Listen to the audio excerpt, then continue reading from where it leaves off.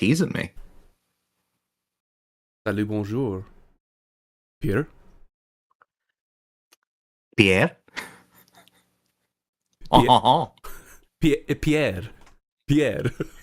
Yes, like what Nemo called me the entire first weekend I met him, yes. He called you Pierre? Yes, the whole time. That's pretty good. And I was like, I can't correct that. Welcome back, everyone. It's Conquest, episode 4, I think. Yeah, 4. Sounds right. But really, it's episode 33?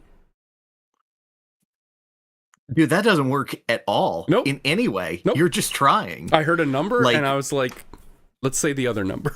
Your banter game is off. Like, here. Let me pick up the slack, honey. You go ahead. What is up, gamers? How is life? What is Lean back. gomaging my middle-aged?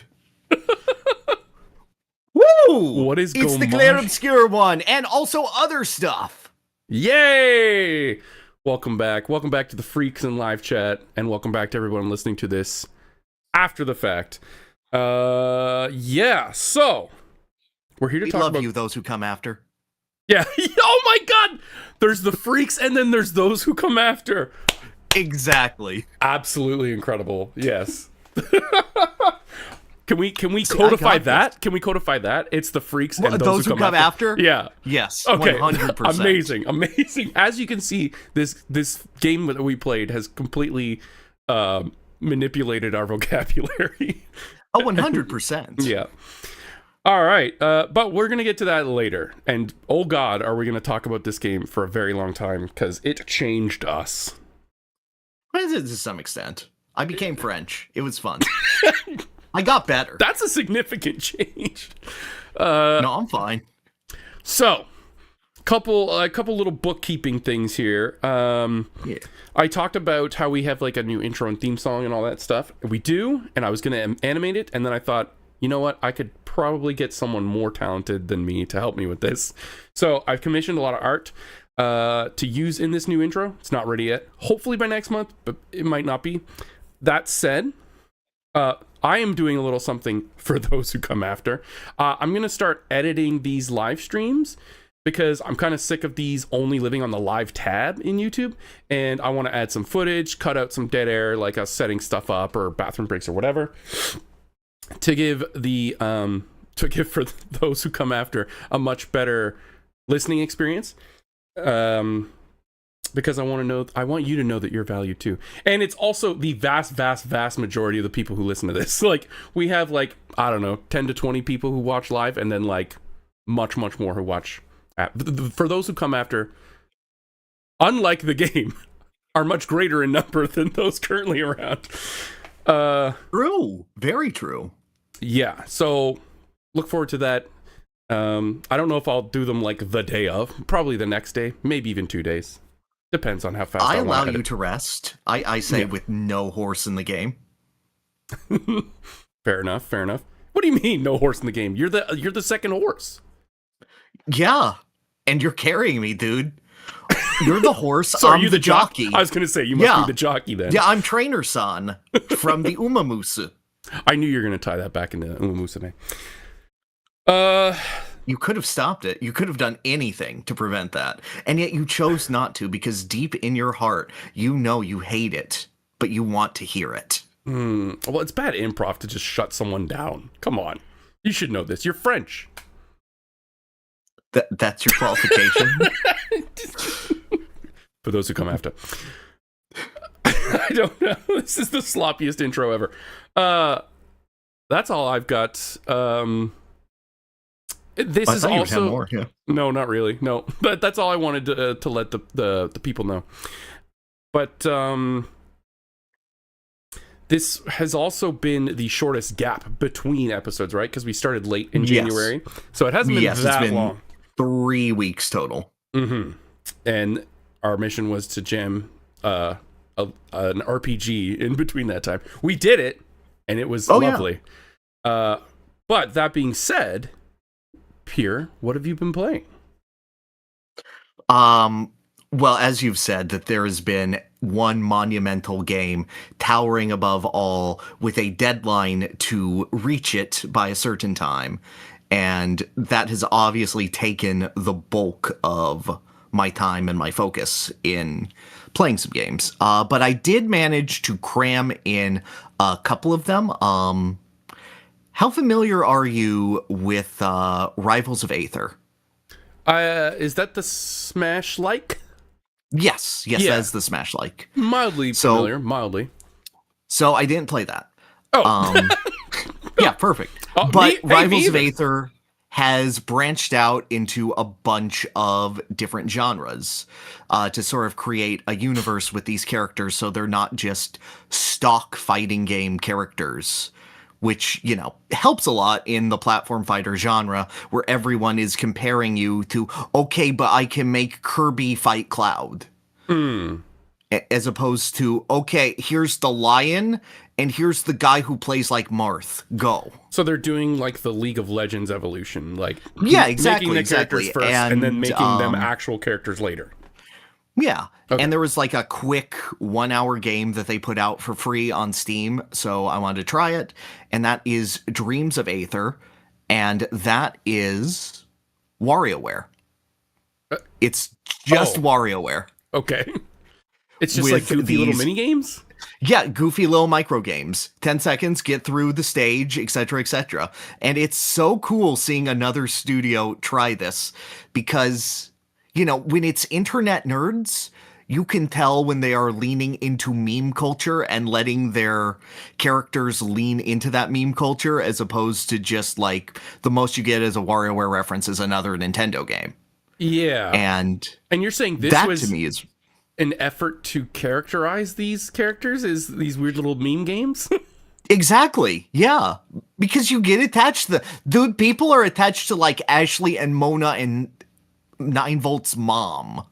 Like, yeah, true. You can do a lot with absolutely nothing by just implying personality through shitty mini games. Fair. And I think it does a decent enough job, but the reason I'm bringing this up is it does something real cool in its final stage, which is it's fairly short. It's like 5 WarioWare sets of minigames. So you get through it pretty quick, but in the final stage, you're introduced to a new character and some new games that they do, and they're interesting because, you know, how WarioWare works. You have your D-pad and you have your A and B buttons, and that's basically all of your inputs. This character will only use one of the D-pad or the A-B inputs for their games. And then halfway through the stage, a boss wakes up and they have a team battle. And you have to do 2 micro games at the same time. Oh my God. One from the previous sets you've used and one from this new set that you were just introduced to. The world ends with you it. Exactly. And doing that and like adapting to, okay, my brain is analyzing this and my brain is analyzing this. I have to figure out what I do with each side. The best part is when it's like on one side, it's like make a lot of noise and the other side is don't move. Okay. And it's like, okay, I have to resist my urge to mash the A and B button and only mash left, right, up, down. Yeah, that would be like, frustrate my brain, but that's probably the goal. It's screwed with my brain in such a cool way. Like, I always think that WarioWare games are like the natural, like tip-top slop version of Game & Watch games, where the challenge of those comes from identifying multiple things happening on the screen at the same time. And this is like one of the better ways to do it. Again, it was a tiny free game, but like I see one cool game design idea and I'm like, ooh, yay, that please. Steam? Steam. Okay. Interesting. Pat your head and rub your tummy at the same time. The game? Exactly. Yeah, that's a great comparison. And how long, you said it took like an hour to get through? Yeah, exactly. And did this make you want to go play Rivals of Aether at all? It makes me care a little more if I do. What actually made me care was that they announced the character, and she is a luchador ant, and she has a steel chair Wait, that you like- can throw around the stage, and then you can pick it up to do extra grapples with it. And that made me care. Are we talking insect or your uncle's wife? Insect. Oh, okay. No, I'm not Either going would be like, interesting. Mr. Sheffield, here comes the pile driver. That's the nanny, not the ant. But all right. She's ant-coded. Okay, fair enough. Like, if you had to give an ant voice, would it not be Fran Drescher? Yeah, I guess. I'm thinking like Aunt Cass from Big Hero 6, but I think just everyone thinks That character doesn't have a voice. Yeah, it's Maya Rudolph, I think. Probably. I don't know. Yeah, but not a fun one to imitate. True. I just like thinking about Aunt Cass, I guess. Good person to think about. Yeah. Okay, that's cool. One of the better parts of that movie. Yep. Is that all you played this past, 3 weeks? Oh, no, I played a couple more. Okay. How much you got on your plates? I want One. balance here. I only have really one. Okay, one. Yeah. I got two more, so. Go, fire away. So, what is the worst game you've ever played? The worst game I've ever played. Yu-Gi-Oh! Master Duel.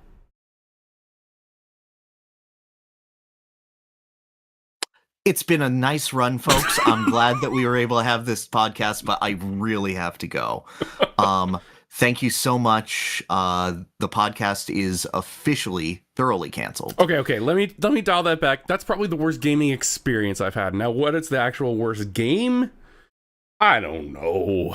There's been a lot of stinkers. Probably some shitty Flash game from the 90s.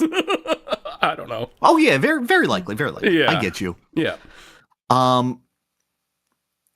I feel like a lot of people have conceptions on bad games where it's like the worst in a franchise or it did a ton of damage. Like people say, oh, one of the worst games I've ever played is like Mario Sunshine or Paper Mario Sticker Star or Sonic 2006. Other M. And yeah. Other M, exactly. And I feel like, no, those games have something to them. They're bad, but there's like some element to them. It's really rare in this day and age to latch onto a game and go, this is terrible on every single level. There is actually no enjoyment to be had. Have you ever heard of Popeye for the Nintendo Switch? Like based on Popeye the character? Based on Popeye of the Sailor Man fame, played by Robin Williams in a bad movie. No, I've not heard of this. Delightful. The video game. I've heard of Popeye. So this came out in 2021, and it was released by a company that has sold a bunch of junk Switch apps, including $10 for a calculator. Okay. So, the Nintendo Switch calculator for $10. This was cheaper than that.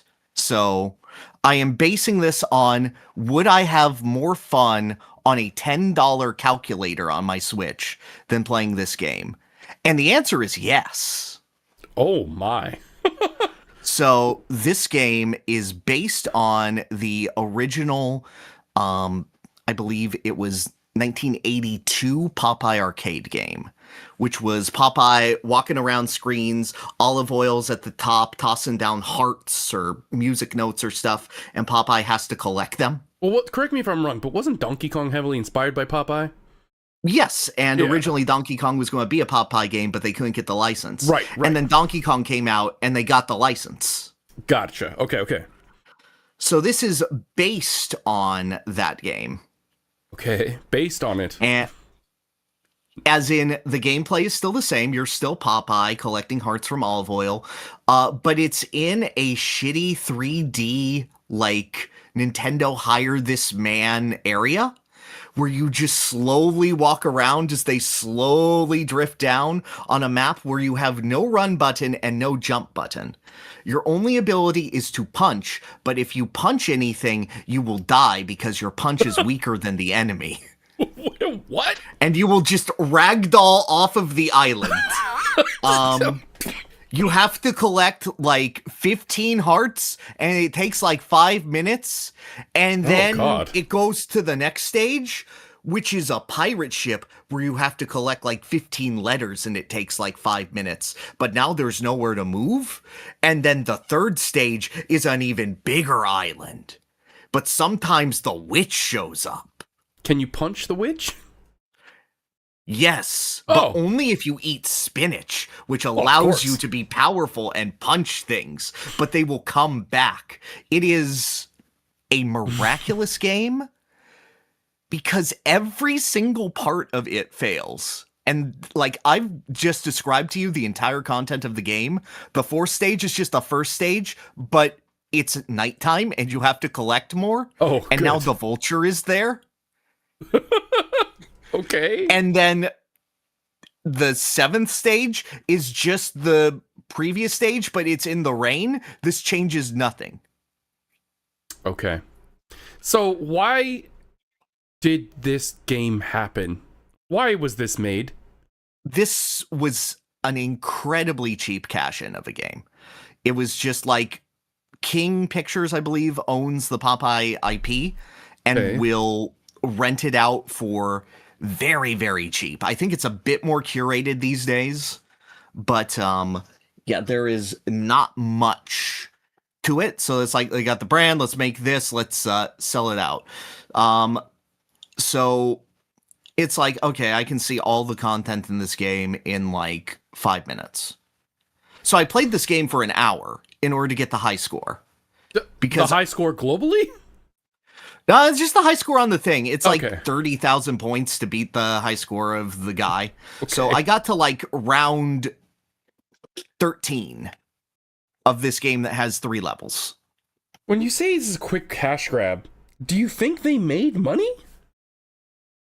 I think they might have made like $30. I mean, factoring in the expense it took to create it. Dude, I don't know. I don't know how the Switch ecosystem works. Do you know how many hentai games are on there? Like, how much money do you think Hentai Golf has made? Fair. So it's content slop. It's complete, exactly. It's complete slop. It is absolute content slop, and I just wanted to see, will the game break itself? And I'm proud to say, absolutely. At some point, Bluto stopped spawning in, so I was just sitting there in an empty map waiting for Olive to drop down the hearts. And I'm like, I miss him. I'm in this purgatory. There is swimming mechanics wherein you can go into the water, but every time you get out, Popeye freezes in an A pose for like 2 full seconds. Oh, God. That's really funny. How did this land on your radar? It's a Popeye game, so I'm like, okay, let's figure it out. And I like bought it when it came out like 4 years ago. Okay. Oh, no, I grew up with the Popeye shorts. They were some of my favorite cartoons because they used to show them in rotation on like Cartoon Network, and I used to have a big VHS that was like 4 hours of Popeye cartoons. Oh, wow. He's one of the reasons I love animation as an art form. Now, that was my next question. Does the game kind of at all look like that style? Did they even attempt it? No. Okay. It looks like if they had to make a Popeye game on the PS1 and had no budget, it would look something like this. I'm picturing Bubsy now. That's what I'm picturing. Bubsy might be slightly graphically more pleasing. Oh, what? Oh my! A platformer game with platforms. Yeah. Does he go? No. It's empty baby's first Unreal Engine environment. Wow. And I say this because I feel like people need to play more bad games. Because to know what bad is. Yes. We have so much hyperbole of this game sucks. Mm-hmm. And the reality is I like most video games I play. They're games.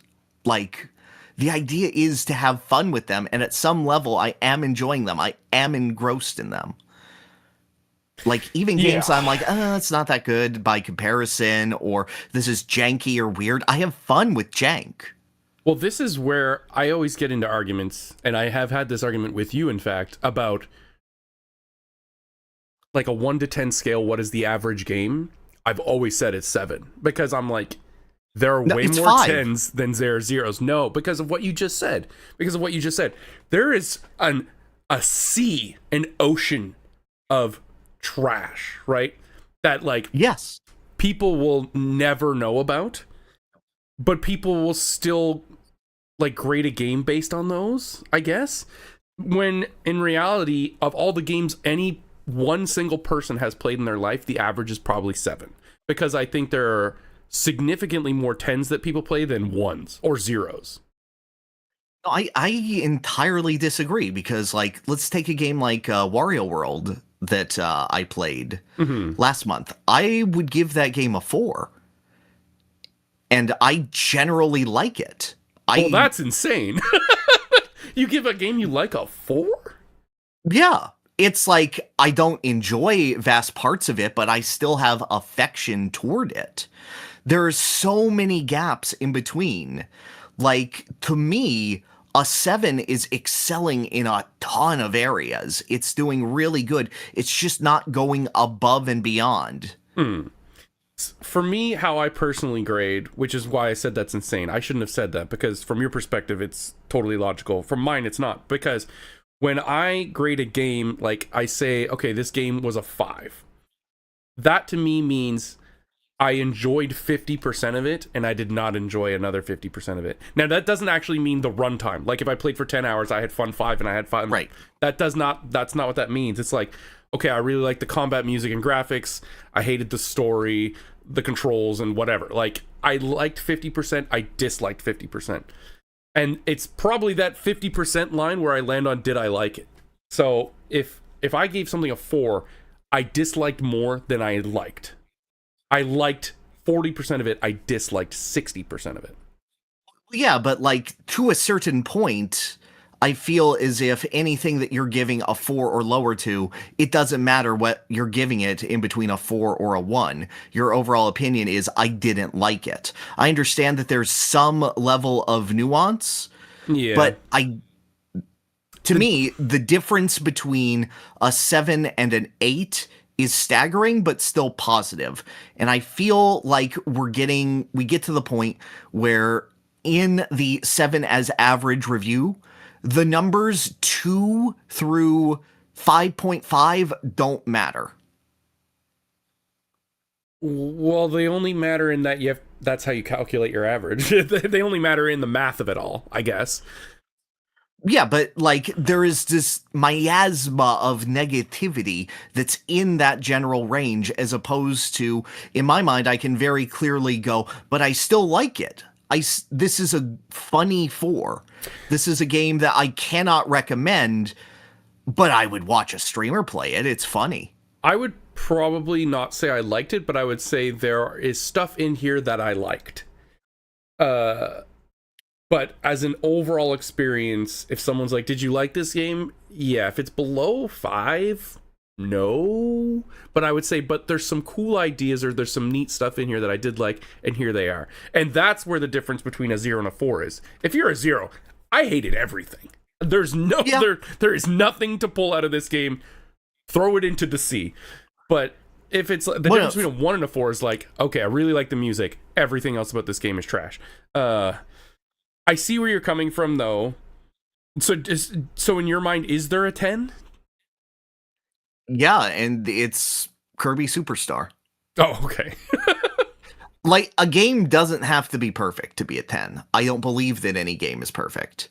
But a game that is a 10 is like, this challenges me as a person and makes me think about how I appreciate the art form differently. Okay. And that's what I love. A 10 is excelling to the point that I no longer think about it critically. Every time that I, consume media, I believe that you can have an insanely flawed favorite, because ultimately I feel that when you're creating favorites, it's a matter of forgiveness. It's a matter of, I like what is good about this so much that I am willing to not only overlook the flaws, but say, no, they're not that bad. You don't get it. Hold up. You have just explained Chadley, the character. from Final Fantasy That VII can't- Rebirth. That can't hurt me because I haven't played it. Okay, it hurts me. But, like, what you just said perfectly explains that. Like, I love Rebirth so much. It is one of my favorite games ever. And I overlook Chadley knowing that. Yeah. Yeah. Okay. Yes, that's all I meant by that. But Okay. sorry to derail. I thought you were comparing me to Chadley, and I went, No, not you. Wait a minute. You're being I'm a sorry, real Tarv. Chadley right now. Oh, that's very disappointing of you to say, but I'll get better. Allow me to make myself less annoying. No, I get what you mean. So I made a wife. Oh God. Now I've lost my thought, but really, the altruistic answer is giving any video game a number rating is, reductive and arbitrary. No, I love making lists. I know. Screw that. I was about to say, but it's fun. It's fun. It lets me put it in my brain in a fun way. Like having an opinion is reductive. Shut up. No. Now, saying that your opinion is better than anyone else's, that's insane. And I don't think most No matter how true it people- is, yes. Yeah, you can think it internally, but you can't say it out loud. Now, if you have a podcast, you can say whatever you want. That's true. I find that when I express my opinions like that online, people are taking it very personally. People tend to take it very personally when you think a game they love is bad. Therefore, they feel like you've called them stupid or that you have that bad taste. That is not at all the case. But it does always get digested that way. Maybe not always, but mostly. So well, yeah, because you don't have the nuance of conversation to go, the reason that you like this is stupid, and you're just internalizing that, being like, no, I love that. That changed me as a no, fuck you, dude. I actually love Chadley. He represents so much about me. Yeah. Oh God, no. I don't want to meet that person. But that person exists and might Maybe. be valid in that. If they grow as a person from that, that's great. That's fine. I mean, I'm not going to Yeah. hang out with them, but if they're bettering themselves because of Chadley, I'm very happy for exactly. them. I'm happy for them. Yeah, you don't have to like me as a person. No. I would just like if we had a conversation. You didn't have to answer that quickly. Holy shit, dude. Me? What did I say? You said you don't have to like me as a person. You said no. No, that's not what I meant. I'm obliterated immediately. Anyway, this is all to say Popeye was a bad video game. Out of 10, please. Oh, cool. 1. What was the one? Where did you get 10% of enjoyment on the It Tarv did not scale? personally offend me. I give zeros to games that personally offend me. Personally offend you? Can we have one example of a game that... Danganronpa Ultra Despair Girls. Okay, I have no idea how to unpack that. I'll just assume it's an insulting game. Those who Yes. know, I'm sure know. Yeah. Yes, I'm not about to get TOS'd to discuss Ultra Despair Girls. Oh, okay. All right. Okay. Aside from that, and to the GOTM, which we will get to, anything else you touched in these 3 weeks? Yeah, I did have one more. So I was really sick for about 2 of these 3 weeks. And it was, difficult getting even moving to the computer to play Clair Obscur, because I'm at the point of I want to be mentally fresh. I want to be able to absorb everything here. I don't just want it to be a mechanical sort of appreciation of it. But ultimately what Clair Obscur left me with was a lot of feelings. So I wanted to play a game that I knew was good for comparison's sake, and had a bit of a darker edge to it, or a more sort of doom and gloom atmosphere. So I have been replaying The Legend of Zelda Majora's Mask. Oh. Because I thought, that's a great comparison point. On for Switch? it. Yeah, just on Switch. Cool. And I'm coming to the realization that the reason that I love this game might be the reason that you hate it. I don't necessarily hate it, but do you mean But the you time hate crunch? Yes, exactly. Because the time crunch actually solves my problem with a lot of Zelda games, which is my inability to move on. Explain, because I'm not quite sure I understand. Absolutely. So when I go into a Zelda game, I am hugging every wall. I am looking at every possibility. I am absolutely sort of breaking the game down and not letting myself progress or enjoy the adventure element of the adventures. And certain Zelda games do it, better or worse than others. You could get lost in Breath of the Wild with that mindset. Breath of the I Wild. absolutely did. It was Yeah. actually kind of fun. Oh, okay. But it was only fun because I was able to go okay, this is your cutoff point. Beat the game now, idiot. Okay. But I do sabotage things for myself in games. It's just how my brain works and how I enjoy them. With Majora's Mask, that is an impossibility due to how the game is made. It is a feeling of, okay, you got these 3 days, you can slow it down with time, but here is an area. You have to do everything you can in this area and figure it out. Mm-hmm. And that slays my mind goblins. That lets me go, okay, I've got all this time to dedicate to Woodfall, and then I can move on. Maybe I'll come back, maybe I won't. It'll depend on my mood, but there is a decisive and strong cutoff point. I also want to go and do these things. I can do these things. It's like scheduling my time at a convention. And I find it actually pretty engrossing because what you can do in that Zelda game is really, really quite fun. I think that it evolves Ocarina of Time's concepts in very, very fascinating and engrossing ways. And even just little things like I think the shooting galleries in this game are so much more inventive and engrossing, as instead of just little targets flying up, it'll be, oh, Kome is flying over the swamp with the target. Hit that, but not Kome. Or the swamp shooting gallery, which instead of just the rupee shows up, it's, here are Deku scrubs that pop in and out. Here's a Wolfos. Here are birds. Shoot the duck hunt guys. There's just so much more personality that is given to each individual Majora area, and you're given such a small frame of time to appreciate it that I end up absorbing a lot of it more as this experience, as this world, than I do other Zelda titles. And I don't know, just replaying it, I was concerned that it would go down in my estimation. If anything, it is holding insanely steady. Okay. I feel like I owe it a replay myself because I heard from a lot of people, I don't know how you feel about this, but that the 3DS version kind of ain't the best. Agreed. Okay. And that was the last version I played twice. I tried to play through it twice on the 3DS.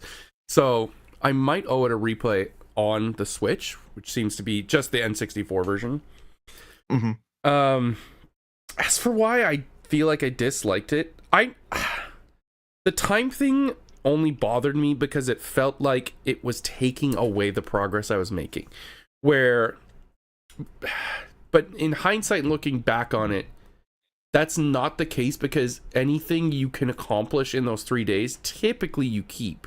It's just like rupees. It's and rupees, bombs, stuff in your bottles, lamp oil, that sort of thing. Bombs? Yeah, no, it's just a Morshu reset. Yeah. But it does also reset all the progress you've made on any side quest as well. So yeah, I guess that for me, and like mid dungeon, and especially if you're hunting like the Skulltula houses or the fairies. Yeah, for me, I think what was happening was I was trying to get through some side quests that maybe I just didn't have the items or stuff to do all of them yet. So I would get halfway through them every time, have to go back and be like, ugh, I have to do all this again to even like begin to sniff out what was the next step. And that did bother me, but maybe I do owe it a replay on the N64. But that's good to hear because honestly, overall, for me, I don't know about you, I have just kind of fallen out of love with Zelda as a formula in general. Like, I was never in love to begin with. okay. Like, famously, I had Ocarina of Time when I was like 5 years old, and I played it, and I went, what's wrong with his legs? Why can't he jump? And I went back to Banjo immediately. Yeah, not being able to jump at the birth of 3D platforming was kind of strange. But I did love Ocarina of Time a lot. Yeah. And then I don't know. Now, obviously, I had more nuanced reasons as I went on. I don't want to say Ocarina of Time is a bad game because he can't jump. What a loser. He could never jump. Well, the only time he could jump before then was Link's Awakening, right? That was my first Zelda. I didn't know. Oh, okay, fair enough. I was like, why can't Metroid jump? I don't get it. I think for me, it's just the story typically isn't enough to keep me going, and I really like the dungeons with very complicated dungeon-sized puzzles, like dungeons where you have to shift entire floors, or absolutely, or like those are peak Zelda to me. That is when I'm having the most fun, and this entire dungeon is one giant Rubik's Cube. But I find a lot of them aren't, and a lot of them are you go through a series of rooms until you find that item, then you go back and use that item in similar rooms to open more rooms. Yeah, it's keychains. Yeah, it's why I dislike Metroid Prime formula a lot too. It's very similar. Now, mind you, I feel like Zelda items typically, depending on which game we're talking about, have a lot more use than just that dungeon. But then there's stuff like the spinner, which is like, dude, don't be dissing the spinner. That's I love the spinner. I love the spinner. Like, does it have a use? No. Am I happy it exists? 100%. It is the fun version of the spider ball from Metroid yes. Prime. Yeah. But that's good. Did you end up beating it on this replay? I've been going slow. I'm only 2 dungeons in, but I am going to full clear the game. Yeah. Okay. Whether that's 100%, I don't know, but it's like at minimum all masks. Oh, okay. Cool. All right. But yeah, I've been enjoying it, and like personally for me, what I enjoy most about Zelda is its worlds and exploring them. Like, I'm a freak. And one of the most exciting things for me getting into a new Zelda game is a new town. I like seeing where you branch off. I like having that new home base. I like learning the lore and the idea of these people, because like the incidental NPC dialogue in Zelda games is typically really funny. Yeah. It's very cute and very engrossing in a way that a lot of RPGs miss. And I love having that element to it, and I love figuring out these puzzles that usually end up with a piece of heart. It's the interstitial areas, honestly, the fields, the roots, that always make me drop off of a Zelda. Yeah, same. How do you feel about Zelda 2?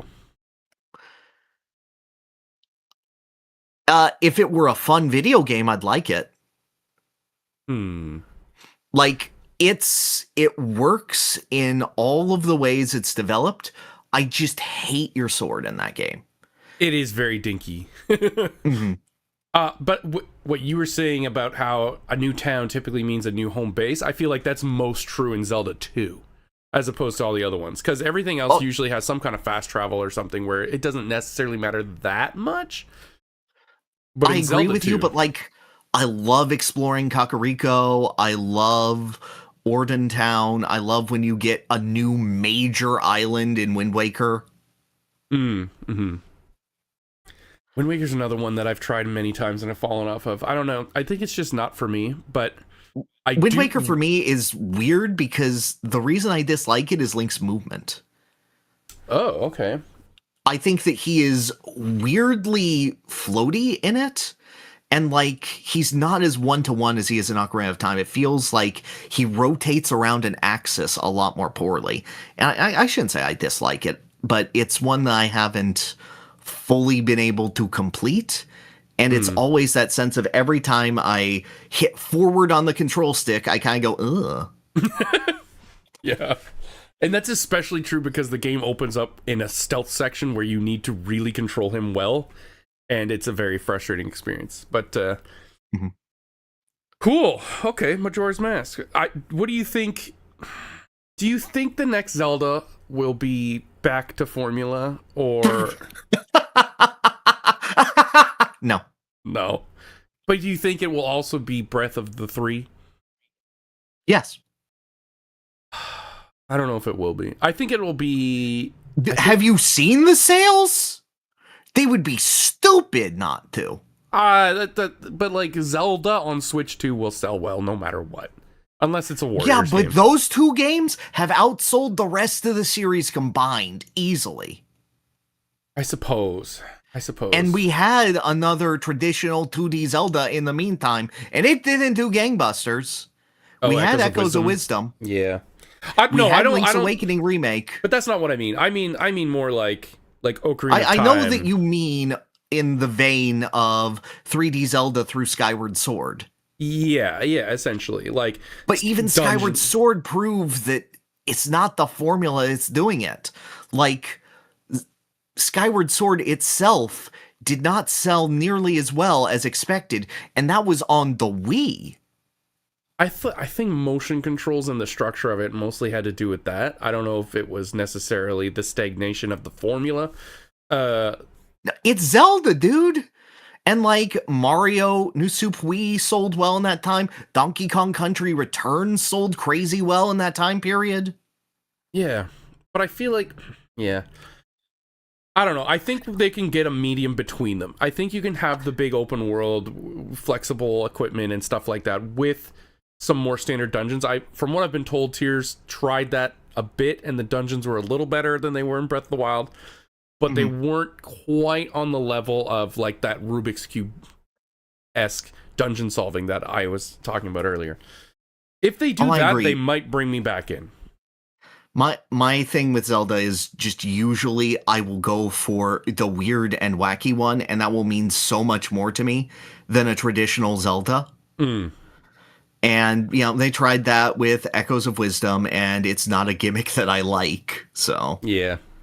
Did you play the Oracle games? They are that. Those are great. I did play. I really love Seasons. I always drop off halfway through Ages. Okay, I like Ages more, weirdly enough, but those are some weird and wacky with some really, really complex dungeon design that I love. I love Ages. I love Ages Dungeons. I don't love its world map. It feels super restrictive compared to Seasons, which feels really open for a Zelda of that era. I'll give you that. The past is kind of like just the same world, but grosser. in Ages, yeah. But I think the dungeons are much better in Ages because they wanted like they had two different like game design philosophies. It was like Ages is like the wisdom, so meaning you need to much more complex puzzles that need a lot more like intelligence and like dissecting, and combat was more the Seasons thing. But yeah, those are my favorites, and as well as Link Between Worlds. I really love Link Between Worlds, mostly because I think the wall crawling paint thing was such a fun puzzle solving tool. That one I've never touched, and like I do regret that. But like in the camp, my favorites are Majora, Link's Awakening, and Zelda 1. So Zelda 1, okay. Zelda 1 is great. I only just played it for the first time like last year. I think it's one of the best NES games, easy. It definitely got to my top 10 NES games for sure after I played it. I never really respected it before. I thought it would be much more jank and like obtuse than it is, but it's really not. Like there is a lot of hints everywhere that tell you where and what to do. Yeah, the only time I would say I felt lost would be if I didn't know where Dungeon 8 was. Yeah. But that's like burned into my brain, so I am physically incapable of having that problem or being objective about it. Okay. Sorry, Zelda fans. We respect anyway, you. that's the thing. Majora's Mask good. I'll be back next month to tell you if the ending is still good. Okay. Guess what? It probably will be. Yeah. And do you do... Well, you said you do all masks, so you get the Fierce DD mask. Yeah. Yeah, okay. Very good. Okay, so I really, like... I didn't have a whole lot of time to play anything else other than Clair Obscur, but Understandable. weirdly enough, Yu-Gi-Oh! Master Duel did inspire me to play something else. Now, when we were on the podcast last time, you said, I thought we were going to have a nice nostalgic trip through a game we both loved as children. And I said, yeah, me too. So while I certainly did. While this didn't come out when I was a child, it did make me curious as to, well, I played just thousands of hours of this game, and I haven't in like, 7 or 8 years, potentially. Mm-hmm.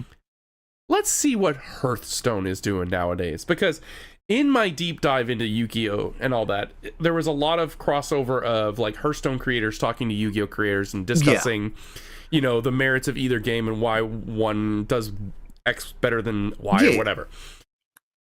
So I just I didn't want to like try to do standard or make a standard deck or net deck or anything like that. So I just went straight into the arena, and the arena is just, it's like drafting. It's what it does is you make a 30 card deck, and right off the bat they give you like a choice of like one of 3 legendary cards. You pick one of those and it gives you like 3 backup cards. And then from that point on, it just presents you with 3 random choices. And you go this one, this one. I put like $50 down. I'm like, I'll buy like 20 arena tickets and I'll just burn through them. And if I still like it after that, I'll keep going. The game is uninstalled at this point. It's gone. Aw, damn, they got your money, dude. That's fine. They've gotten much more than that in the past. Trust me.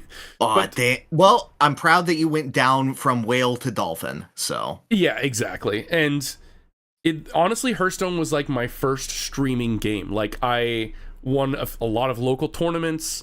I was known for streaming just Hearthstone for a very long time. There's even like my wife made me a wug.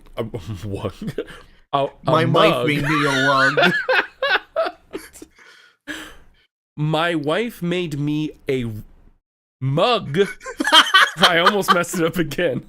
I saw that says Tarv around it, but the O is the Hearthstone symbol. So it was like that ingrained. I have a Hearthstone pillow back there. I have a Hearthstone towel. I was very, very big into Hearthstone. So I was like, okay, Pyrr had his nostalgia trip. I want mine with a card game that I used to play. Now, mind you, it wasn't when I was a kid, but it was like 10 years ago. I think it's been out for 10 years. Let me actually double check. Yeah, it's what, like 2015, I want to say?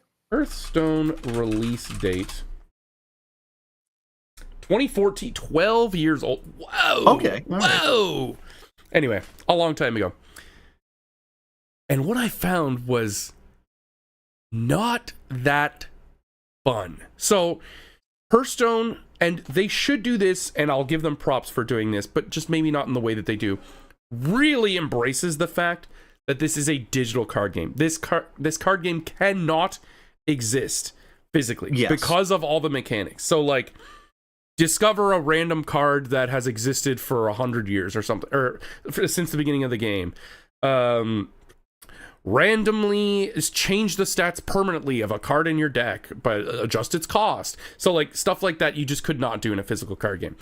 Yes. What I found was a lot of, because in Hearthstone you pick a character first, a character class first, and that dramatically changes what cards you can get. And also you have one heroic ability you can do for like a little bit of mana that is different from all of them. So priests can heal, mages can just shoot a little fireball out, warriors just gain armor, which is just extra health. It's a way to like burn mana if you don't have anything else to spend it on. But what I found was all of these cards, like almost all of them, are all just generate random effect, discover a random card. If you discovered a random card, discover 3 more random cards. I'm like, what? Like, they went way too hard into we're a computer game. We are a video game, to the point where I felt like if I'm not just drafting cards that make new random cards, I'm not drafting correctly, because I could play one card, get a new card out of it, play one card, get 2 cards out of it. If I'm not doing that, I'm killing my value. But then at the end of the day, I'm like, I don't feel like this deck is being consistent at all. Like, now maybe people enjoy that. Maybe people enjoy the fact that like every arena deck is basically like a fiesta. It's just like a slot machine. I did want to ask though, is that just a problem that's endemic with arena, or does that go into constructed as well? I didn't put the time in to know. Okay. All right. I would imagine it's probably a mixture of both, because at the end of the day, cards that generate more cards in your hand is very powerful. More options is always good. Mind you, them being random kind of makes it a lot harder to build a themed deck around, other than, you know, hand size or just playing cards, trigger some combo or whatever. So I don't know about the standard experience. It could be the arena experience. I found that after I was done, I was like, okay, I've had enough of... It was basically a slot machine, is what it was what it felt like. I'm playing a slot machine. Let's see if I get a random card that's really good. If it is, I break them, I kill them. If it's not, I wait for another new random card. Gotcha. I am seeing the constructed has a rotation as opposed to arena not having that. Does arena not have rotation? It felt like a lot of new cards, and I didn't see any of the cards I used to play. I think arena could be does one have guy rotation. in chat, but like, yeah. Could be, because, well, no, I think arena definitely has rotation, because some of the discover cards are like, discover a card from this past expansion, or discover a card from the distant past, or anything like that. So it would discover a card from like 5 years older or whatever. Gotcha. I didn't see any of like, where's my fireball? I never got a fireball for mage. I never got like Stormwind Yeti. Like, I didn't see almost any of the cards that I was used to. They were all completely new. So I don't know if that's an arena thing or just a Hearthstone thing, but it got old pretty quick. I felt like there wasn't a whole lot of thought going into how I win, and it was just mostly luck. It was a lot of luck. And I didn't like that as much. And mind you, any TCG has luck. It's the luck of the draw. But you can typically build a deck around some kind of core gimmick that you try and pull off. Like, say, for instance, the opposite of arena in Hearthstone is the draft in Magic the Gathering, where you open a pack and you pick a card. You can typically, unless you draft exceptionally poorly, make a gimmick deck out of those and make it work, and almost always make it work. That to me is much more fun than complete random fiesta. So I it's actually kind of good. I'm actually glad this happened, because I could not get addicted to Hearthstone again. I was like, at the end of it all, I was like, you know what? This is fine. I'm fine with this, because actually, this was a terrible idea. Yeah, I went, okay, good. I realize I don't need this. Or I don't even want it, because I had it on my phone. I was playing in bed. And yeah, after I ran out of tickets, I was like, nope, I didn't enjoy that much. Not as much as I used to. You can't have it on your phone, dude. No. No, it's gone. It's gone. I know, but like, even the possibility of it. Oh. Uh-oh. We have lost Pyrr Kong. Or did we lose me? Oh, hello? Oh. Okay, thanks, Discord. That was nice. What the hell happened there? Okay. Oh, no, it just decided, no, you don't get to be online anymore. And now I'm fine. Okay, yeah, no, you're back. Yeah, Big Hearthstone killed me. Sorry about the slot machine. Yeah. Aside from that, did I even touch anything else? No, not really. Nope. So, Pyrr? Yeah. How is Pyrr. your humanity? How are you, the person, doing? Isn't that a question? Yes, and it's one we're going to ask every month. I know, right? You'd think I'd be ready for it, and no. I'm okay. Yeah. Things are very even keel. January is always a weird month, because it's one where it feels like you should be doing more than you are. Like, because it's the start of a new year, it's the start of new resolutions, and any slack that you give yourself is felt double that year, or that month. Because you're under a point of hyper scrutiny from yourself, or at least that's what I find. Okay. And overall, I'm doing all right. Part of my brain is saying you should have made more content by now.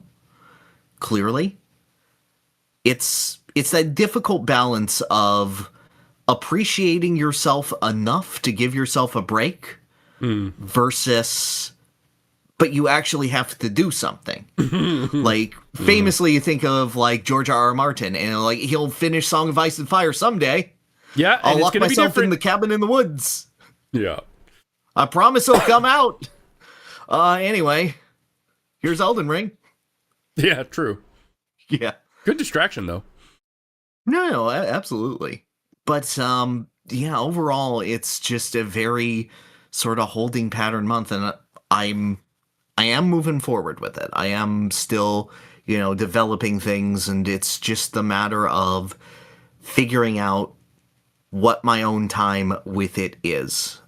And I'm coming to realize how much more I enjoy these moments of interaction versus sitting alone with myself with a script. And it didn't used to be like that 10, 15 years ago. I loved being with my own thoughts. I hated necessarily sharing that with others. I liked developing more than I liked sharing. And I don't know. This level of performance, this level of sharing of self has come to mean so much more to me than just figuring out how to get things from in here to on the keyboard, Mm-hmm. Well, that goes back to the very question itself, is how's your humanity? It feels very human to want human connection more than just internalized thoughts. Oh, most certainly. And like, I don't know, the older I get, the more that I get this feeling of empathy and common connection. And you know what? Thinking on myself, I'm doing pretty damn okay. Because I still reach out to you, I still reach out to friends, and I do it more often now. And you know what? I'm not feeling what I've always felt my whole life, which is me reaching out to someone is a burden to them. And I'm feeling that so much less right now. I'm breaking down walls that allow me to feel so much more comfortable. And that's caused friendships and connections with others to slip through my fingers in the past. It's happening less now, and I'm hoping, like, it'll create more opportunities for online collaborations, more opportunities for collaborations with friends and talking. And that means a lot more to me. Yeah. I find that, like, for you, even when you mentioned, like, when you came down to the con and you said, like, you're breaking down those barriers for yourself and, like, really opening up and feeling not as a burden, that this is, like, the flower blooming of those seeds being planted. I'm hoping so. Yeah. I think it's still budding. I'm like in, at best, Ivysaur mode. Okay, all right. That's fine. But yeah, that's still we're progress. getting there. No, I agree.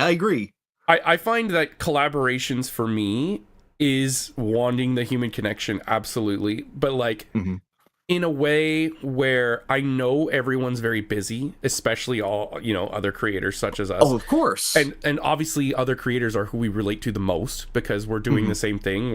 We have the same job, essentially. Yeah. But for me, it's not, the goal is never to, I want to bring their audience in. I want to have bigger numbers.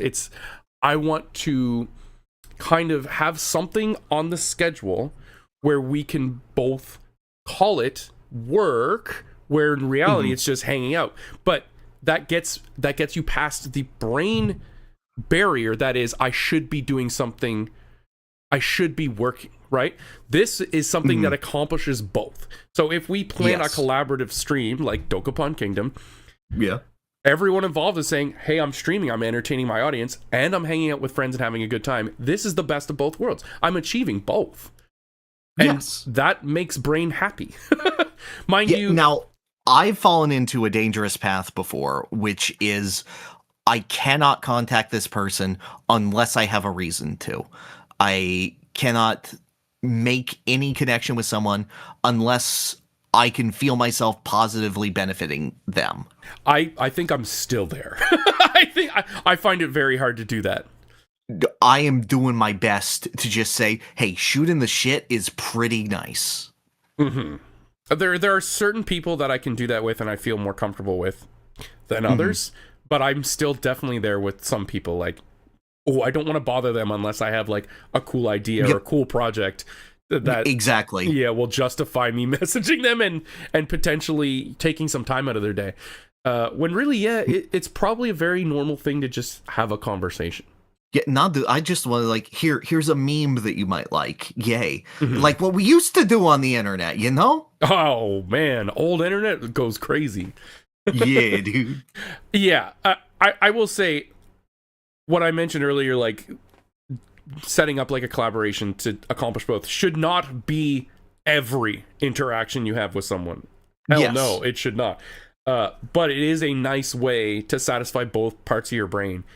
But you should still be reaching out to people on a very human level, other than, hey, we could both mutually benefit from this. I mean, but at the end of the day, you could also just both mutually benefit from having a normal conversation. But 100%. But in a less, like, you know, material way.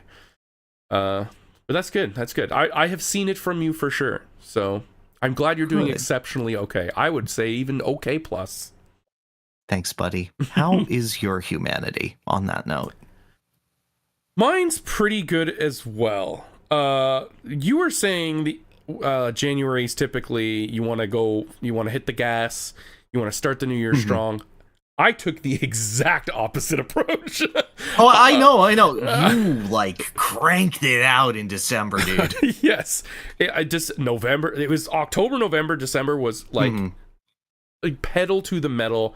So when January hit, I slammed on the brakes. I didn't stream once unless it was like a planned scheduled thing. Like this, I did the contests and I did the react. I think that's it. I think that's all I did. Yeah. And we played Dokapon last Friday, but that was like right at the end.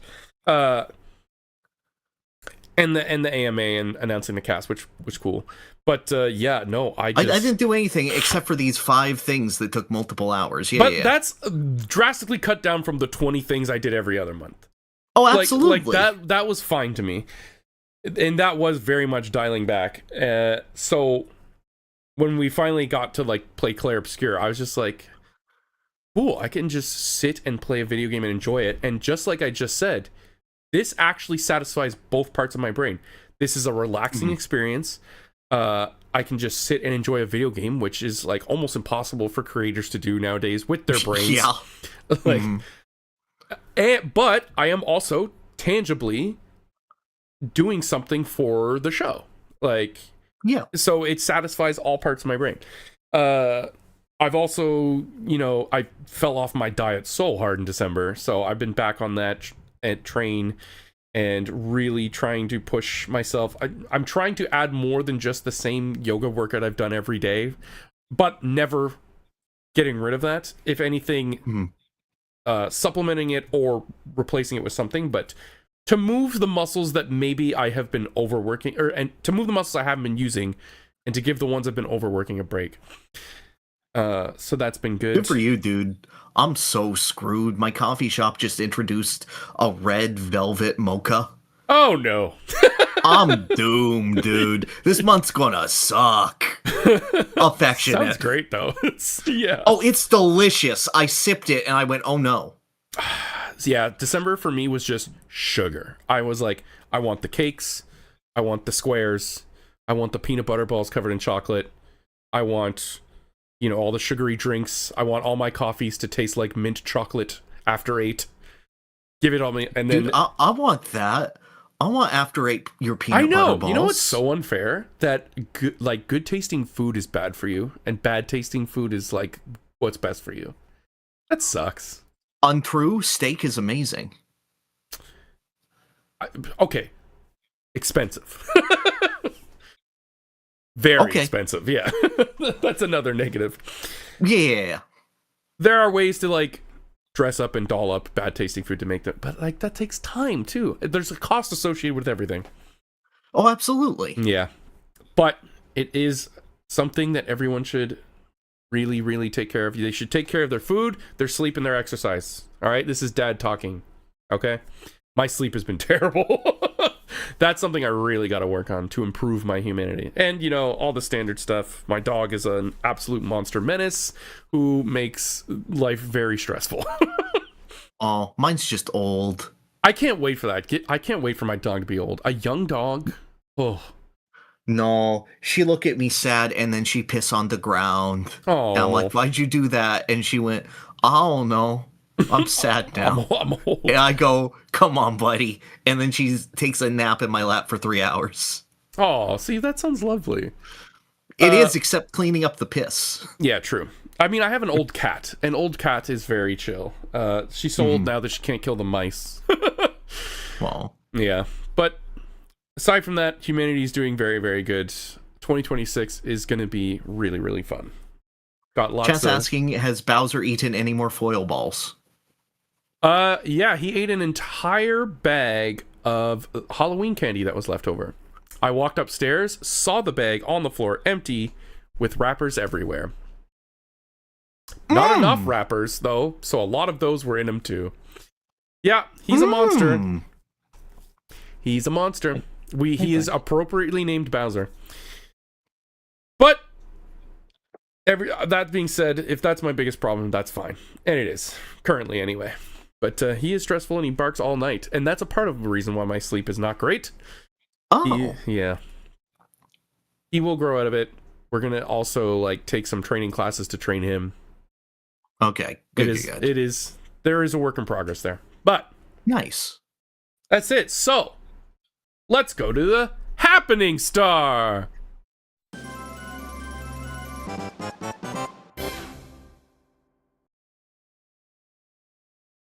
Oh, welcome to the Happening Star. Wow. The part of the show where we like to share a fun or positive or cool news story because the vast majority of them aren't. So this is to bring out that 10% of the Popeye game that was good and shine a light on it. Pyrr, what do you have for the Happening Star this month? Absolutely. I don't know. I feel bad doing like 2 fighting game ones because like the Alex trailer for Street Fighter 6 was really good. What do you mean 2? You mean 3? This would be your 3rd. Dude, fighting games are so cool. They're so positive, except for that one and the other one. Don't look at it. Oh, City of Wolves. Yeah, let's not talk about them. Okay. Yeah, no. This is the positive section.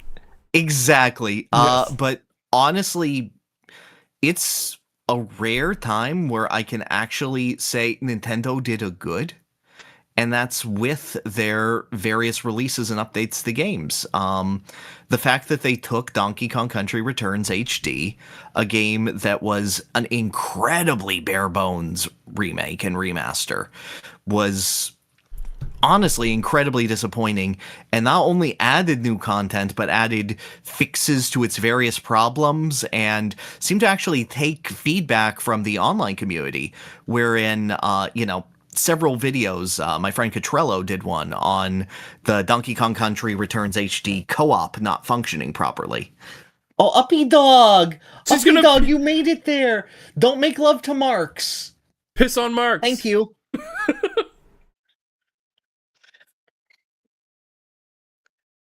But yeah, damn. Train of thought there. Yes, there was a co-op issue wherein, if you jumped on an enemy in co-op, if you did not land on the exact same frame, then the second player would just fall right through. Oh, yeah, so they had to, like, give them, like, a stun timer so that both could jump on them? Yes, they gave, and that was in the original Returns and not in the 3DS version, and not in the Switch version. Well, but they added that along with Dixie Kong, and along with, like, that double time mode, and it was an entirely free update, which was actually very cool. They didn't need to do that. That game is a year old now, and has, like, very little practical value. Same thing with their Virtual Boy releases, which, like, yeah, you can say, oh, the fact that you have to buy the headset and the accessory, yeah, that does suck. That's very Nintendo. But the fact that they are not just releasing rare games, but unreleased games, tech demos that they have just had sitting and languishing. A new 3D F-Zero like exists now because of them, and that is incredibly cool and engrossing. Nintendo is very, very bad about letting you take from their history, but they're very good at letting you go, okay, but here's like one little cool thing or two little cool things. And they're preserving them in such a fascinating way.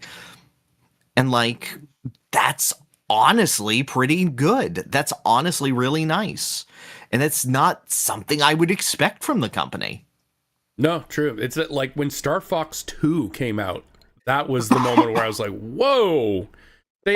They might actually care, or might even be like in the background finishing stuff that's unfinished, which is insane.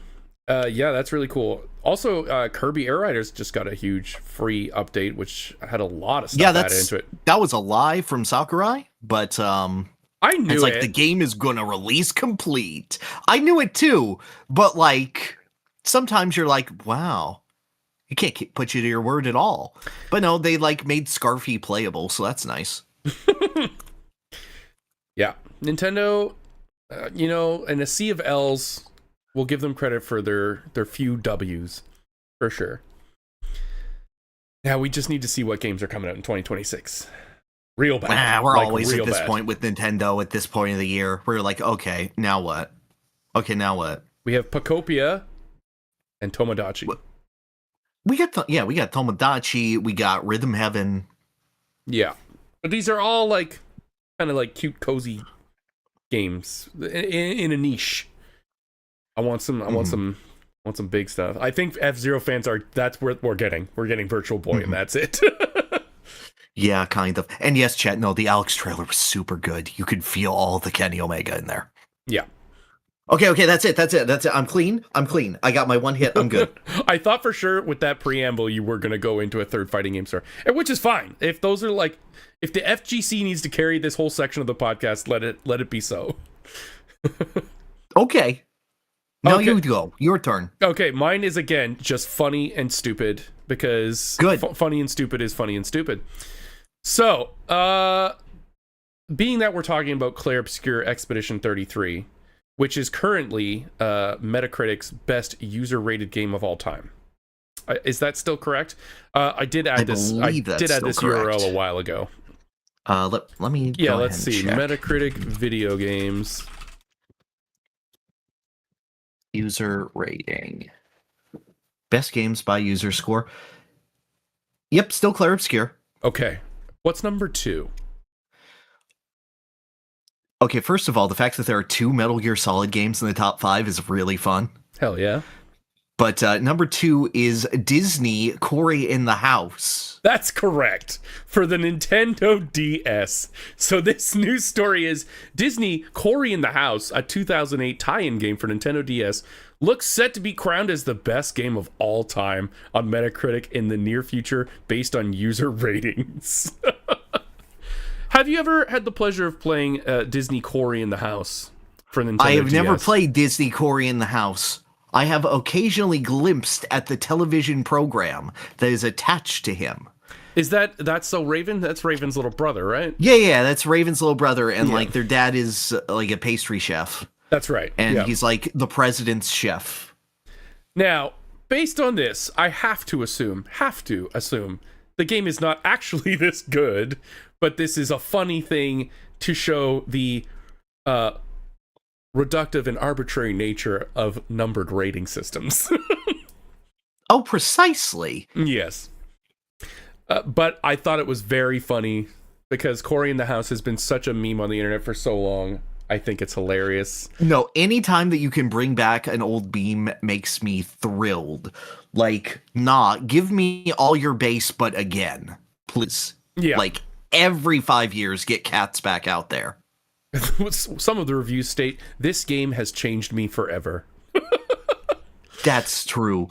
Now, Cory does have some work. He is currently tied in user score of a 9.3 with Metal Gear Solid 1, Silent Hill 2, The Witcher 3 Wild Hunt, and Metal Gear Solid 3. But just above The Last of Us. Oh, well, that's good. I'm glad Cory beat The Last of Us.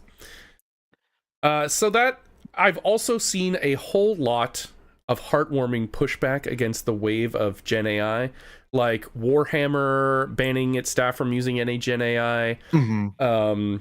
Even Dell came out and was like, I don't think people actually want this. Maybe we'll stop. And then just recently I saw that NVIDIA has like pulled back their huge $100 billion investment into Gen AI.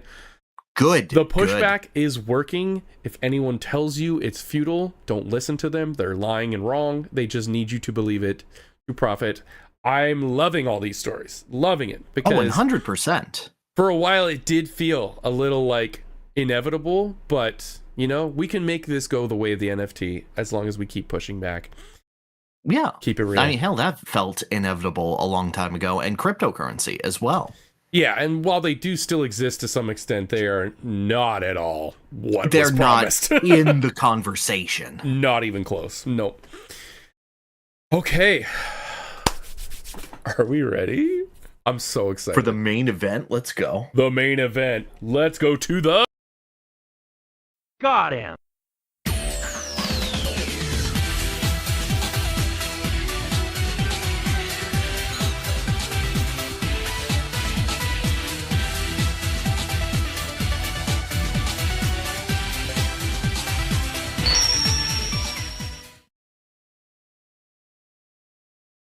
Bonjour.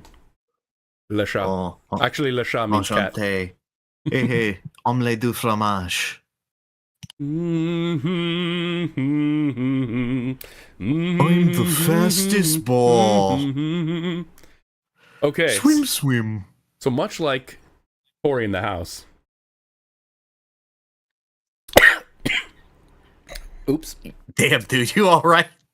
That went down smooth. Much like Corey in the house, this game changed me. Well, it should. It's the only game better than Corey in the House. I am going to give my biggest criticism of the game right now. Cool, Right I'll off do the that bat. as well. This game set the bar of my expected quality way too high for other games to compete with. Oh, I have actual criticisms, but okay. So do I. I'm just getting my biggest All one right. out of the way. We can get into... Let's not start this section off nitpicking an incredible experience. Let's talk about the game first. Okay, all right, And all then right, let's fine. do the end.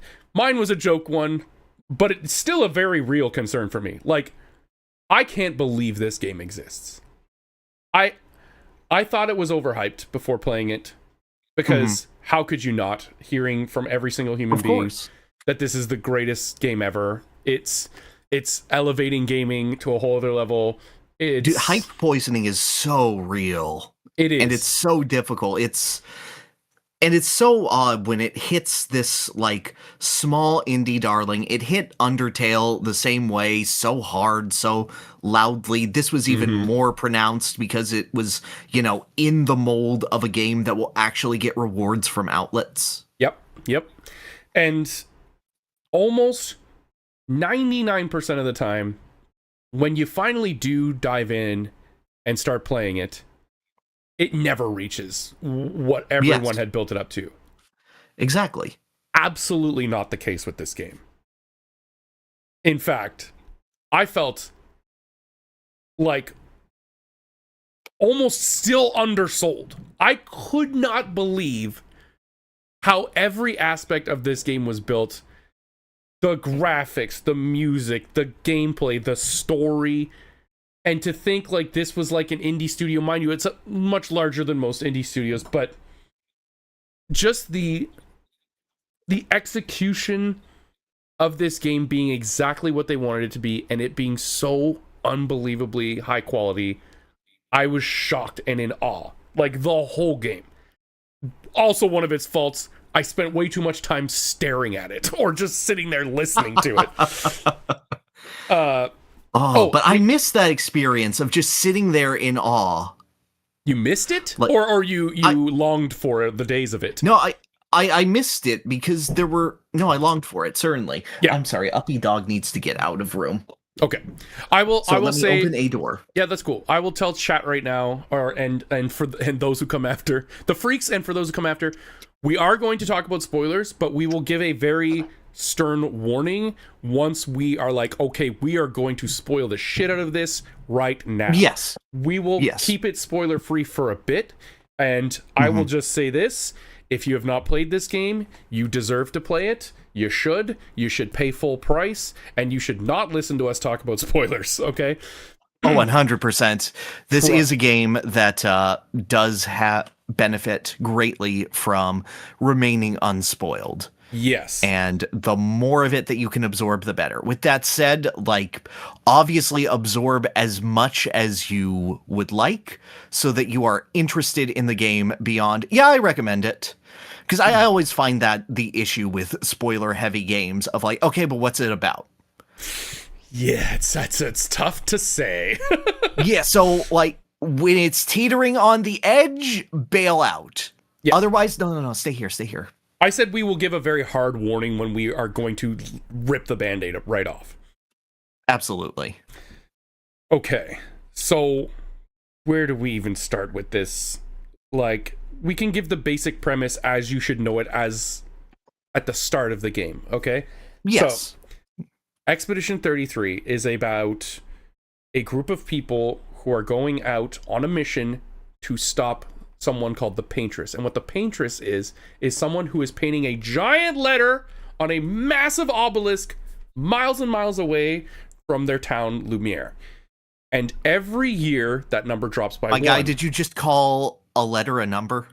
Or a number a letter? Did I say a letter? You said a giant letter. Oh, a giant letter. She types it. No, she writes it out. 33. That's multiple letters. Okay.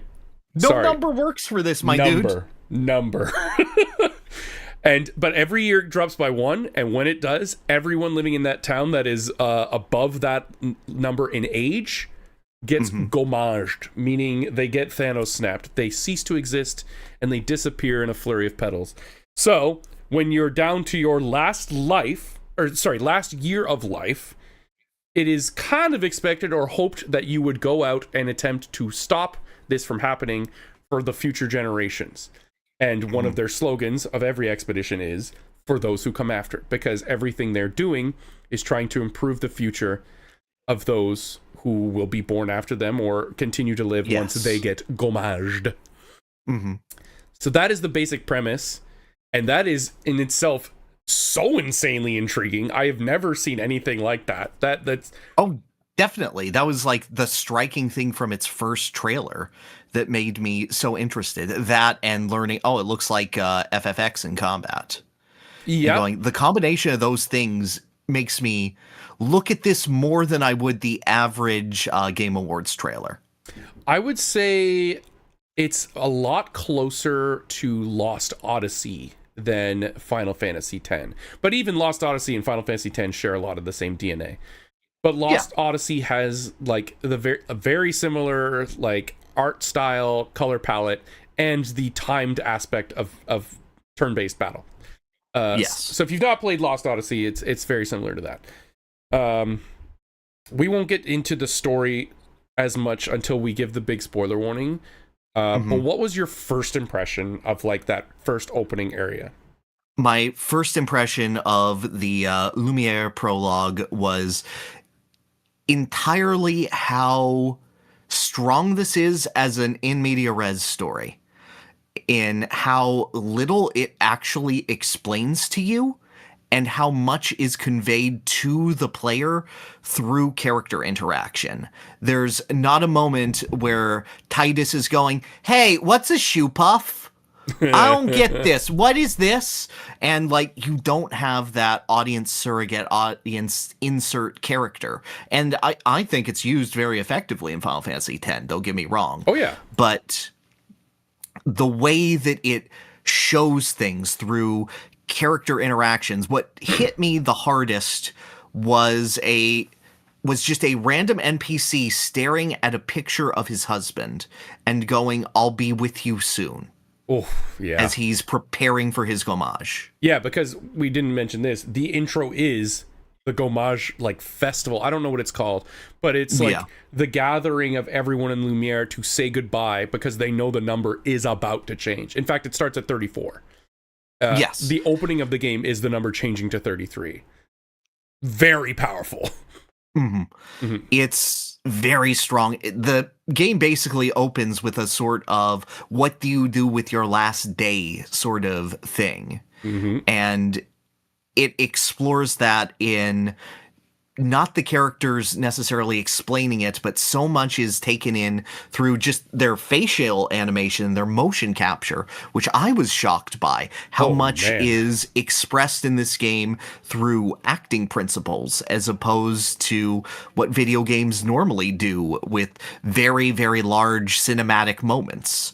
So much of this game's emotion is carried in its subtlety, and it's confident enough in what it's saying to simply tell as solid of a story as it can instead of explaining everything except when it's absolutely necessary. And even then, I don't think it goes into a dreaded info dump scene of here is 10 minutes explaining the plot.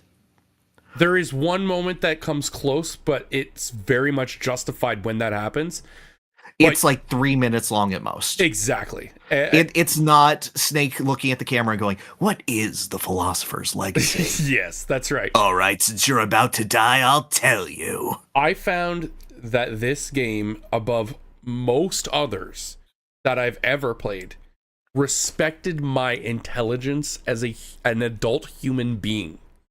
Yes. With complexity and depth and nuance and subtlety that it just expects the player to pick up on. Or maybe they don't pick up on it right away. And if they don't, there will be more breadcrumbs and hints to what is happening and how you like digest it. It does not do the JRPG thing like you said of, oh, Sin is my dad. Like straight up, you know? It's, and I didn't know I needed that as much as I did until I started playing this game. Yes. I went, oh, this game is treating me like an adult. Like a human being with emotions and not only like it's almost more fun as a game for the player to try and pick apart what is happening or what the characters are feeling. That in a weird way, just the writing alone can add to the gameplay itself, which is exceptionally hard to do, but they nailed it. Yeah, I don't feel like I am stopping for the game to catch up and explain to me the plot points that I am already kind of figuring out. That's right. Yeah, agreed. And it's paced so well that they give you enough after each dungeon, we'll call them, to go, oh, now that's intriguing. Now I want to peel that back. I want to keep playing. I want to know what's happening there. Oh. Yeah, the first impression is very, very good. And my hope going through it was like, man, I hope it could keep this up. Man, I hope it could keep this up. And it really does. I'll just say I didn't do most, if not any, of the post-game stuff. So, okay. How about you? I'm keeping my thoughts to that until next time. I didn't want to conflate it. I want to end with the end of the story. That said, I did do a couple of things. Like, I fought a couple of the bosses that wander the world map. They're just big dudes. And I did, like, maybe 2 additional dungeons at the end of the game. Okay. But that's about it. I didn't do anything with major story implications that you also didn't do. Yeah, I did the one you told me to do, and just like this morning, I did a very short one, which was fine. But what I was getting at was, I don't know if the pacing changes during that, but it's optional, so I don't really care. Even if the pacing's bad in the optional content, it's just there if you want it. It's not if you don't. Said I did all the optional during Act 2. I did do all that. Oh, I did not. No, I just went. I was so intrigued by the story that I needed to know. I saw some like, oh, those trees are red. What's up over there? Hold up. Yeah, it was gorgeous. I also love the world map. The world map looks like a friggin' beautiful like diorama. It almost looks like what oh god, what was that other game? Fantasian was going for. Are you familiar with this? Relatively, but I get what you're talking about. It's so oddly scaled where your characters feel giant in comparison to everything. It feels like you're walking along like the map of an amusement park. And all of the buildings are giant, and it's like this perfect little curated representation of the world. Nice word there. I see what you did there. Very good. Oh, I just want to talk about the story, but no, we shouldn't. Let's. No, it's okay. I do want to comment a bit on the gameplay. Yeah, that's what I was going to say. Yeah, let's go into that. Yeah, 100%. So the gameplay system is a bit of a mix of like your action command style of combat. All of the action commands are very regulated to like these moving squares. So it's not like you're basing it on the animation, you're more basing it on consistent timing. It's very Shadow Hearts in that sense, I suppose. And combined with this is a dodge and parry mechanic where you can dodge enemy attacks as they're incoming based on their animations, or if you feel riskier and want a more tight frame window, you can parry that. And if you parry every single hit of an animation, you will do a counterattack. And can I say how much I prefer this to, say, the Mario and Luigi style of system? That was what I was dreading from this game, wherein if I managed to master parries, every encounter doesn't matter. Because with Mario and Luigi style games, it is a matter of your jump is like you have 35 frames of safety in that. It's like a whole half second where you're totally fine. And it's obvious because like the jump animation goes up and then it has the go down. And the go down is an extra bonus for you, but the go up is good too. But no, each enemy has unique patterns. They have feints. Yeah. It's really obnoxious. Going after each individual parry timing feels like it matters. I fought an optional boss at level 10, and it was like a level 25 boss. And I spent 25 minutes parrying its attacks. And the game let me do that. Yeah. And I successfully defeated it because I'm like, okay, I can do this. It gave me that feel. The developer of this game has said, well, what are your favorite games? He's like, okay, so Final Fantasy 8, Final Fantasy 10, and Devil May Cry 5. And you can see it so clearly. This like, oh, this guy has done Royal Guard before. And sure enough, you go to his YouTube channel and he has DMC5 videos of him in Royal Guard style. Incredible. I always said a good RPG will both reward skill or time invested. So you proved right there. You skilled through it. Yeah. In an otherwise unwinnable encounter. However, if anyone else doesn't have that skill or doesn't want to take the time to learn the parry system, they could always go level up and come back. No, exactly. So what I did with this is I had, because the game is very customizable with your party members. You can essentially assign them passive skills, and once they learn those skills, you can assign them with a separate point system that's like less equipment and more just like I have this innate passive. Yeah. Lumina. And you can you can use those in order to build them because the 3 equipment slot ones you have assign them points to their actual stats that can give them a huge HP buff, a defense buff, a critical hit buff, a speed buff, that sort of thing. And so you don't have to pay their costs, which is also pretty clutch. Yes, exactly. So there's like a significant amount of customization and build diversity that is given to you slowly throughout the game in a very nice way. So what I did was I had essentially 2 characters out in my party of 3, and both of these guys, if they got tapped twice, they would die. I was dedicated to treat this like an action game, 100%. And that was my approach basically for half of the game. until I got a third party member and I went, I'm building them as a tank. I'm building them as a support. I'm making sure that I have something that can develop. And it felt entirely fair to do that. It felt like I had options against any boss. If I didn't want to play this as an action game, I had the option to not. I would just have to be clever with my spell applications. And that's what I really love about the game, is that the option for every player to feel like they are breaking it in their preferred playstyle exists within this game. Abso-friggin-lutely. Yes. I played no heals. I did not heal this game. Really? I took the full confident Pictos, like confident fighter, confident, like there's certain Pictos. Pictos are what they're called, like these passive abilities. They're essentially materia. They don't give you new skills, however, they give you passives. I picked all of the ones that were like, you do 30% more damage, but you can't be healed. You take 50% less damage, but you can't be healed. You enter the battle inverted, which means heals hurt you, but you do 30% more damage for 3 turns.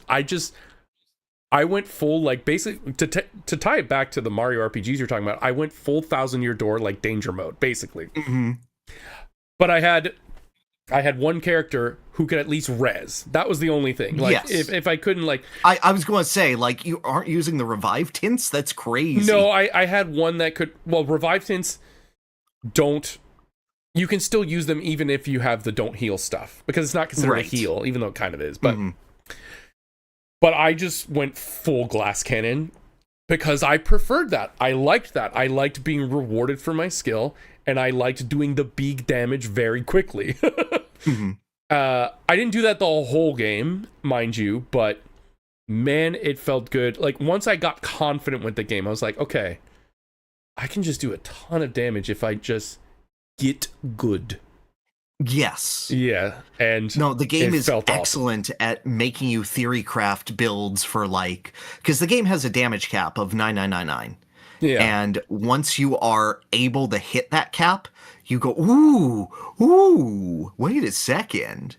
Okay, can I do that with, like, a multi-hit? Yeah, how do I do that multiple times a turn? Because So yeah, it forces you to think, like, okay, is spending, 3 or 4 AP on this to do max damage worth it when I can spend 5 to do it twice?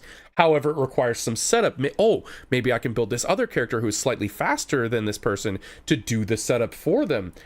Okay. Maybe Lune can both set a burn and mark this person with one attack, and then Mael can come in and completely punish this with a double hit that doubles the damage on burned or marked. Oh my god, it's so good. It's so good. Yeah. Before we get into spoiler territory, I do want to give a couple of the criticisms I had of the game, just so those who are on the fence of it can be like, okay, are you just going to glaze the game the whole time? No, I do have a couple of criticisms. Okay, before you do, can I get a couple words in on the combat system?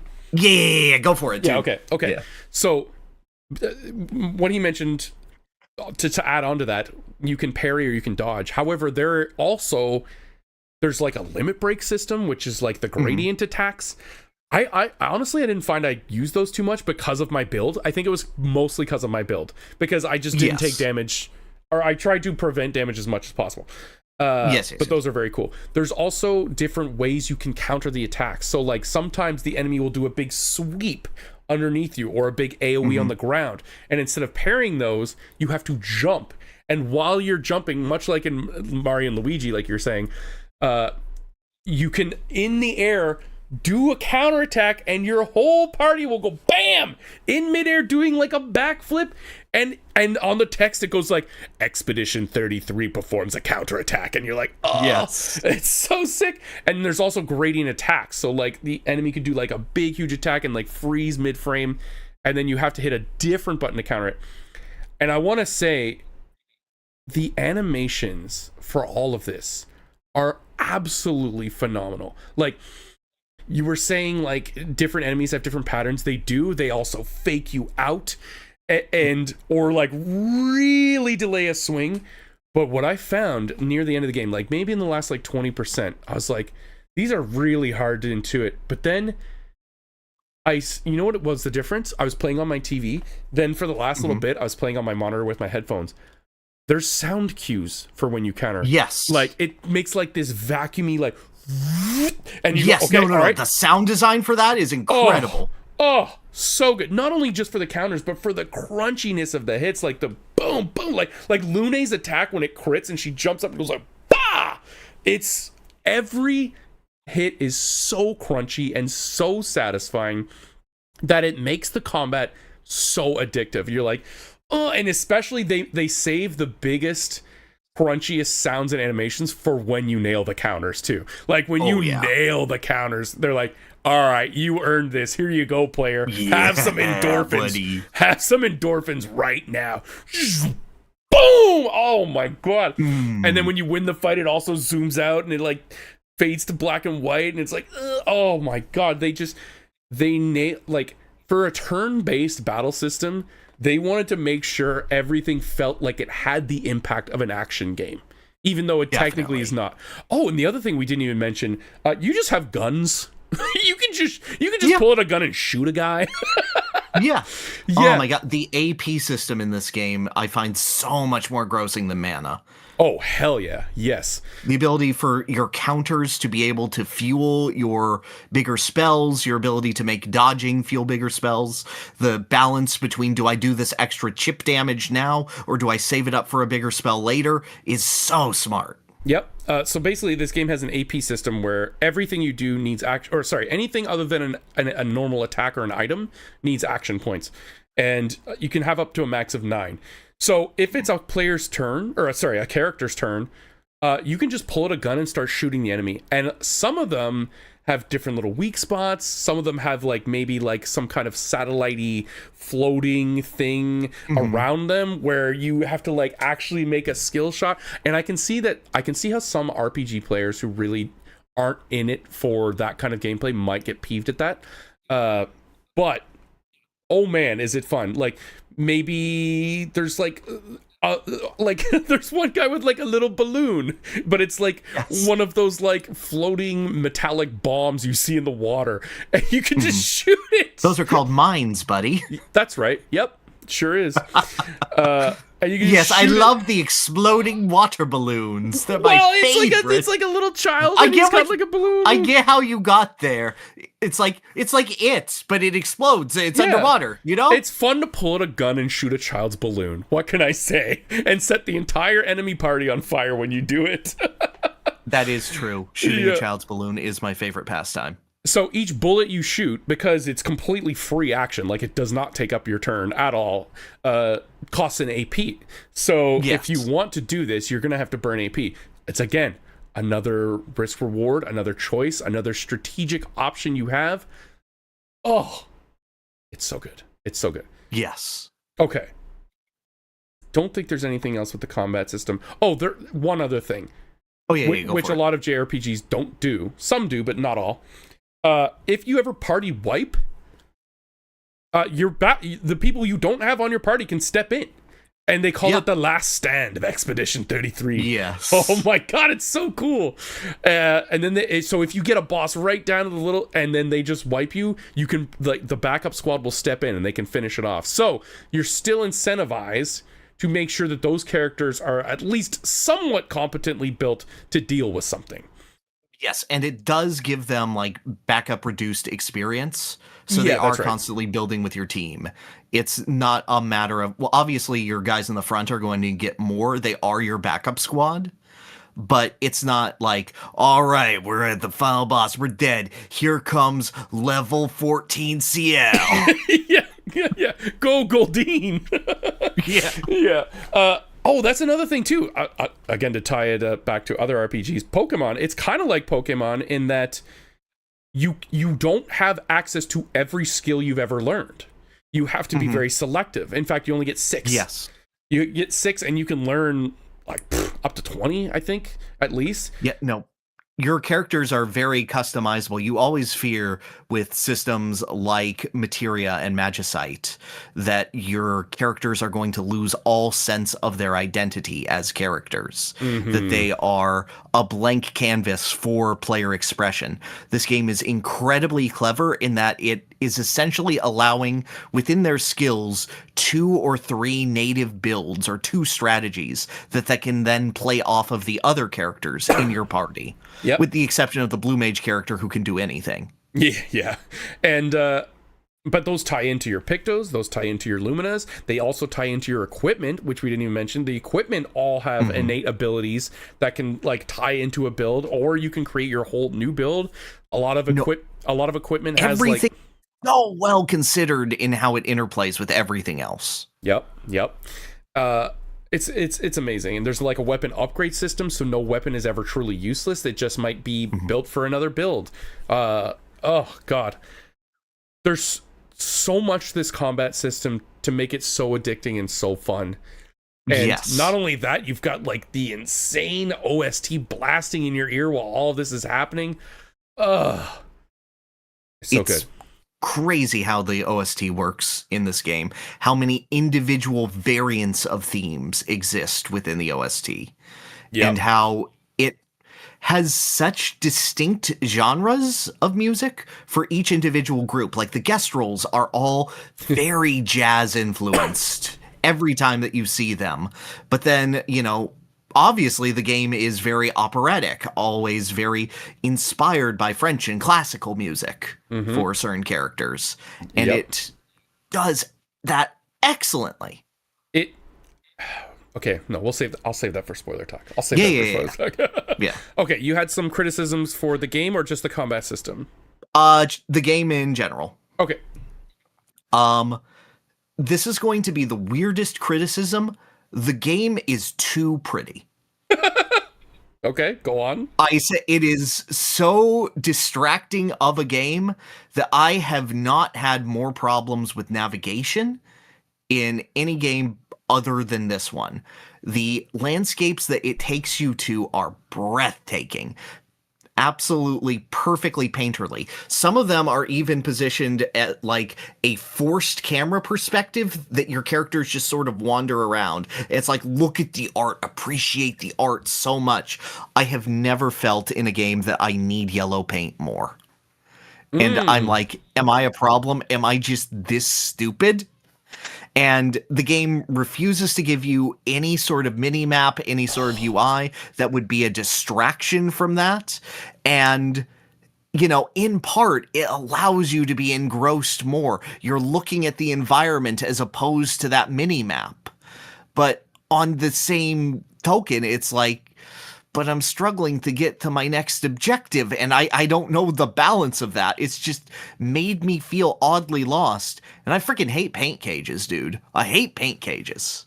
Oh, you hate paint cages. I mean, I don't hate them, but they didn't add much for me. They didn't actively take away.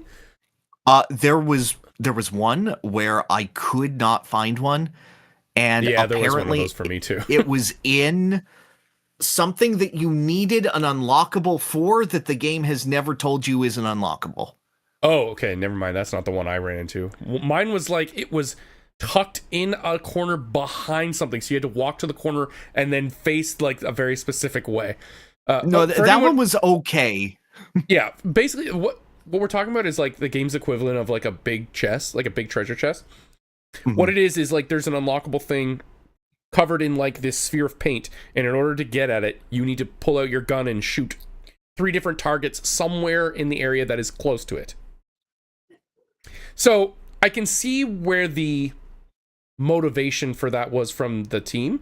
It was to get you to look at the environment. Like, that's it, right? Yes. It's to get you to look around and embrace the environment that you're in. What you count as a negative, though, I count as a huge positive. The no mini-map, I never want a mini-map. Get that crap out of here. I find that the mini-map... okay, you know how I feel about subtitles. If I can hear the characters clearly, I find subtitles so distracting. I'm not looking at their faces. I'm not looking at the scene. I'm reading. it's diverting my attention away. I find that in RPGs with a minimap, that's exactly what's happening. I'm staring at the minimap without staring at the environment and you know, absorbing all this incredible environmental art and the character models walking through them. I'm staring at Final Fantasy X. I do that, or at least I did before I completely memorized the game. Okay. I'll meet you halfway. Give me a map. A map. Oh, one you have to open? Yeah, let me open it. Let me look at the area. Give that for me as an option. You don't need it. I do. I mean, you get it on the world map. You get a map on the world map. Yeah, and that's helpful. I didn't feel lost on the world map. I think that, but that, if their goal was to have you be immersed, be there, and absorb the area, I think that detracts even harder than the minimap does. Then tie it to a prior expedition. Give it to me with a diary entry. Okay, you make it for those who come after. Yeah, maybe if you found it, but not on the main route. I feel like you would have to do a little exploring first to find it.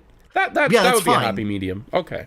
Yeah, I will say that the game does a pretty good job of telling you where to go through its lighting and ideas. It's just anytime I went off the beaten path, which was every single time because I'm adverse to making progress, I felt more lost in this game than in any other title. I am coming off Metroid Prime 4, dude. I wanted the Lost. Let me be lost. I understand that. Don't want... That's fine. Get out of my fucking head, Miles. I loved it. So we'll just agree to disagree on that one. For sure. All right, that's fine. Yeah. And then my other just major complaint, I think gameplay-wise it starts slow. I did not feel engrossed in the combat up until I had a third-party member. I felt that the first two areas of the game were a bit... You okay, buddy?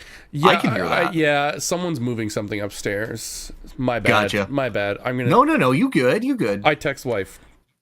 Okay. Like, I don't know what it is about those first areas, but it is very, very depression-focused, and it doesn't hit the levels that I want from this game that it would later achieve. I feel like the game is... Are you talking combat or story? Both. Oh, okay. Both. I think up until, I would say, Gestrel Village was when I really start to feel the game come alive. Okay. And I'm not counting the prologue in that. The prologue is incredible, but it's those first two areas that I felt were not to the game's strengths and felt... Because, you know, we have the aura of pretentiousness about this game. We're drinking wine and wearing... Exactly. That is where I felt... You're going to throw that at Richter Belmont, dude. You're so... No, we'll get to what is a man later. Own ass We're right going now. to answer the question, what is a man later, okay? We'll answer that question. Precisely. Yeah. But this is more me saying for those who are coming after, for those who are playing this game, I think that its lowest point is its first two areas after its prologue. And even those first two areas, I'll somewhat agree to that, but like, in a sea of 10s, there's still 8s, because I thought the second area was the most gorgeous area of the entire game. Oh, it's beautiful. Yeah. I would say that I liked Siren's Island a little bit more, but... Yeah, that one was very good. It was beautiful. But okay. I think so too, because I did play this before Conquest, and that's exactly where I fell off after the first area. Yeah, exactly. And I didn't fall off because I thought it was too boring or anything, but it didn't have the full hooks in me yet. Yes. Yeah, and I want to put that out there. I think it's very important to go, okay, this is about the point where you'll know. Yeah, power through.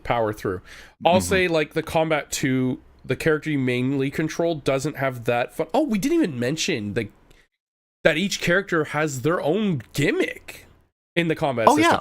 I will say the main character that you control doesn't really have the most interesting one. Exactly. But each of them, because you mentioned Magicite, and you're right. We're talking about Final Fantasy VI, where eventually everyone has every spell, and then everyone becomes a menu. Everyone becomes a menu. Yes. That can't happen in this combat system because you're restricted to 6 skills, and each character has like their own unique battle system within them. Now, mind you, I think some are better than others, but another reason that the characters feel so unique in battle. But to add on to what you're saying, the main guy doesn't have the most interesting one, really. Yes. Yeah. Yeah, I would agree. Yeah, no, that's a fair criticism. I have another couple criticisms. One I can't really get into till we get into spoilers, so I'll save that one. All right, go ahead. And the other is that all these amazing things I'm saying about the combat system are true to a point. I felt like at a certain point, I just figured it out. I didn't grind at all. And I felt like the enemies didn't do enough to challenge my build. Like, it felt like I could kill any enemy with the build I had. There was like one that challenged my build. But to be fair, like I said earlier, I did not do any of the post-game optional stuff. I am sure there are much more tough enemies out there that will challenge me. But near the end of the game, I was like, okay, I am doing this, and it's working every time. Yeah, I agree that story content definitely felt that way, but I was seeing Expedition failed quite frequently going to the side areas. Okay, then that's great. That's actually wonderful. I do wish that the main story quests challenged me a little bit more by the end of it, but if there's stuff out there that's optional that will challenge me, great. I can't wait. I want to platinum this game. I want to get the platinum trophy on this game. All right. And sometimes it was just kind of a little glitchy. Just a little glitchy. Oh, yeah, no, I agree. I agree. But then I have to remind myself, oh, right, this is an indie game. Yeah. This is this team's first project. Yeah, and it can be polished up. So, you know what? It'll be better for those who come after. No doubt. They can polish that up. Like, one enemy I fought, he just didn't take damage anymore. And I went, oh. But I've killed 10 of you already. So I was just like stuck there. So I was like, all right, oh no, kill me, dude. Oh no, just kill me, dude. And occasionally the music would just cut out, which is really bad. No. It happened to me in the credits. It happened to me during the credits, and dude, that was like halfway through the credits, the music just stopped, and then it was just stark silence, and I went, oh, that doesn't feel, unless they want me to feel this, but it was so sharp. I don't think that was intentional. No, the cutoff was Clair. Now we've obscured the music. What else can we say? The composer for this game was a random dude they pulled out of SoundCloud, and he demolished this. This is one of the best soundtracks of all time. It's so good. It's real good. I've been listening to tracks nonstop. I keep humming the main theme over and over in my head. And freaking Monoko's theme. Yes. Oh.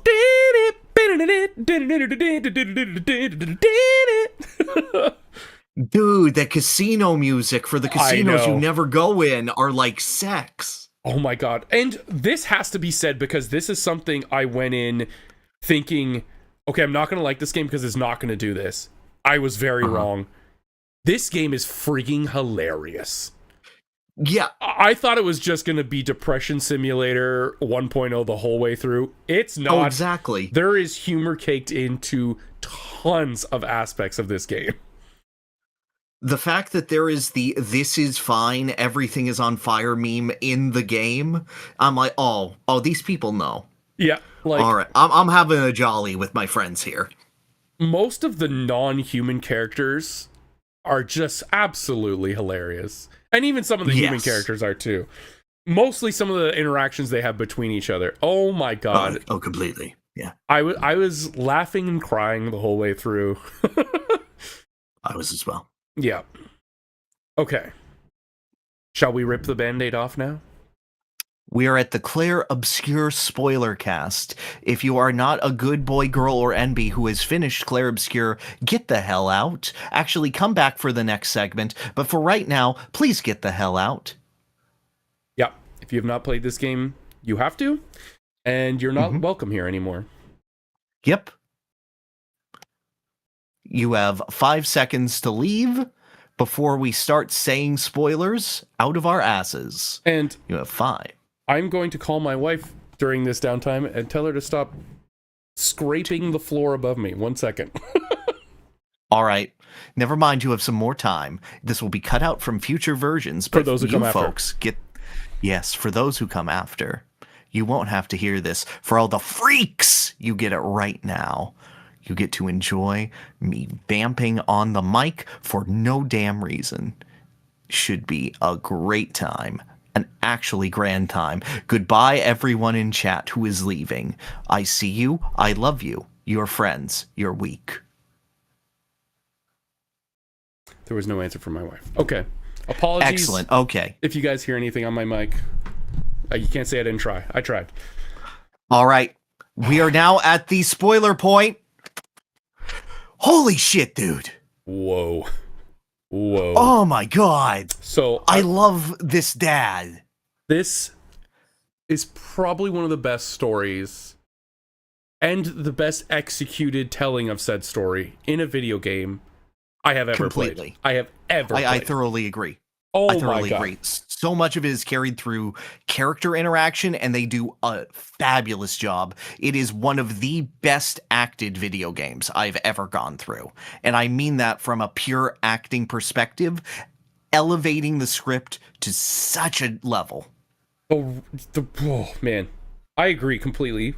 I think the script itself is written so well to just give you a little bit every time to leave the breadcrumbs and the clues that at the time are very confusing but intriguing, and then as you get a little more you go well, something's not right there. Oh, that ties back to the thing he said to her. Oh, she's having some weird flashbacks. Oh, what are you, Cloud? Is he Sephiroth? What's going on here? And then, but it's paced so perfectly that you really don't know everything until the game is over. Exactly. You can have your assumptions. You can have your theories. They can be right. They can be wrong. What matters is that the game pulls them off in spectacular fashion. And they're not all big revelatory moments. When they introduce my favorite character in the game, Eskie, who is like a fusion of Baymax, Totoro, and Kirby. And I look at him. And? Kevin McAllister's father from Home Alone 2. I said when I first heard Eskie's voice, I put in our group chat, I was like, why does this character sound like Kevin booking the hotel through the yak back thing? Hello, this is Peter McAllister, the father. I'd like a giant hotel room, please. That's exactly what he sounds like. But yes, he doesn't introduce himself in a bold way. He looks at one of your characters and you go, oh, hello, my terrible swimmer friend. Yeah. It's good to see you. And you're like, what the fuck does that mean? I have ideas of what that means. And then you realize slowly what it means. And it doesn't give you the catharsis until you're absolutely certain of what that means. Yeah. Mm-hmm. And also, that one's a weird one to unpack because I'm thinking, like, how did he even know? But we'll get there when we get there. But even his interactions with Francois, the turtle guy. Oh, dude. He's like, oh, yeah, he took my thing. He's a grumpy old turtle or whatever. Yeah. Oh, my God. And Francois is just a straight my nemesis. Asshole. His name is Francois. Francois. And he just, like, lives one room over. They're, like, essentially roommates. I know. Oh, my God. So fun. That moment in the game was like, okay, no, they have a really good sense of humor on the writing squad of this game. Oh my God. The moment that got me was when Gustav shouts, "Get out of my way," and he keeps passing the guy saying, "Sorry, I'm so sorry. Look, I was told that was the password. I look." And then they're like, just go.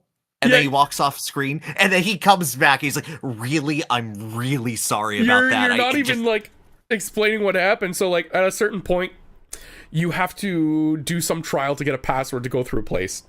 The person tells you the password is, you have to scream at the guard, "Get out of my way!" as loud as possible.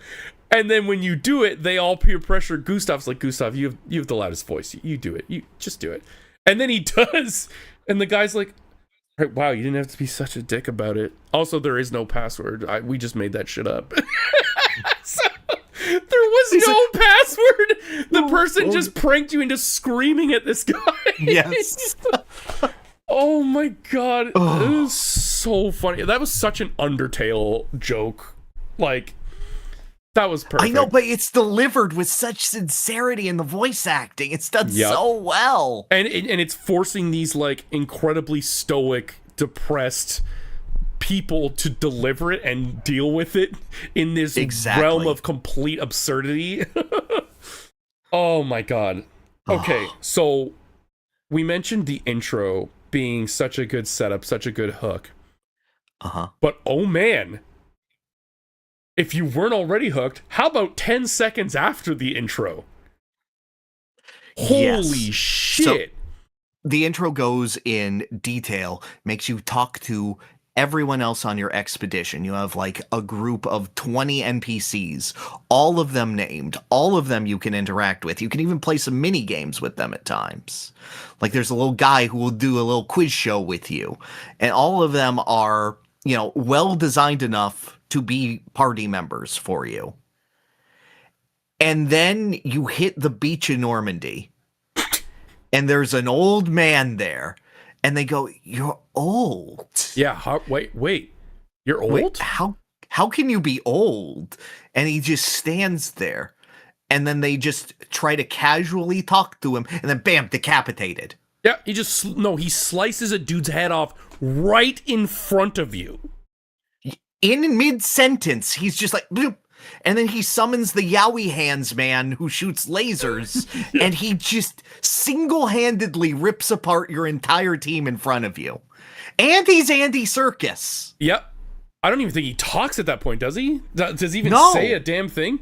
No, but like, you've been told that as this expedition leader, Gustav, you play as a character named Gustav, that every expedition that came before you made progressive progress. There's journals out there. There are flags that show, like, so just follow them, read what they've said, use what they've done, because they were also doing stuff for those who come after. You're the after. So there was not a single part of Gustav that was expecting to get absolutely mega killed the second he landed. And in such a gruesome way by someone who is old, which should not exist. Yes. Fucking crazy. I if I wasn't already hooked, I was like, whoa! What? Oh my god, what a powerful, terrifying intro. Oh, completely. Yeah. I do feel it dwells on it a little long after that, but the intrigue of it and the setup of it is so strong, is so well done. Yeah, well, geez, correct me if I'm wrong. Is it right after that happens when Gustav takes the gun to himself? Or is that... Yes. It's right after that, right? He walks like a couple steps and sees a bunch of dead bodies and gives up hope. Yeah, because when they die, they didn't actually, like... They don't actually, like, you know, decompose into the ground or anything. Yeah, or Gomage, like, yeah. Yeah, they just turn into, like, clay figures of themselves. Yeah, they almost get, like, petrified, essentially. Yes. So not only does he see their dead bodies, he sees their dead bodies at their last second of life. Yes. As it was, which is fucked up. And not only that, I think they soon come after, like, a lot of them were in, like, a pile or, like, making some kind of structure, which is so fucked up. Dude, you didn't even go to one of the optional dungeons mid-game, but one of the expeditions, for those who come after, have made a bridge over a crevasse with their dead bodies. so that you can get to a boss fight. Whoa. That's fucked up. Now, did they Dude, die it's in so that way, cool. or did other people move their bodies in that way? I do not recall, but it's like in their journal entry, it's like they've done this thing. It's brilliant for those who come after. That's insane. That's insane. So, given that Gustav had absolutely no reason to expect that this was going to happen, he knew that this was a perilous journey. They're in their last year of life. Most likely, most of them are not going to make it. The chances of actually achieving the goal of killing the Paintress are like, well, so far we've had a 0% success rate. So, yeah, but he expected to like make top 8, not go 0-2 in pools. That's exactly right. And have like the blood of his friends all over his face in 0.1 second. Like the second they got out of the boat. Yes. So immediately, I'm intrigued as hell. Like, that was insane. Why is there an old guy here? And why is he killing everybody? Beats me. So then you meet Lune, who kind of pulls you out of the brink of wanting to kill yourself at that point. Gustav, I should say. And then, like you said, it's kind of a couple slow dungeons. Just kind of like getting the player into the feel of the game. Like, very basic encounters, huge glowing weak spots that you can shoot on all the enemies. Yeah. But we also didn't mention that Gustav is kind of like a guardian to a girl named Mayel, and Mayel is on the expedition, but she does not have to be. This is very clutch. Exactly. She's much I don't younger. want to explain everything because we're in the spoiler cast, and like I'm expecting you, audience, to know a lot about this game. But I think a lot of people are just like, I'm not going to play it, but I want to know what happens. Okay, fine. Yeah. But I'm not going to explain the entire plot of Clair Obscur Expedition 33. Okay. Because I want to talk about things. Okay, fair, but I think the Mayel setup is very No, important. go for it. Go for it. Talk about Mayel. Yeah, Mayel is like, she's 16, I think. So she still has like most of another lifetime ahead of her. I mean, she would still go mage at like 25 or something, but yeah, something like that. She doesn't have to go, but she feels like compelled to go. And Gustav is kind of like her like older brother dad figure who protects her. And during that massive slaughter, I think like Gustav is like all fucked up and he's looking and like through blurred vision, he just sees someone pick up Mayel's body and take her away. Right? Yes. We have no idea who that was. So then after the second dungeon, you find her like in a house, in this like strange house. And the house itself is, you find it through like a door in the wall. You find it in your friend Noko's house. Right, Noko. Who is Noko? He's just a little guy. Don't worry about it. He's a shopkeep. I think we can at least say that. He's the best shopkeep. Yeah, he is. He's an adorable little guy. But you find her in this mansion that is like through a dimensional warping door. And she's like, oh, I've just been hanging out with this cool guy. And this cool guy is like the fucking most terrifying thing you've ever seen in your life. It's just like this floating skeletal specter with a black hole for a face and like just goes like, exactly. but for some reason she can understand him, how he talks. Like, no, dude, no, don't worry about it. It's all good. They're cool. Yeah, no, they're cool. They've been hanging out with me. They've been protecting me. And you're like, what the fuck? Okay. And it turns out that's the guy who's like upgrading all your weapons for the rest of the game. Yeah, he's pretty cool. Yeah, he helps you out. He's called the Curator. So yeah, and then you leave the house. And then, you get to the Gestrel village, which is just like the goofy, jokey. Gestrels are like, how would you describe a Gestrel? They're like little puppet guys with like sort of a tribal motif to them, with some of them chunkier, some of them with like Crash Bandicoot masks on their face all the time. And they're like idiots, but like lovably. Yeah. And are just like they're predisposed to fight anything that they see, but like in a friendly way. In the fact of like, it would be great.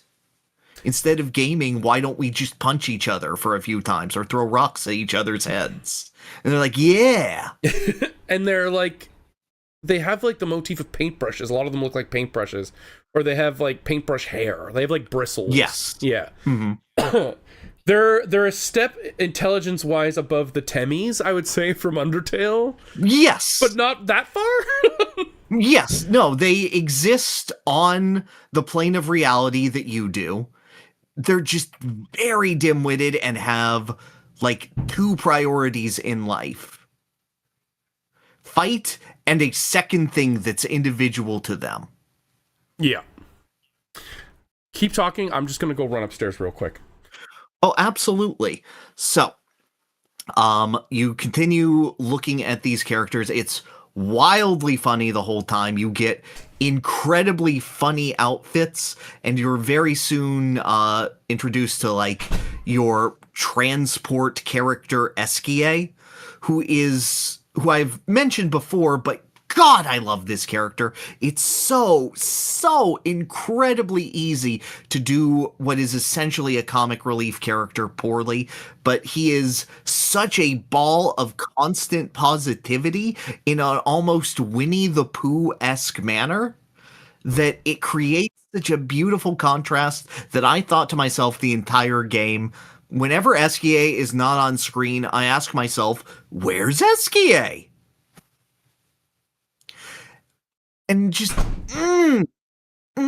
lovely character, beautiful character.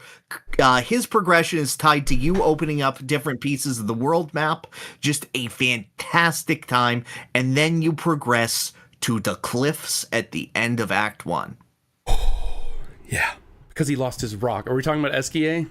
Yeah, we're talking about Eskie, and he's like, I need to find my special rock so I can swim. Yeah. He's effectively your ship in this game. Yes. But in order for him to get through different barricades, like I don't know, there's like crushable rocks, there's like coral, there's eventually flying. He needs these special stones to be able to be strong enough to like carry your whole team. Yeah, he's like Dumbo with the magic feather. He needs it. Yeah.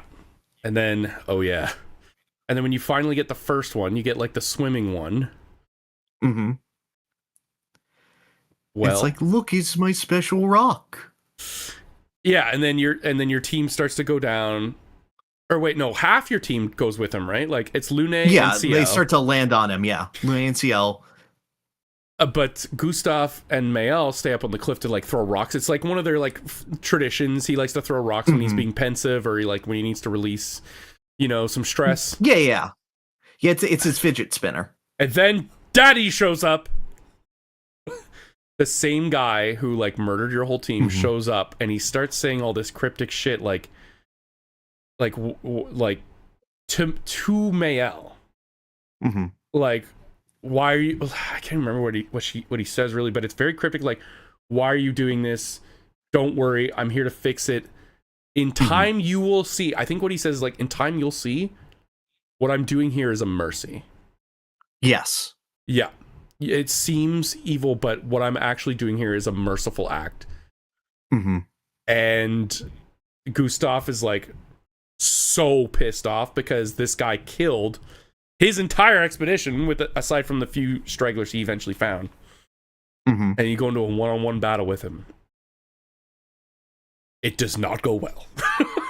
Oh, no, it is completely hopeless. And he is utterly overwhelming. Yep. Yeah, and you just get absolutely decimated. You just die. Mm-hmm. Oh, we didn't mention either. Gustav has like an artificial arm. I don't remember why he has that. His got cut off and his apprentice has made it for him. Cut off how? Just hanging out? It happened. Oh, okay. All right, fair enough. And he uses that to use like his gimmick, which is like an overpowered like electrical blast. Anyway. Mm-hmm. He dies. Yes, your main character. The main character just dies in a very gruesome fashion. He does not get gommaged either. He like turns to stone, right? Mm-hmm. Or does he? No, he must get turned to stone. He would have to for everything else to make sense. Mm-hmm. Wait, his electro hand gets like completely overwhelmed and removed at the very least. That's the symbolic importance. Yeah, true. His artificial arm does not get affected, so it's there. Mm-hmm. And then before Mael can get killed, oh boy, new guy. And he's voiced by Ben Starr. Okay, so I'm wearing this shirt for a couple reasons, okay? Mm-hmm. One, all right. Ben Starr versus Dice Darg in Final Fantasy Tactics. Mm-hmm. And 2, we'll get into it later, but I find this story has a lot of parallels with Final Fantasy Tactics Advanced. Yes. Yep. And that was just like as shocking as the Act 1 opening was the Act 1 ending. I couldn't believe it. I could not believe it. Oh, completely. And like I was okay with it. I was so bad at things. You were okay with it? Like gameplay wise? Dude, like, I was experimenting with outfits and stuff. So Gustav died in a onesie swimsuit. Oh no! I didn't His change blood outfits. splattered out, and you could see the length of his schlong with how well defined it was. Oh no! And him saying his last words, skin tight. Oh no, I didn't change anyone's outfit for that exact reason. I was like, a lot of these are goofy, and I know they're going to be in the cutscenes. I want the full impact. No, I love that they're in the cutscenes. No, not for my first time. You know, for any next playthrough, sure, I'll goof it up. But the like, fact that it was still emotionally affecting with that made me go, okay, that's great. oh god, yeah. So this new guy Verso shows up, and then him and Renoir start. Again, they start like spitting like some really cryptic stuff that you're like, what? Mm-hmm. What are you even talking about? He's like, are you ready for them to pay the price for what you want? Huh? Why are you doing that? Oh man, yeah, very intriguing. And then he just becomes your main character. He just joins the squad, and he's also a little older, and he explains to everybody that the reason Renoir is trying to stop you is because if you kill the Paintress, he will lose his immortality because he's only being made immortal through the Paintress. Mm-hmm. And I think that's all he tells you, Verso tells you at that point. He says that they were both part of Expedition Zero. That's right. And he is also immortal. Verso. Yes, and Renoir was his commander in it. And he can sever his body in half. Verso just like walks around as a pair of legs and a torso. Now, mind you, this hurts like hell. Yeah, it's like that Pixar movie, Onward. Okay. Yeah, no, there's a movie. I was like, oh, it's like that Jimmy Neutron episode with the pants that come to life. There's a whole Pixar movie where their dad is just pants. Okay. Yeah, it wasn't that like good. Like Kirby's Epic Yarn. Got it. Sure. So...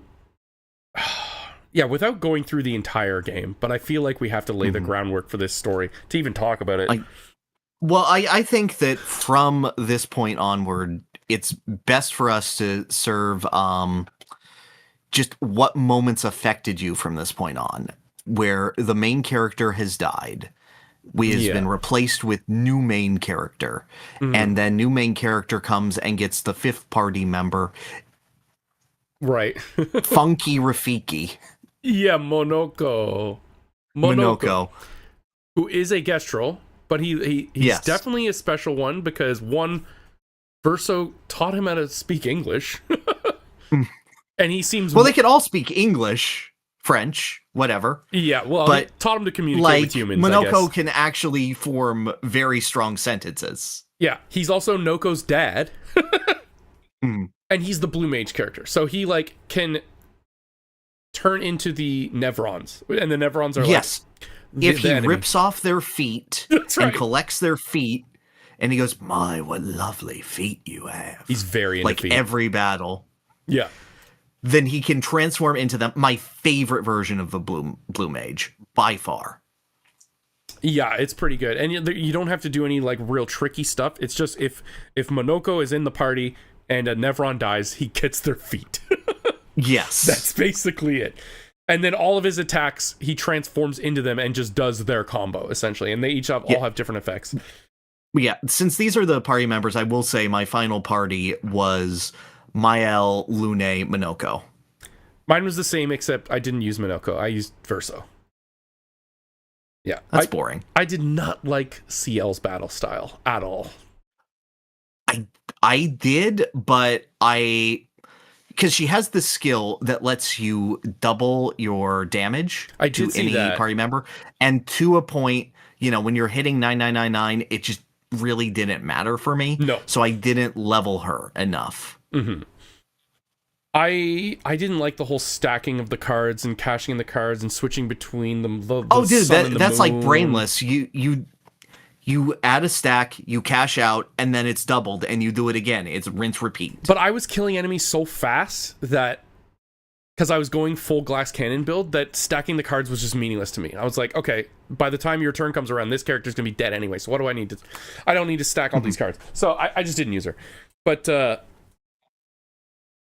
yeah, he's really funny. Do we want to talk about the funny line he delivers? The goal at that point, then, when you have all your party members, is to break the barrier that's protecting the painters, and to do so, you have to go to Old Lumiere, which is the old destroyed version of the home you encounter to break the heart of the paintress. Yeah, it's Xanarkand. It is Xanarkand, yeah. And in order to do that, Monoko has to do something. Yeah, he has to break this thing. He's like, all right, stand back here for a second. And then Verso just screams, Monoko, no! Hard cut to black. Yeah. Everyone starts waking up, and they're like, oh, where is it? Because everyone's been separated. You have that, like, explosion ringing going, too. It's like, yes. Yeah. Yes. So Lune is looking around. She finds CL. She turns to Monoko, and he's just like, oh my god, I fucked up. I'm sorry, I just wanted to show up. I fucked up. And the party's completely split. It's just Mael and Verso, and then Lune, CL, and Monoko. And then that's like the only dungeon where that happens, I believe. At least mainline dungeon. Yeah. Yeah. And then at the end of the girls in Monoko, they find like an entry that mentions what they think Verso is. And they go, oh, fuck. Oh, God, we have to find Verso and Mael immediately. And that intrigued me, too. And then... it creates such a tension, because it's just Verso and Mael doing this whole segment, and you're like, when's the other shoe going to drop? Is he going to betray her? And then there's a point where he just vanishes. Yeah, he just goes away. Yeah.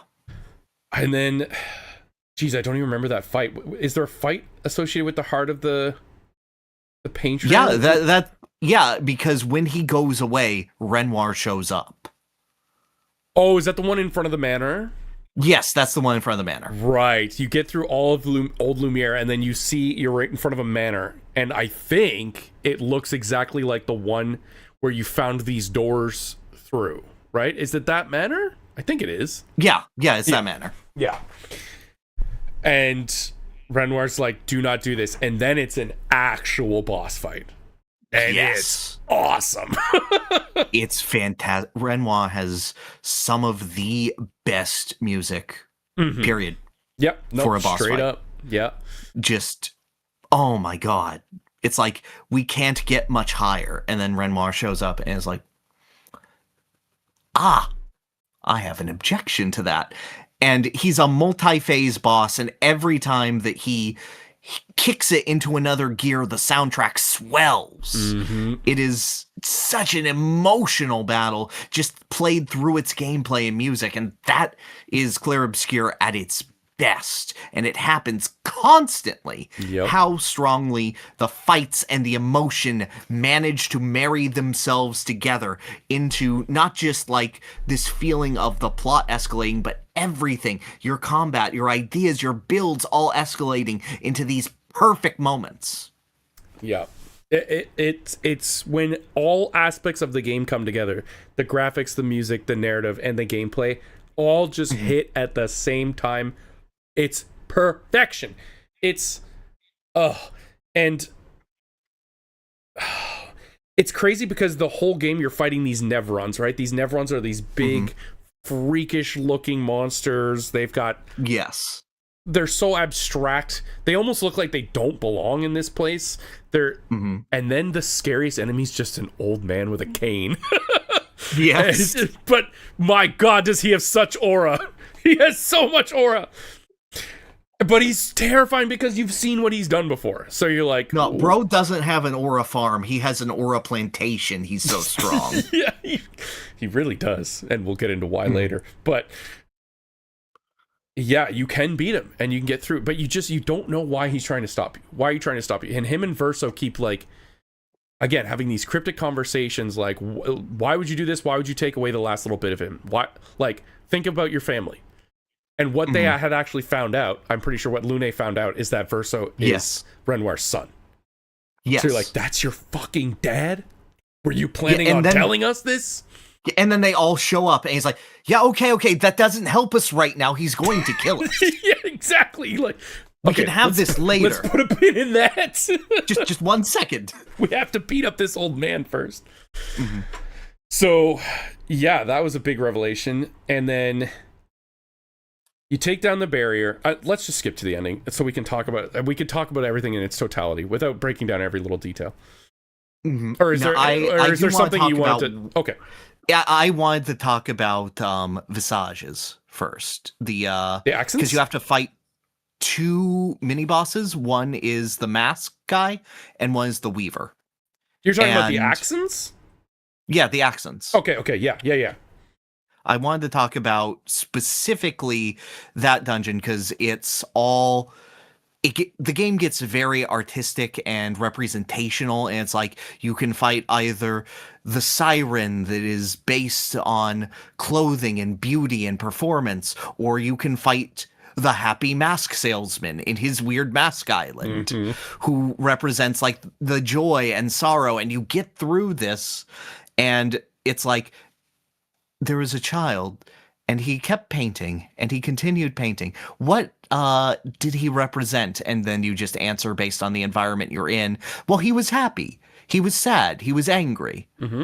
You get to the anger mask, and I sit there, and it's playing this completely unique theme for a random mini-boss, one of 3 in this area. And I go, hold up. Is this English? And I sit there and I listen to the lyrics of the Anger Mask theme, and it is speaking of fire. It is speaking of that my brother is gone, that I have lost so much. And I sit there and I look at Verso and I go, are you a dead child? And this is the moment where my brain clicks into full gear to get everything. And I'm happy to say that, like, a majority of what I theory crafted for this game, and you can ask Amalia and she'll back me up on this because I texted her my thoughts live. Okay. As I was going for it, being like, is this a dead child? I'm so happy to say how right I am with all of my theory crafting. I think the 2 things I didn't get were who the curator was and who Minoko was. I think those were the only 2 things I missed. I think I got the curator earlier than you did, but I didn't. Yeah. So, correct me if I'm wrong, but I'm pretty sure the accents are like representative of someone else. Each one is representing someone else. Yes. And and the one you're talking about... Each one is essentially the physical manifestation of one character's feelings about another. Right. So that one, I believe, is the older one? Yes. Yeah, okay. Yes. Yeah, all right. So we'll get into that. Yeah, okay, cool. The other dungeon, though, was insane. It was like tapestries of ribbon and cloth and like thread and needle and oh my god, dude, gorgeous. When you reach the boss and there's no dialogue, it's just a boss that shows you what you want to see, and Maëlle sees Gustave waiting for her, and Ciel sees a well-dressed man holding a baby. Lune sees her parents, and Verso sees no one. Minoko sees his dad child. That's right, we didn't even mention that. Noko fucking dies. At the end of the Renoir fight in front of the mansion, he fucking kills Noko. They kill Vivi. Oh, it's so heartbreaking. I wept. I'm like, Noko, no! Oh, Jestrels can be revived, and they bring that up, but they're like, but even Minoko says, like, I can revive him, but he will not be the one we knew. Like, it's like Pikachu evolving. Like, you can evolve your Pikachu. Yeah. But his personality dies. Like, yeah. Yeah, that was heartbreaking. So heartbreaking. Charmander dies and becomes an asshole. That's right. So you have to kill these Axons in order to bring... Wait, no. We already brought down the barrier with the heart of the thing. What was the... No, you don't get the heart. What?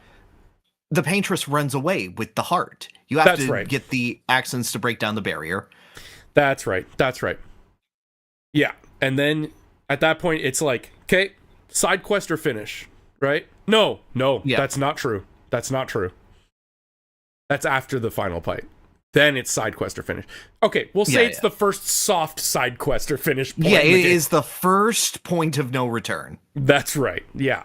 I just said, fuck it, let's go. I need to know what's happening. I have to. So then you find the Paintress, and it's like this big... stone crying woman just weeping into her chest, just staring down, and you just can't damage her at all. Like, you actually go into a fight and just go ping ping ping ping ping. Yep. And then I think someone goes like, I don't think that's the Paintress. Yeah, that's not the Paintress. The Paintress is somewhere else, higher up. So and it's a huge into the monolith. I call it Wily Tower because you pretty much have to go through every level that you've already gone through, right? Oh, yeah, no. It's the Great Maze from Smash Brawl. Yeah. You go into the obelisk, the one with the number painted on it, the letter, sorry. And it's just representative of every area you've already been through. And then at the very top, Daddy's back again! And he's back with the best song in the game! Yep. And Vietnam. A life of love, a life of loving you, I believe is what it is. Yeah, and it's the best fight in the game, probably. Oh, I completely agree with you. Yeah, it is so involved. It's visually a spectacle, and the feeling that you get to interact with this visual splendor, the fact that you're like, okay, this is amazing. Don't get distracted by it because I have to parry.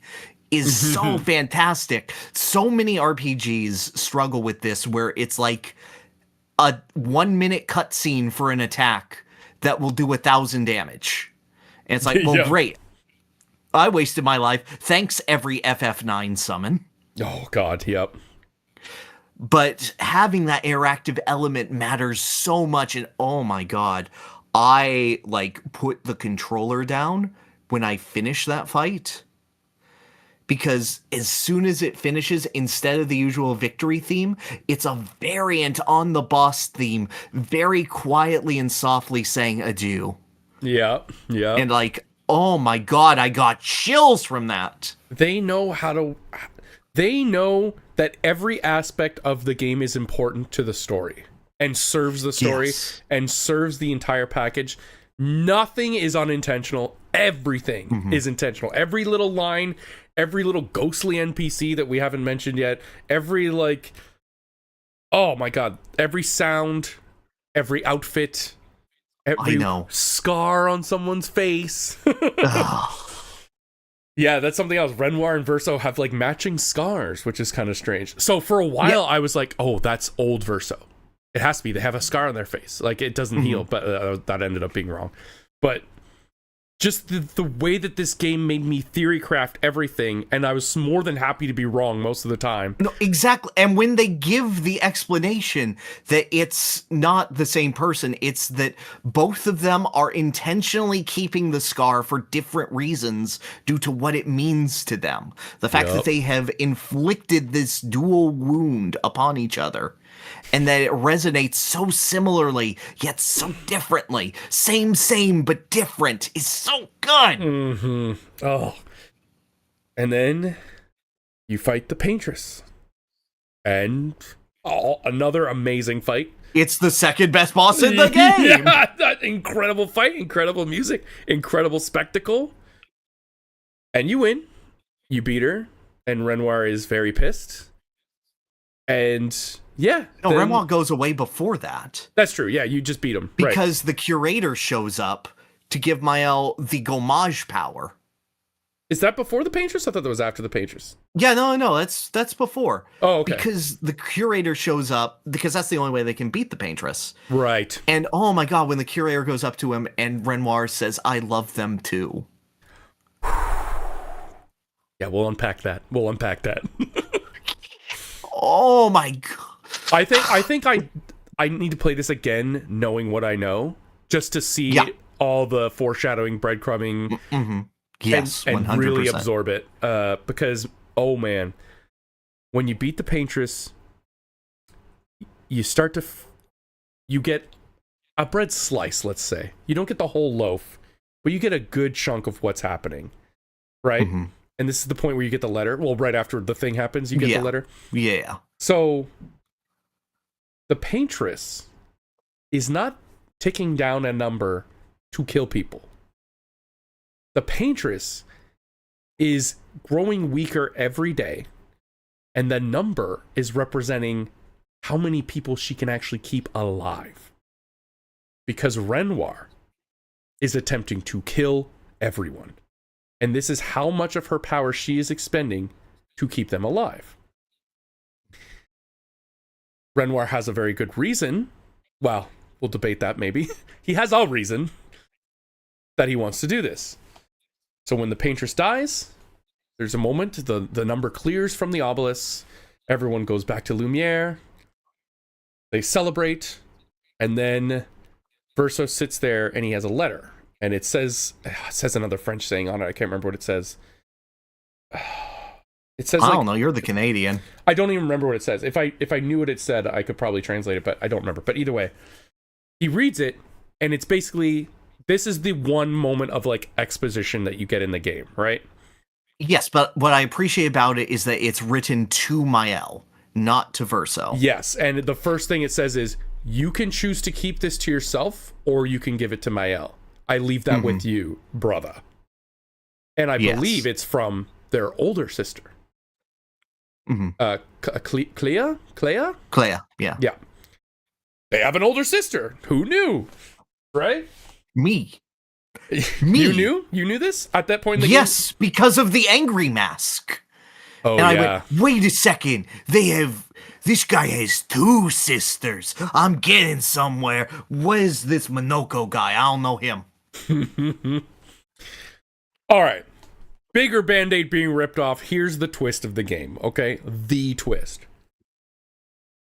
This entire universe... Well, you know what? Let's say what happens. He reads the letter.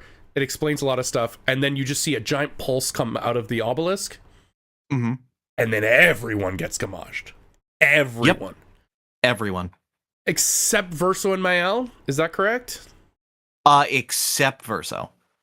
Right. It's just Verso that survives. Right. But, like, every child? Gone. Yeah, you watch them disintegrate. Yes, you watch the children go. You watch a child reach out for her mother that is going, and then the child goes. And they're all celebrating the fact that they never have to worry about this happening. Yes. And then it happens. They all die. No, they're right. Yeah, they never have to wait. The wait is over. Everyone is here. Everyone is not here. Dude, Goleem is here. Let's go. So what's actually happening is this entire world is a living, breathing universe that is inside of a painting which is created by Verso, but not the Verso you're controlling. By a human being living in actual Paris. Yes. In the actual Earth realm, we'll call it. A living, breathing human. Well, he was living and breathing, wasn't he? Oh, yes. Dead now. Very sad. Turns out, sometime after he made this painting and made this world, their family, which is the Desandre family, which is Renoir, Mael, Verso, Clea, their older sister, and Alina the mother, Mama, They are a group of magical painters who can make and create these canvases that encompass these worlds. They can enter these worlds. They can make them be whatever they want them to be. And they are part of this elite group called the Painters, who are in a direct war with another group called the Writers. It's so like Control Alan Wakey. Yeah.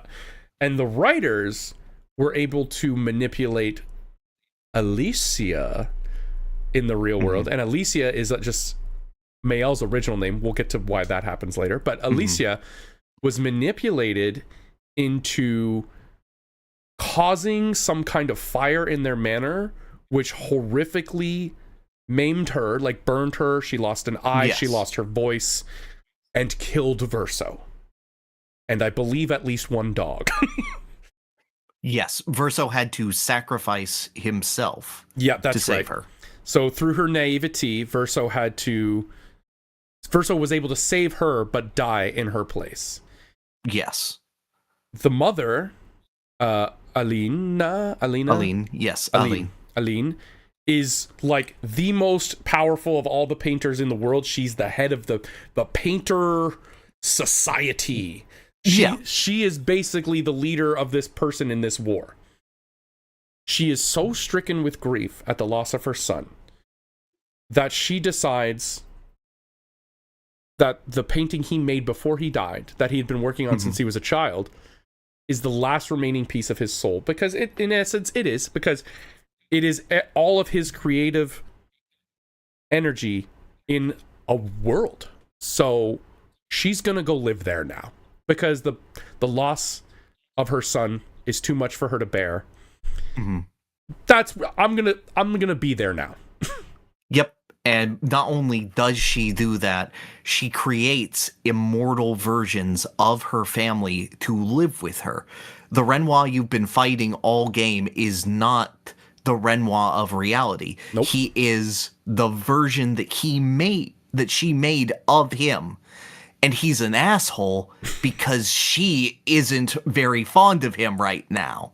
Because he wants her out of the painting. Why does he want her out of the painting? Because being in the painting for too long kills you. It actually starts to degrade your human body if you stay inside a painting too long. Now, she is the most gifted and most powerful of all these painters in the world. So she probably believes she can withstand it and stay in there. Well, no, it's not that. It's that she even warns Renoir when he's doing it that it will degrade him and is the one that pulls him out of other paintings when he's first getting into it. It's just that she doesn't care. Nope.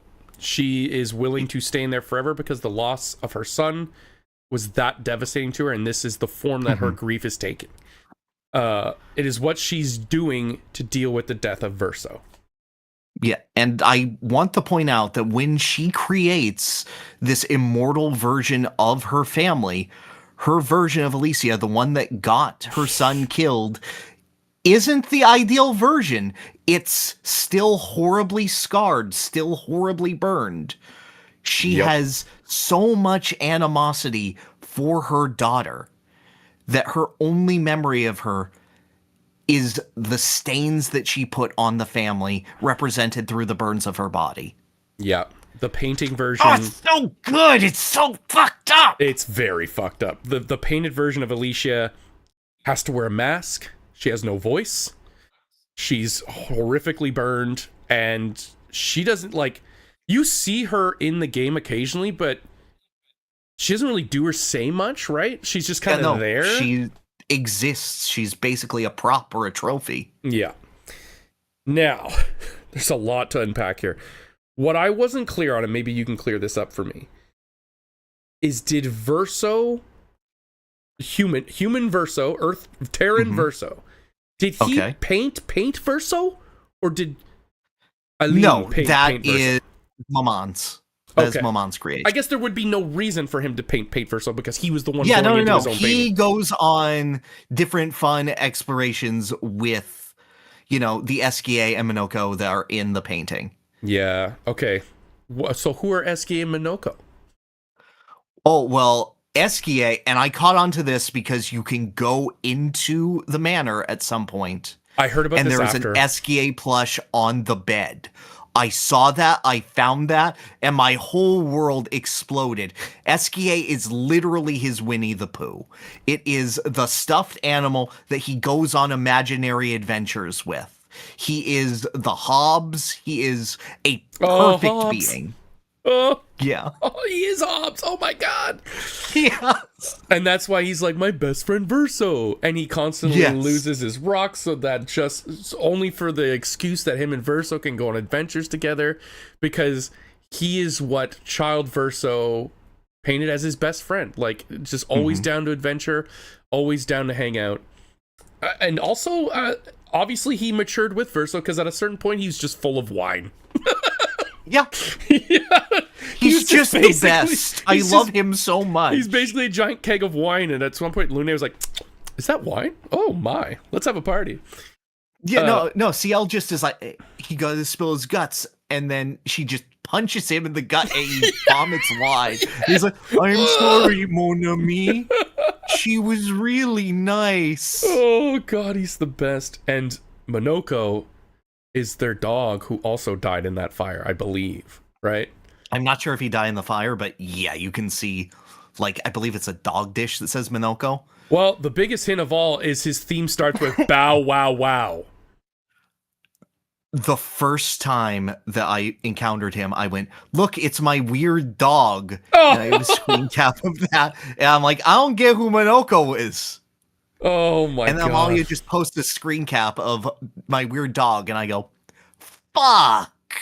So, Fuck, dude. it's pretty crazy. So, like, all the gestrels are all Verso's childhood creations.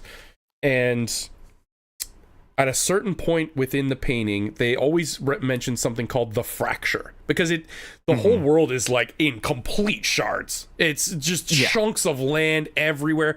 Everything is dilapidated and broken. This was not Verso's original vision. This is not what he made. The fracture happened when Aline went into the painting and decided to just stay there. And after a while, Renoir and Clea, in fact, decided this is not healthy. This is killing you. We need to go in there and pull her out. So when they went in there, they fractured the world. They completely shattered everything to try and convince Aline to come back to real life and deal with the death of her son in a healthier way. Or what they perceive as a healthier way, anyway. So, Clea, the whole family, they're all paintresses. Clea is the one that made all the Nevrons.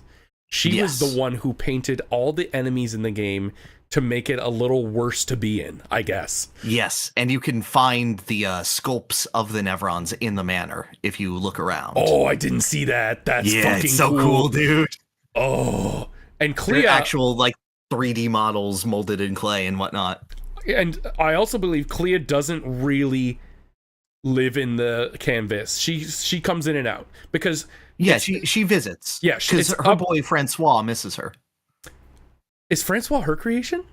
Yes. Oh my god, that is her SKA. Incredible. It's also left to her to run this painter society because her mother just noped out. So it's all left to her. And Renoir permanently joins too, with the sole purpose of trying to get her out. And this is why he's killing all the expeditions, right? Yes. To give... Well, this is very complicated too. No. The Renoir that kills all the expeditions is the one that his wife painted. That's right. Yeah, no, because Renoir is the curator. Yeah, so he's trying to help you kill the paintress. He's the one upgrading all your weapons. He's the one that made sure... not made sure Mayo was safe, but made sure that Mayo was safe after what is revealed that it was Verso who saved her at the very start of the game. When Paint Renoir was murdering everybody. Yeah, he also is the one that made all of the axons that represent his family. This is essentially his version of Aline's immortal family. And, they're the keys to keeping her at bay as well. So why was this expedition any different from all the last? Well, that's another crazy twist that I never saw coming. At a certain point, Clea is standing in front of the canvas with her two completely, essentially comatose parents. When you go into the painting, your body is just there, sitting there completely still and rotting, essentially. God, human Renoir is such a fucking chud of a man, because he's sitting there in the fucking Walt Disney showing Mickey around Disneyland pose. Yeah. He's oh my god, it's so funny. But like, so crazy. So after the Great Gamage or whatever, after you kill the painters, your perspective goes to Alicia in the human world. You're playing as Alicia in the human world, because when she got Gamaged, she got kicked out. And this is what happened. I believe this is what happens. If a human is in a canvas and they die in there, they get booted out. Yeah. They don't actually die for real or anything like that. So then you're playing as Alicia now, and you walk up to your sister and she's there and she basically dumps this all on you. Like, yeah, I've had to deal with all this like Painter Society stuff. Mom just won't leave. Dad won't leave because he's staying in there until he gets her out. So you got to go in there. Do it. Learn how to talk, first of all. Yeah. Why don't you do it? This is kind of your fault. She's not nice about it. Because like, what reason does she have to be nice about it? All of the weight of the pressures of her family and her like magical being society is on her shoulders, and her mom has essentially said, you know what, I'd rather spend time with the paint versions of my family than the real ones. That's essentially what she's saying. Even if she's not really saying that, how else could you digest that? Reality is so much better in my son's Minecraft server than it is out here. I'm gonna spend my life in my son's Nintendogs save file, if that's okay with you. Like, it's not okay with me. So she's like, I'm dealing with this shit out here. Male, you go in. Alicia, you go in. Yes. So Alicia goes in, but through there's a gateway area right between canvas and reality, and it's got that big solar eclipse. You see Alicia go through, but something happens during that transition through the gateway. And what's happening is Mama Aline is seeing this, and she's like, oh, okay, my daughter's coming in here to stop me. I can't stop both my daughters and my husband from getting me out. I'ma fuck this up. So she paints over Alicia and turns her into a fetus. And puts her with the baby ray. And puts her into a couple that are living in the broken Lumiere. Because I'm gonna turn you. Are you ready for immaculate birth? Here we go. Yeah, and completely erasing her memory of being Alicia, so that she is then raised and grows with the people in the canvas, so that she will then want to preserve it as well, and not be a source of confrontation and trying to get her out. She's like, oh, I can make my daughter believe what I believe, and that this place is worth preserving and staying in forever. Yes. So that's how we have Mael.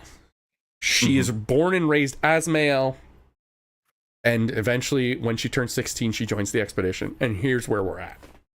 Yep. Crazy. Absolutely crazy. So in essence, this is all about how this entire family is dealing with grief.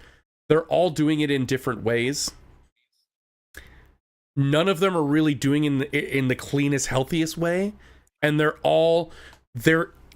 each of their ways of dealing with grief conflict with others in their family. Exactly. There could be a healthy way of doing it, but because of where all of them stand and how diametrically opposed they are, there is no clean way to do this well. The funny thing is, too, Renoir went into the painting to get Aline out. But I think because he's in there with her, that makes her refuse to get out even more. Oh, absolutely. So, because it says, like, they spend... Again, this has been going on since the fracture, since Expedition Zero, which is the 100 mark of it. Yes, this has happened 67 years inside of this painting, which is like different from outside time, but like whatever. It's much slower, I believe. It has to be because, well, yeah, of course. If a body was sitting there for a month without, dude's like, not water, 120. No. So I think it's like, and it's exceptionally longer. I think like years in the painting must be like days, I would assume, because otherwise, like, you'd be dead after a month of no water, like sitting on a stool or whatever. Yeah. But sorry, go ahead. I just wanted to get in the time dilation of it all. No, of course. It's just, it's so beautiful symbolically of literally the paintress going, I do not accept my daughter in here. I'm making a new daughter. Yeah. I've seen what I think of my daughter. After she's already made one. I'm doing this again. I'm manipulating my real daughter into being what I think she should be. Woo! And then this Mael manages to come back from the gommaging. And that is where it leaves us with her approaching the curator, who is now, you know, fully able to be himself, fully able to be Renoir. Mm-hmm. And she also has kind of a Gandalf the White moment where she realizes, oh, I'm a paintress. I'm him. I can manipulate this world as my mother does. Yes. Whew. So, when people get gommaged, they release something called chroma, right? Mm-hmm. Yes. And chroma is the source of all of their powers, all the game. It's like the way they can, like, you know, energize weapons and shoot stuff, all this. Yeah, it's the literal paint of the painting. There are two ways to die in the painting. Being gommaged and not being gommaged, which would turn you to stone, like we mentioned earlier. When you're gommaged, though, your chroma can be absorbed by a paintress or a painter. Mm-hmm. So Mael, Alicia, now does this and is able to bring back pretty much everyone, or at least the party. She can take their chroma because it was close to her. She can't do everyone else because Papa has absorbed everyone else's chroma. That's right, and he has now taken over New Lumiere. Yes. Real Papa at this point. Yeah, real Papa. Paint Papa is gone. Papa gone, yeah. So then we get into some real existential conversations of who really exists here. Like, Mael, Alicia, has such a shitty life in real life. Mm-hmm. Real shitty. She has lost an eyeball. She has lost her voice. She is horrifically disfigured from the fire she was in. Her family all fucking hates her because they view her as the reason that Verso died. And they loved Verso. Verso was their star child. Her dad doesn't. No, her dad doesn't. Her dad does not. Her sister is mixed. It depends on things that you find in the game. True. But her mother, who very much does. Yeah, her mother hates her. Yeah. And her mother is the head of the family, essentially. So I don't even know where to begin. It's so there's so much going on here. All right, so Mael takes the stance of asking her father, because it's basically only her and Verso in this world, can she stay in her brother's Minecraft server for just a little bit longer so that she can continue to live with this world that matters to her? And he's like, no, sweetie, no. No.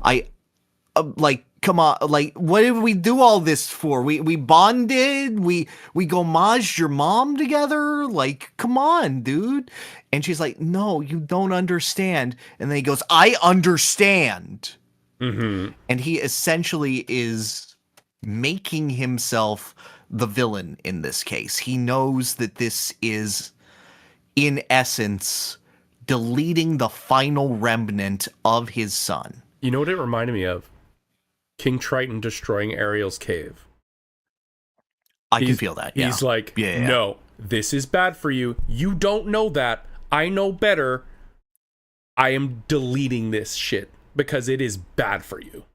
The difference between the two is that I feel that Triton only sees that as a net negative, and the only negatives are the feeling of his daughter.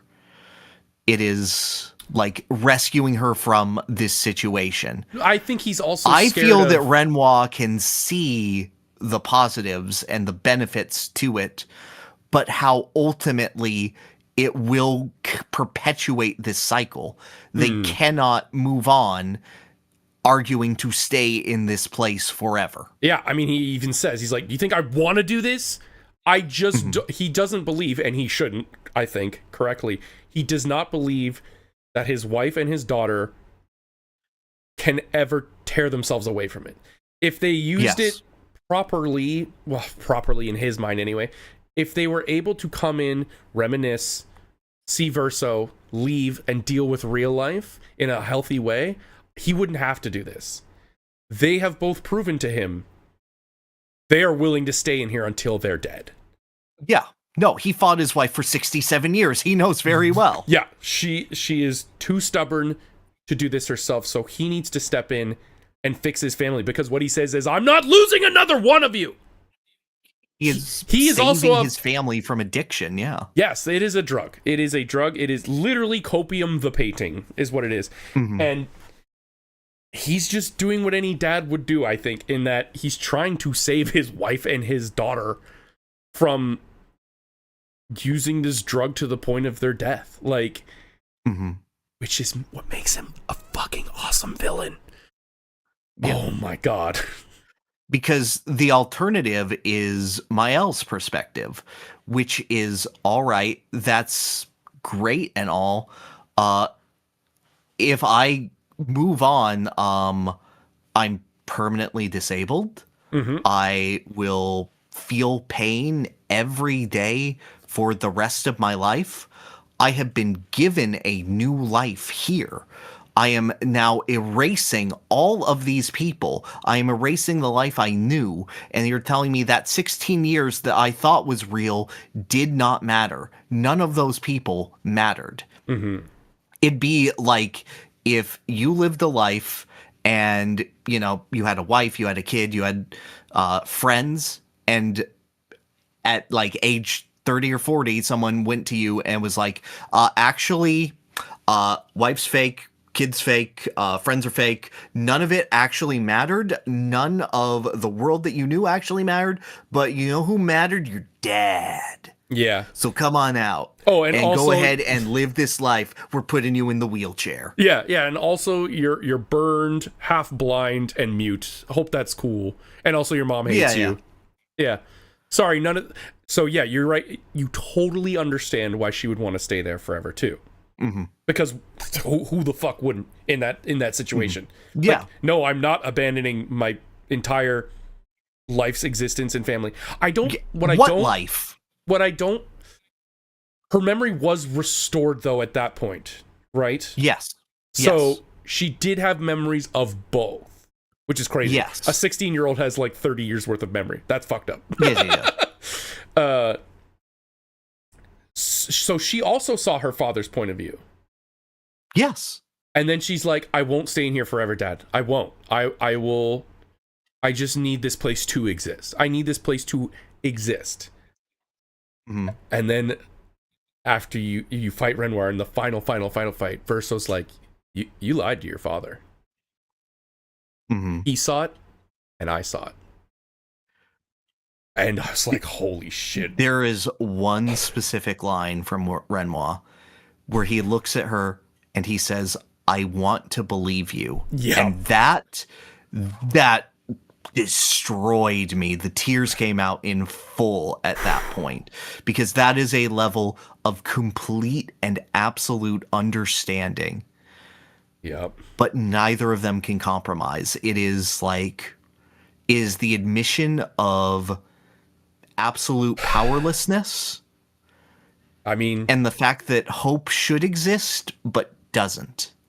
it's like, if anyone listening to this has ever dealt with anyone that dealt with addiction, it's the same. They all tell you the same. I'm not going to do it. I won't. I can't. I'm not going to. Mm-hmm. Yeah. That is the one feeling you always feel, is that I want to believe you. Because, like, it infantilizes them if you don't. It does. And the game even goes into it. It's the fact that I can't trust you as a person anymore, in spite of my love for you. And but addiction is so unbelievably powerful. It will take down the most powerful people ever. It doesn't matter. Mm-hmm. It has no motive. It has no face. It is just this overpowering thing that the people who are addicted need help in a way that they don't understand they need help. And that's the toughest part. Because have you ever gotten advice that you're like, no, that's stupid? Then way later in hindsight go, nope, that was actually completely correct advice. Because most people won't take advice until they have that moment where it actually bites them in the ass and does permanent damage. And everyone who loves you and around you can see it happening and can give you all the information and can do everything. And in fact, you might resent them and hate them for trying to pull you out of this. That's what this narrative is in a nutshell. It's that moment. And neither person is wrong and neither person is right. Exactly. It is an actually impossible situation, and you feel all of that. Yeah. Oh man. And to see that this entire game, this entire universe is based on one family's drama. I know. And like, then you come up with, well, is Lune real? Does Lune's existence not matter here? Are we fighting for Lune's right to live? Or exactly, is Lune a Nintendog save file? Oh no, dude, my Nintendog save file didn't trauma dump on me like she did. And CL especially. Oh my god, that scene with her and Eskie. Or the scene where you're like, damn. I forgot to mention. Just like, so Verso gets into an intimate relationship with CL, and you can choose to do it, and yep. That was they mine. can have sex. Yep. And the first time they have sex, the screen pops up and goes, CL learned Doom. Yeah. So I was going to ask you that. Who did you romance? I didn't even know romantic choices were a thing. There were I just did CL because she was the option. I didn't know that there were multiple. No, me either. Someone told me that later. Like, who did you romance? I was like, oh, what? There was another option? Oh, crap. I would have totally picked Lune. So, but like, does Verso exist? No, and you even see the idea of it because you managed to bring back Lune and CL, and they don't seem to care that they just CL's were deleted. Point of view is like, wait, death is meaningless. Yeah. You can bring back my dead husband. Dude, this is awesome. I know. It was like, okay, I think this is maybe leaning the choice one way more than another. Because here's the other thing, too, what Mael says is like, I am doomed to live a life in that cursed real realm. But she's not, though. Like, you can make another painting. You are part of this powerful painting family. In fact, Renoir says, me and your mom made hundreds. We've gone through hundreds of canvases and adventures together. Okay, and sure, just remake your entire family. Just remake them from scratch, every single detail. I mean, she did based on Verso's work. I don't mean it necessarily has to be a one-to-one recreation. I'm saying she can make new worlds. Like, she's not doomed to just her earthly body, which is what she's making it out to be. She's telling her dad, like, my life sucks. outside of here, but you can make a new world. Like, your mom makes hundreds. So what does that do other than perpetuate the cycle? Helps you move on.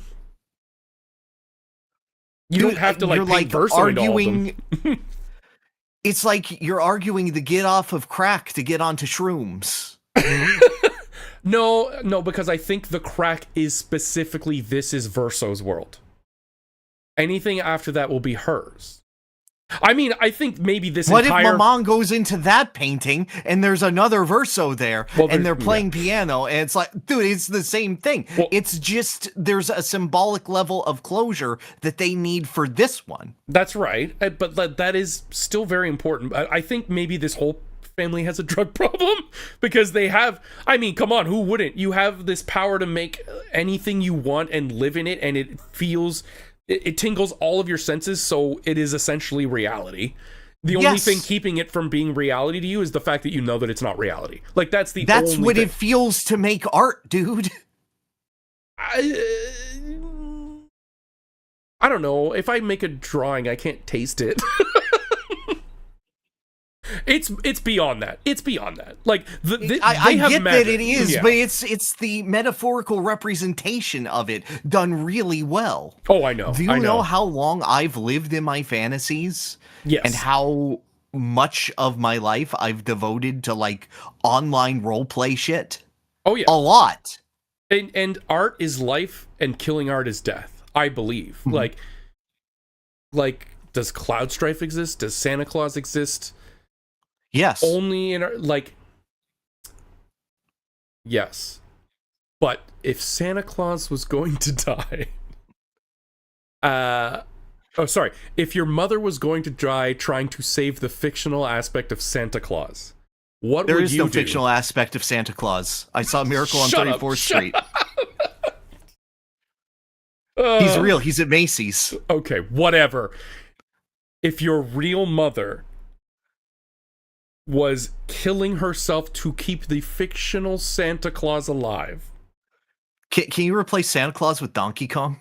That'd be much easier for me to understand. Yes, you can replace him with anything. That's what I'm saying. That's what I'm getting at. You can make more paintings. You can again, you're right. You're closing off one drug problem for another. But given that they all have this magical power, that might be inescapable. So, but then again, Renoir seems like he's got a pretty level head on himself, and he's an older guy. Like, everything I've heard out of Renoir has been very logical and made a lot of sense to me. So maybe you can get through a life as a painter or paintress and not be an insane drug addict. You know what I mean? Oh, dude, he made like that mask place. Dude is on some shit. I thought Clea made that mask. Oh, no, you're right. No, he made all the axons. That's right. Yeah, they're all him.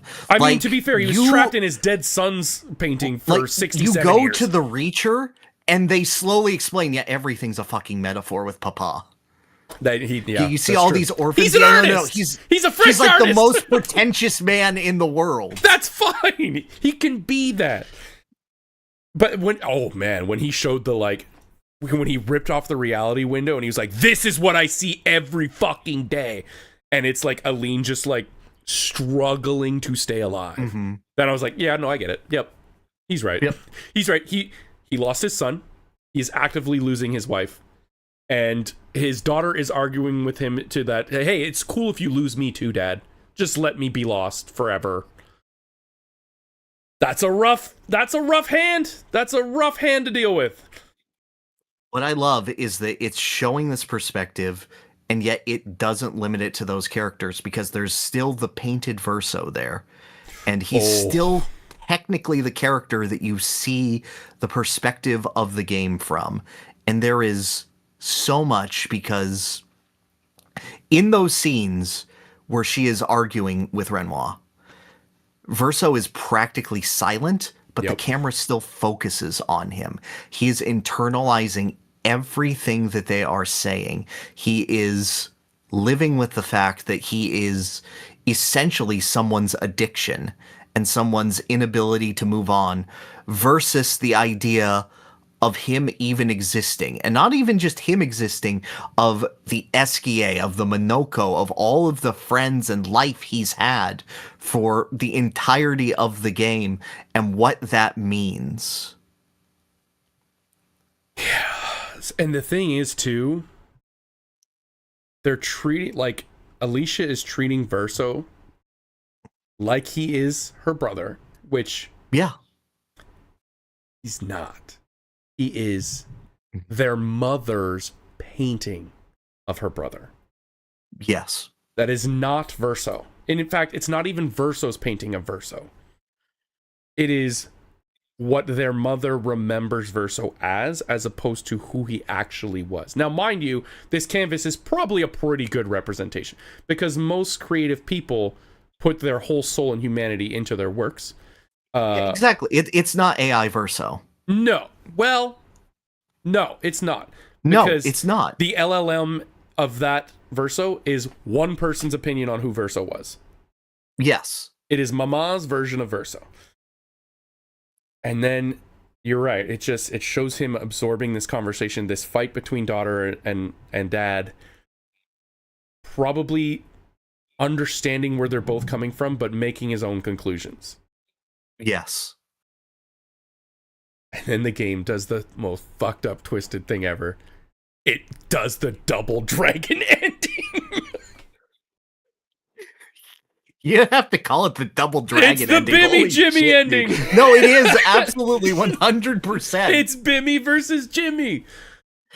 It's fucking custody of Verso on the ladder match. So Renoir shows the canvas, the Descendre family canvas, and says, and leaves, because he's like, fine.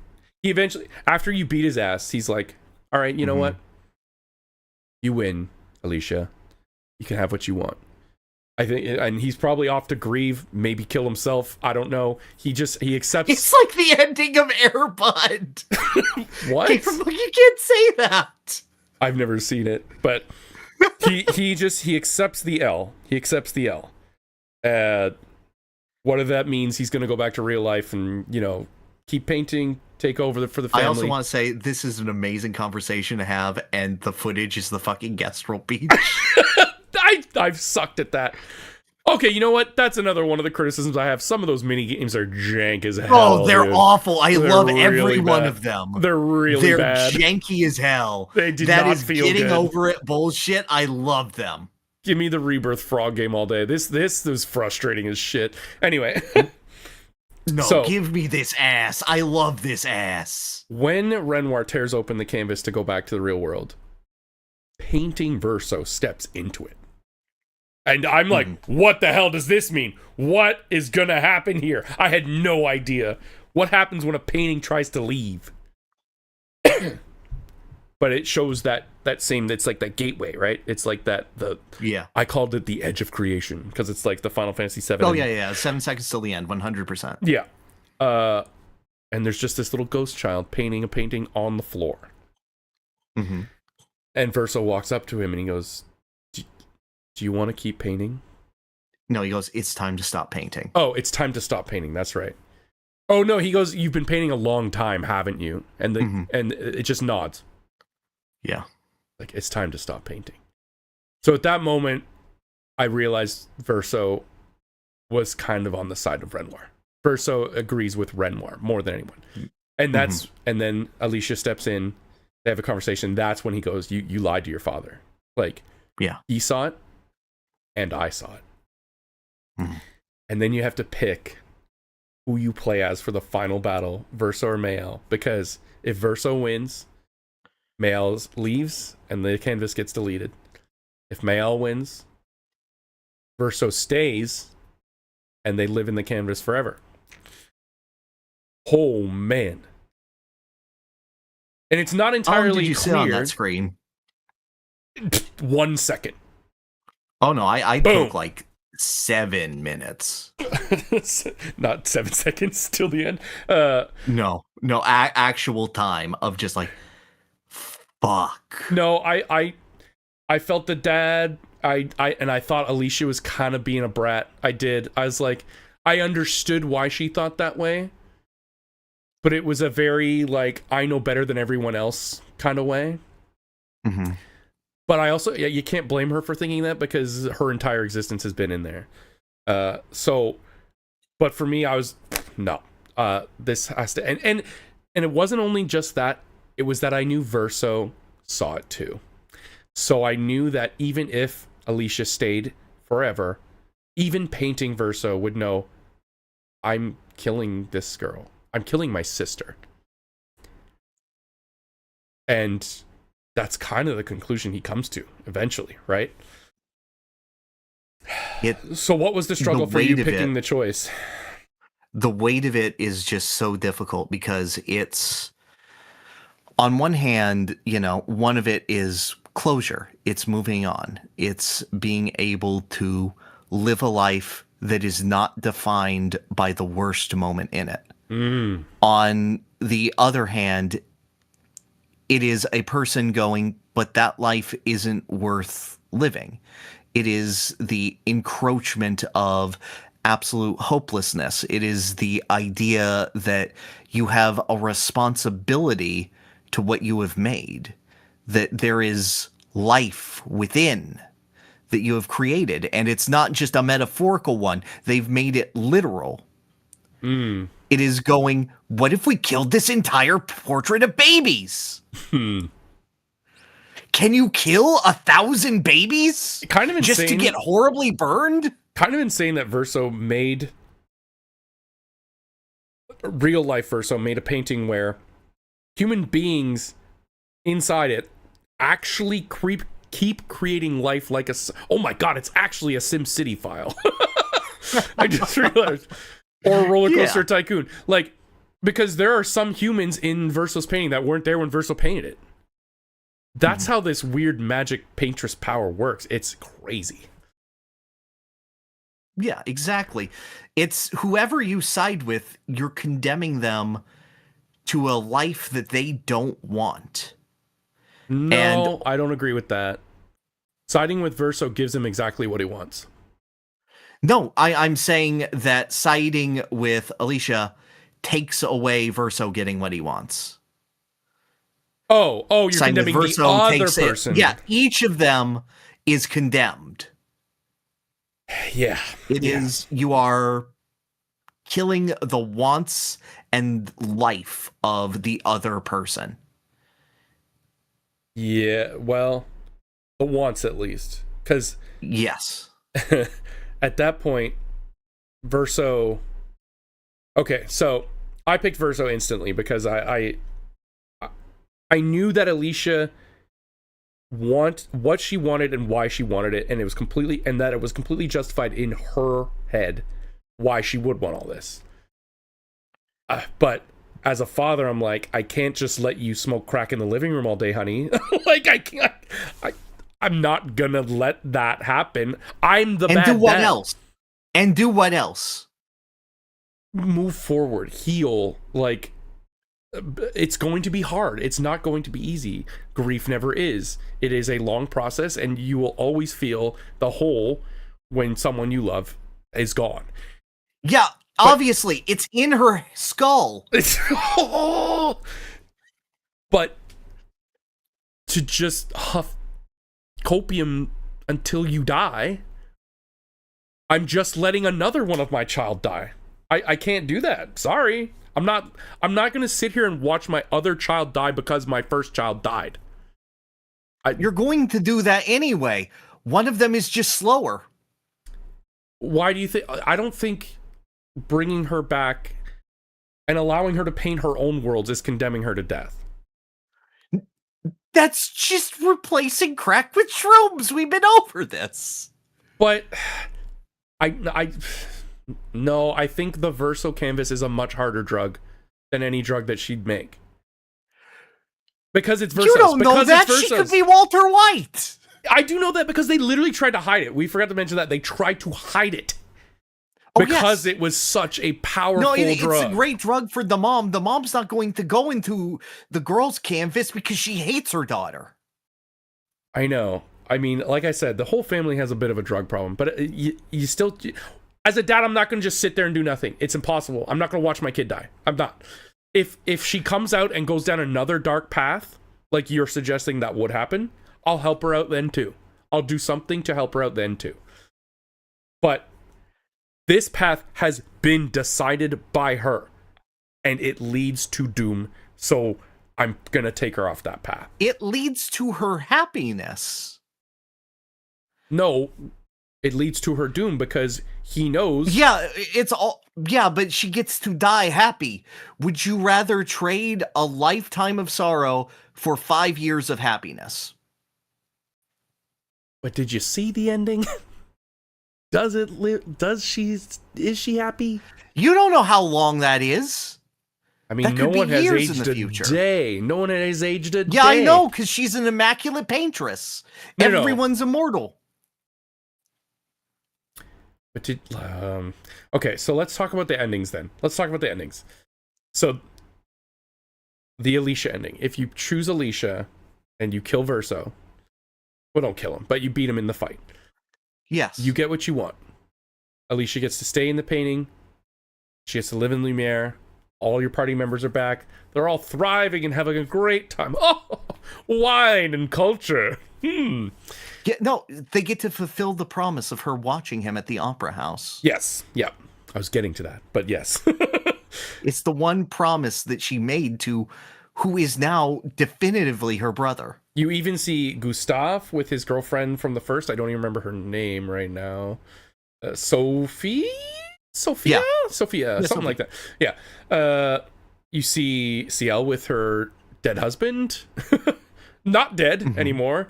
You see a child? Yes. I don't know. Is that supposed to be CL's child? I don't know. I think so, because it's the time passing. Right. It's undoing the miscarriage. Right. And then Lune with her parents. Everyone's back. Oh, and then you see Verso come out on the stage, who looks depressed as shit. He does not want to be there. He is, at that point, he's an animal trapped in a cage in a zoo. He is only there to try and fill this void for this girl who he knows is dying. And not only dying, he did kill her brother. What? Wait, say that again? He let Gustav die. Right. Sure. He owes her a solid. I guess.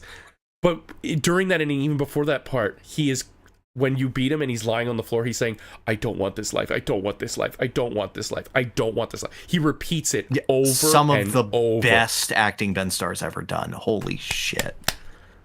And at that moment, I was like, okay, I chose correctly. When I started watching the other, I was like, this Verso doesn't even want this. So when you see him come out and do his performance, he's like, and then you get the fucking Undertale Chara jump scare, hollow eye socket. Alicia looks at the camera, and you just see her face flash, and it's rotting away. Because no doubt that's what's happening in the real world. Her body is literally rotting away. And she's just dying, and Verso doesn't want to be there. But oh good, all the paint people get to live their lives, I guess. I don't even know what happens to Aline. Aline isn't even brought up in that. But I think maybe she probably left. Maybe she stayed. I don't know. She wanted to stay forever, so it's most likely she stayed. I don't think Clea and Renoir even touch it at that point. It's like, okay, if she wants to be in the painting for the rest of her very shortened life, sure. They get to go on as many adventures with SKA as they want. That's not true, though, because she's already dying at that opera scene. Her body has already deteriorated. Yeah, and SKA would be an amazing Make-A-Wish granter. Okay. Fair enough. Okay, why don't you describe the other ending then, since I just described that one? All right, so in the other ending, which incredible sequence where Mael is just asking Verso, as you're fighting her to the death, just to say, I'm just so tired. Can we please stop and talk about it? When there's nothing to talk about, eventually he lands a mortal blow and he goes, shh, shh, shh, it's okay. It's okay. It's going to be okay. And he lets her go. and he looks to the side, and painted people can't survive in this environment. And Eskie and Minoko come out. And Oh, Verso looks at them, and he goes, I'm gonna miss you guys. And they hug, and you watch them slowly fade away. And then CL comes out. And she just looks at you in disbelief and understanding and fades away.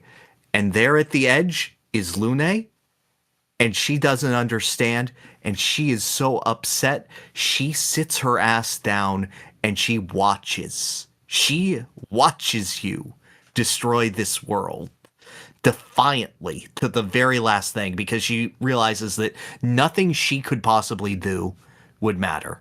no. And it flashes, and we go to Paris, and we're there at the grave. You did miss one part. Okay, I did. Okay. When Verso takes the hand, and he goes, "It's time to stop painting, Verso," and he grabs the hand of the little voice of the little ghost child. Yes, and they walk away together. Oh, that killed me. Yeah. Oh, And then it flashes to Paris, and you see all of them lined up at Verso de San's grave. which All of them. says December 33rd. Did you notice that? No, I didn't. I missed that one. Yeah. Well, I hope someone was fired for that mistake. And oh my God, she's holding the plush of Eskie to her chest. Mm-hmm. And then it just hangs on this for an agonizingly long time. Everyone expressing their grief in different ways. Renoir trying to be sympathetic to his wife. Clea eventually having enough and leaving. Mile just stunned there. And then slowly it pans back and it shows all of your friends from the painted world. Mm. And they look at you, and Esquier's in the back, and he gives you a big wave, and he slowly fades away. Yep. Showing the correct ending of the game. There you go. Which is, in fact, the one I chose, yeah. Yeah. Aline also looks extremely healthy. She looks totally good. Like, So Renoir, at least, if his daughter is permanently traumatized and fucked up, he saved his wife, by the looks of things anyway. I don't know what's going on in her head, but you can see that she's alive and healthy. But yeah, that felt like the canon correct ending. Really, I don't think it's canon. I think both of them have the exact same level of merit. I think like the only issue is that, you know, we've both played Parasite Eve, and that game has a very similar bad ending. True. Where everyone's in a theater and then all of the eyes just start to show the infection. Right.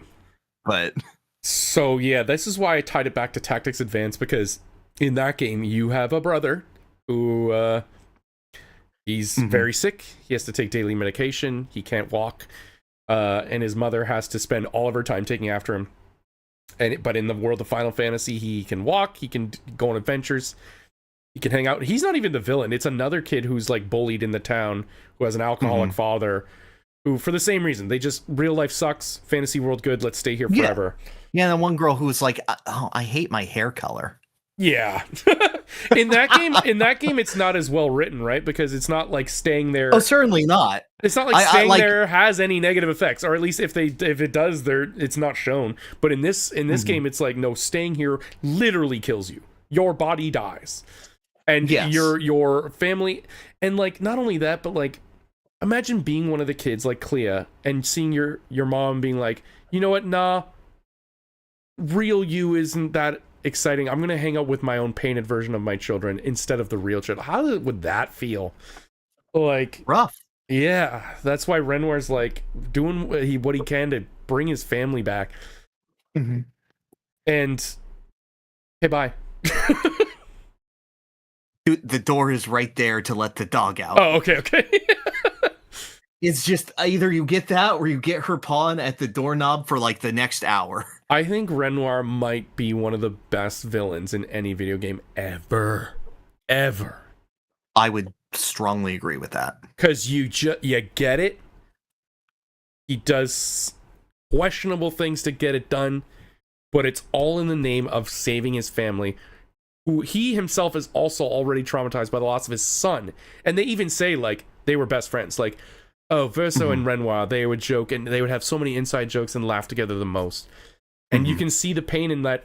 I don't want to kill this canvas either. It is the last soul shard of my son. But I have to do it to save the rest of my family. Yeah. Oh my god, this game is amazing. Oh my god. Yeah, absolutely incredible. Affected me to such a degree. Again, we were saying, like, at the very start of this podcast, that I feel that games that are a 10, games that do more, excel, and let you see more of yourself than you knew. Mm-hmm. And this game absolutely 100% succeeds at that. Oh yeah, this is a 10. This is a 10. Mm-hmm. Yeah. And it absolutely met the hype, if not more, for me. I couldn't, like, hearing all the hype, I'm like, okay, it must be good. I did not expect it to be this good. It was phenomenal. I want to get the Plat Trophy. Oh shoot, I had something else I was going to say, and I totally lost it now. Crap. It was pretty good. Yeah, I laughed, I cried, I got an amazing new soundtrack. And yeah, it's like you said, it just forced you to really think about things, and that sometimes there is no right answer. There might be wrong answers, but like, and also you should be open to receiving help, even if you think you don't need it, because maybe someone might have a better perspective of how they can help you, and you could be very trapped in your grief. It's just a very incredibly powerful statement on how people deal with grief, and how those loved ones and family members around you deal with your grief while dealing with their own. Oh my god.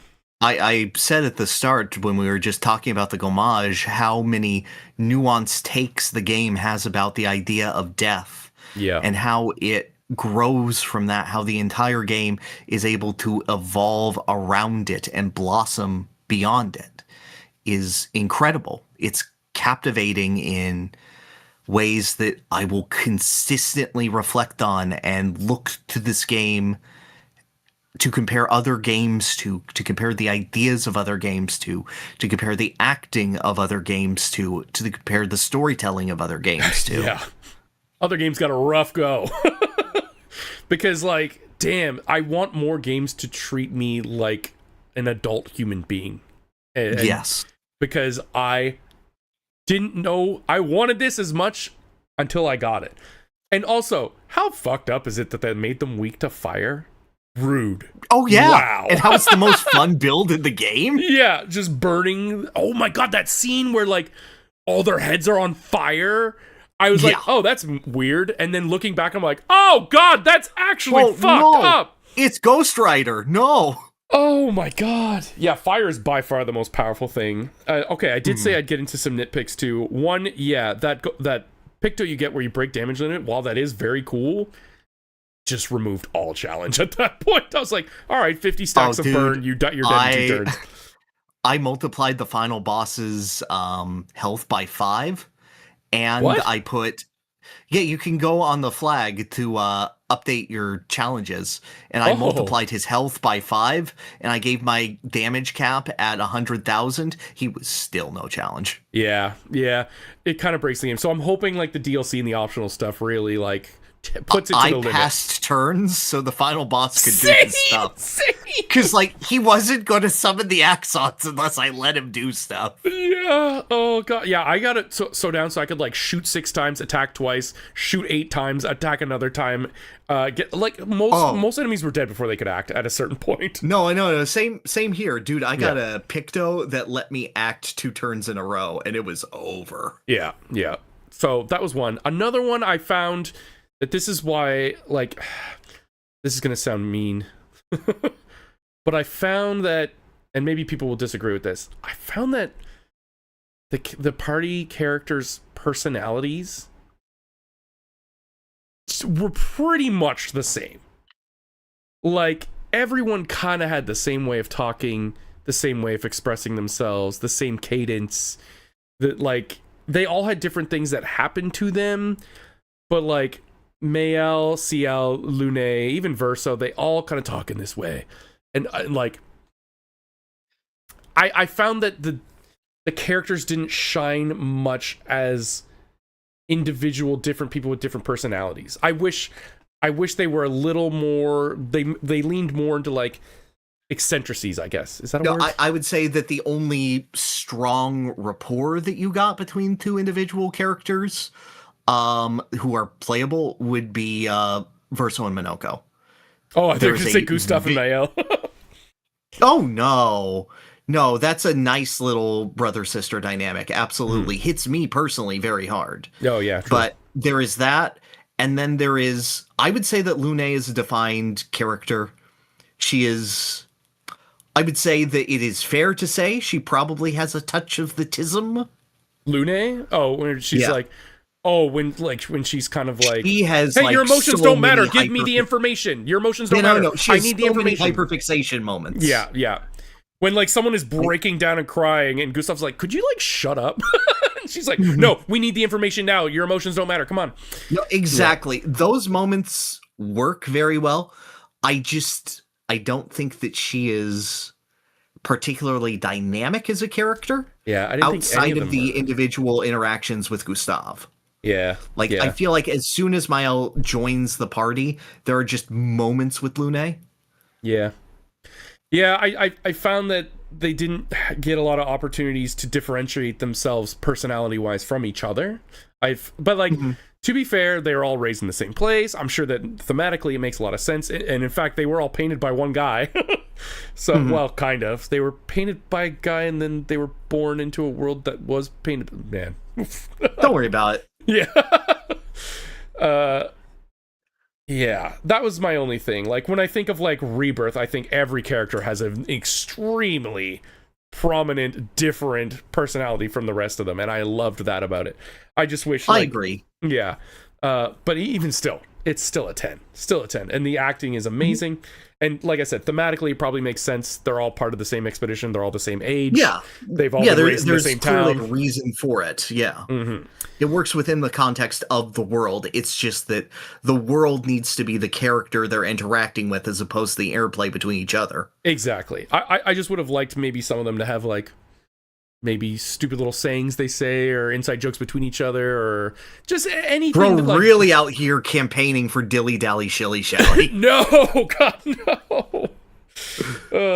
Honestly, Tifa's is probably the most boring personality, but we still love her. Okay. You know, having said all that, I don't know. Yeah, it really isn't better than God Hand. I was gonna say Shinobi! You stole my joke! Fuck you! I was gonna say, I don't know if this clears Shinobi. No, obviously it's at the very top, and goddamn, if we find a game that can take it over, we have to consider ourselves extremely lucky people. 100%. Like, I came into this going like, it's going to have to be really hard to top God Hand, because God Hand changes the way I think about video game combat. Yeah. Because when I look at combat, I'm being like, it could be God Hands, though. God Hands. Through these God Hands. Through these so God good. Paintbrush. It is, in a very different way. But this is like a game of all time. This game of the decade, game of the century, like, this is one of those games. I will freely say DK Bonanza needed its DLC for me to even consider it above this game. And what do you say now? That's me speaking. And what are you saying now? That's what I'm saying. DK Bonanza needs its DLC in order to clear this game. And yet you haven't even played the DLC of this game yet. I play bits and pieces. I think DK Bonanza... Some of it gets interwoven with the campaign. I think DK Bonanza has lower lows. I'll say that. There's some layers that I just did not fuck with. Like the dirt vertical dirt tunnel lair. Like, nah, dude, that one is awesome in the DLC. Holy shit. Oh, in the DLC, sure. Whatever. DK Bonanza is still my second game of the year.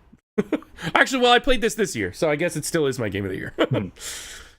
But damn, I want to go get the plat trophy. Maybe we can have a chat about if I found anything cool. I'll bring it up at the next podcast. Yeah, but yeah, basically me too. But yeah, I highly suggest. Well, at this point, if you're still listening, you've been spoiled. So still play it though. We skipped over tons of stuff. It's just an incredible experience, and I think their next game can't be this good. I almost shouldn't be this good. Well, they've said that they're going to like continue making stories in this universe, so that interests me. I thought it's not going to be in the universe, but in the series, and the series is going to be Clair Obscur, and the subtitle is going to be like the differentiator. But I don't think it's in the same universe, is it? Isn't it? I thought it's going to be like with the writers and stuff. Oh, okay, maybe. All right. I don't know if I like that. I kind of like this as its I don't know thing. either. I kind of like this as its own excited. Thing. Yeah. Don't Matrix this. Even though this kind of is the Matrix. Whoa. No, you're fine. Whoa. Yeah, I can make things with my hands too. No, I was encompassing, like, keep it its own thing. I know what you're doing, but I'm just flexing my hands. Don't Final Fantasy X 2.5 this. Or even 2. But I think their next game, if they try to make it as good as this game, I fear what will happen. But the third game, that could be better than this game. I think they need to try some crazy shit that might not work in the second game. Then on the third game, they can take the best of everything. They can do whatever they want, dude. Blank check. Oh, they certainly can. Make what you want. Oh, they certainly can. Yeah. Why is Ben Starr so good? Dude, Ben Starr and Andy Serkis knock it out of the park. Yeah, and Mayel. I think she won the Game Award, right? For voice acting? I believe so, yes. I don't remember her name. We should say it, though. I think it was Jennifer English? Wow, how ironic. Oh, yeah, you're right. Jennifer English, best French voice Let's go, baby! Yeah. And Charlie Cox, I didn't realize, was Gustav. Yeah. Let's give it up for Esquia's voice actor, okay? Esquia's crushed it. I love him. First voice acting role. Swim! Oh my god! The fastest ball. Also, when you revive Verso, sometimes he goes, "Oh, did I die again?" So good. Oh, all right. There are just a million things we could go on and on about. I know. Yeah. Let's save it for maybe if I have the Plat Trophy next time, we'll have a follow-up. Not nearly this long, but we both knew. Yeah. We're going to talk about this. 100%. This was going to be the entirety of the podcast. Yeah. Yeah. But we have a little game we should play, a very special game. Let me just. Oh wait. Okay. Yeah. Let me just do a thing here. Hang on. Just do a thing, and then we'll hit this, and then no signal. That's unfortunate. Oh, why are you broken now? Oh no. Oh no. What did I do? Oh no, I didn't do anything. No, you didn't do anything. All you. My computer did a thing. 1 second. We're fixing this. This is the stuff that will be cut out for those who come after. Awesome. For those who come after. Was that the sun will come out? Whoa! Too loud. Very loud in my head. 1 second. Oh, shoot. I can't hear you now. 1 second. Oh, that's a shame.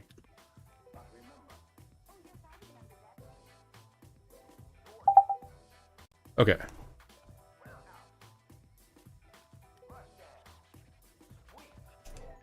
Technical difficulties, folks. For those who come after, we'll have a much better experience. Okay, hold on. Yeah, no. We're done Clair Obscuring. Come back in. Okay, there we go. Now I just need to fix your camera. Okay, we're gonna play for this round of whatever. We don't have a name for this section, do we? No, it's just the game. We're gonna play the game. We're gonna play Darkstalkers. I've never played this before. Pyrr has, so again he has a stupid unfair advantage. I did not touch this game before we started. You said you were going to this morning. Did you play it this morning? No, I didn't touch it.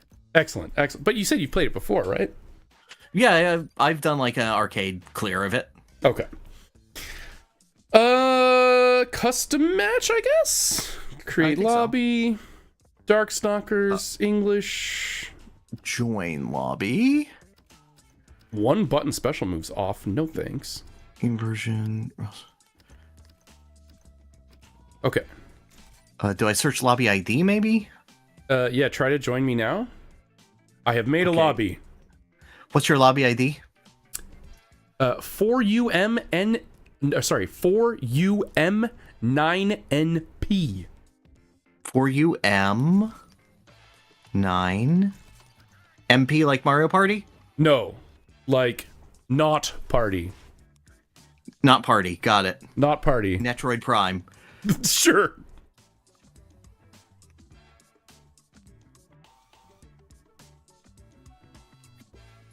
Okay, says join session. Let's go. There we go. Okay. Now, Pyrr did win the last one. Totally fairly. Completely fairly.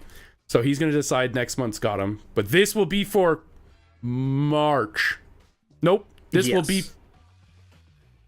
Yes, this will be for March. I'm determining the game we play this month, which is February.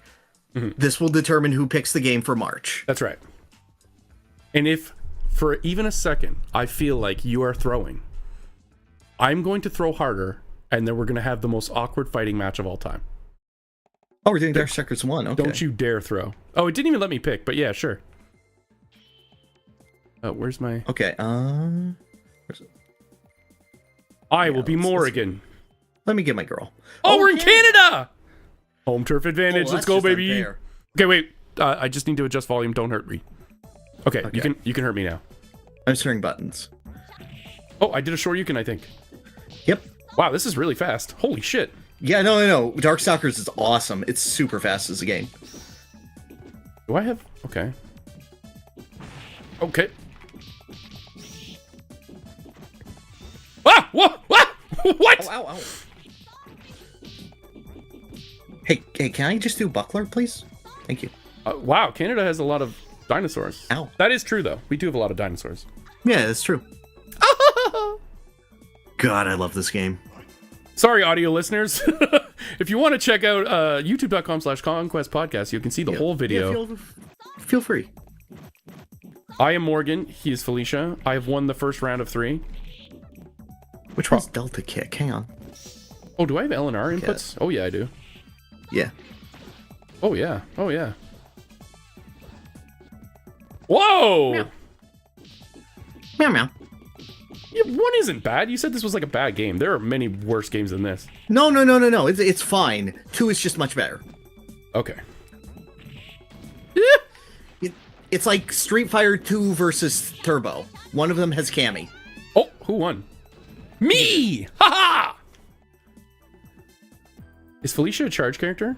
My beauty can overcome brains and brawn. Ooh. Oh, so true. It's the best of 3. So you can come back. Rematch? Yeah. Do we get to pick new characters? Should we force new characters each time? That would be fun. That'd be more fun. That's fine. Okay. I will be Lord Raptor. All right, give me Dimitri. Is that Dracula? Yep, it is. And I'm a zombie? Oh, man. Holy. Right, you just did 2 hits, and I'm half dead. Yeah. You're a little corner guard, aren't you? Yeah, I'm pretty good at that. Did I just turn my ass into a bumblebee? Oh, okay. Yeah. Ah! Am I a British zombie? No, you're an Australian zombie. Oh, okay. You're actually a rock star? Oh, cool.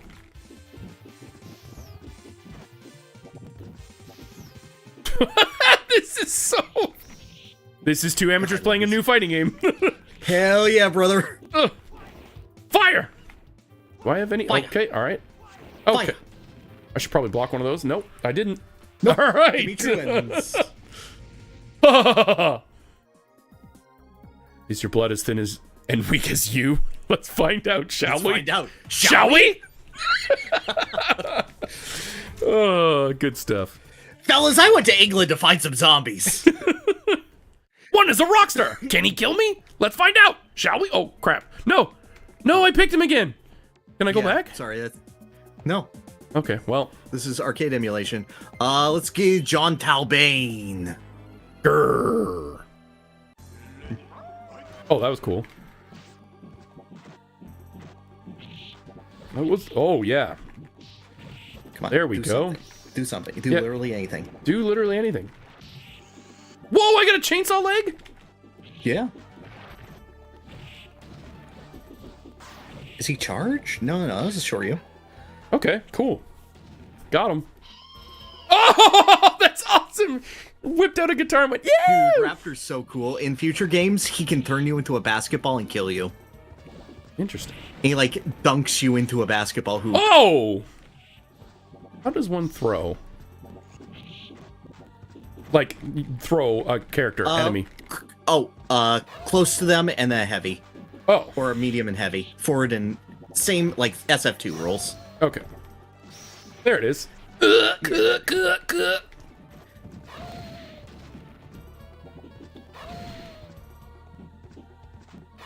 Okay, alright. Psycho power knows no limits, etc.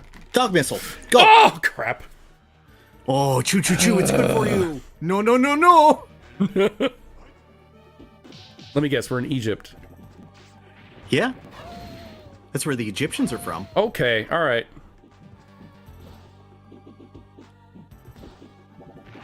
I don't know any of my moves. Oh, there's one.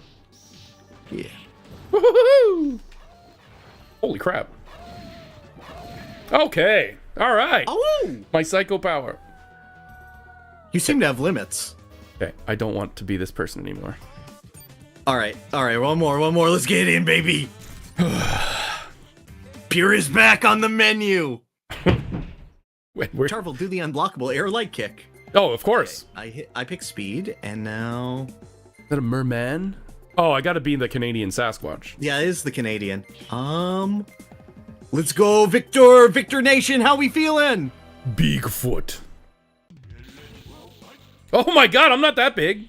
I'm so short. Oh, wow, foot. You're half dead. Oh, okay. The throws are so fast. Yeah. Taste my air dick. Oh, no. Oh, I love this music.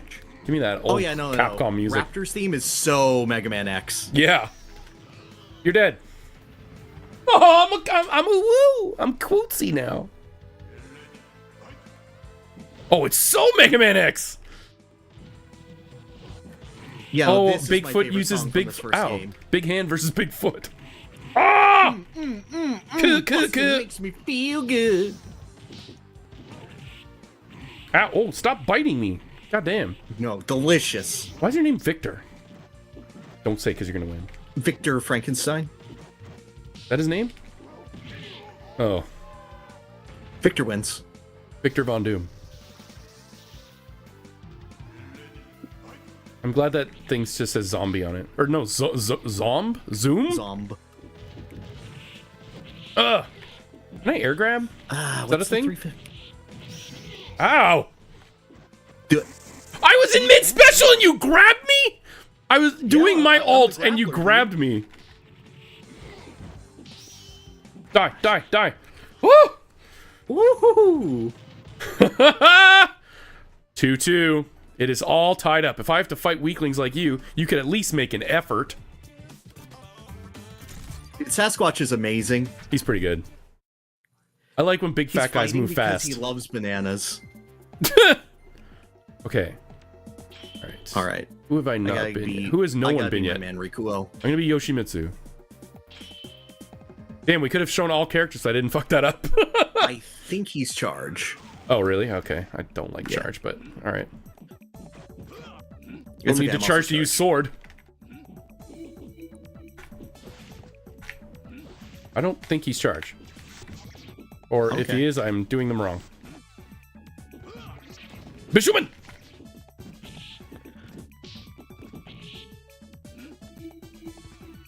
Oh, yeah. If he is charged, I don't care. Sword! Okay, good enough. Swing!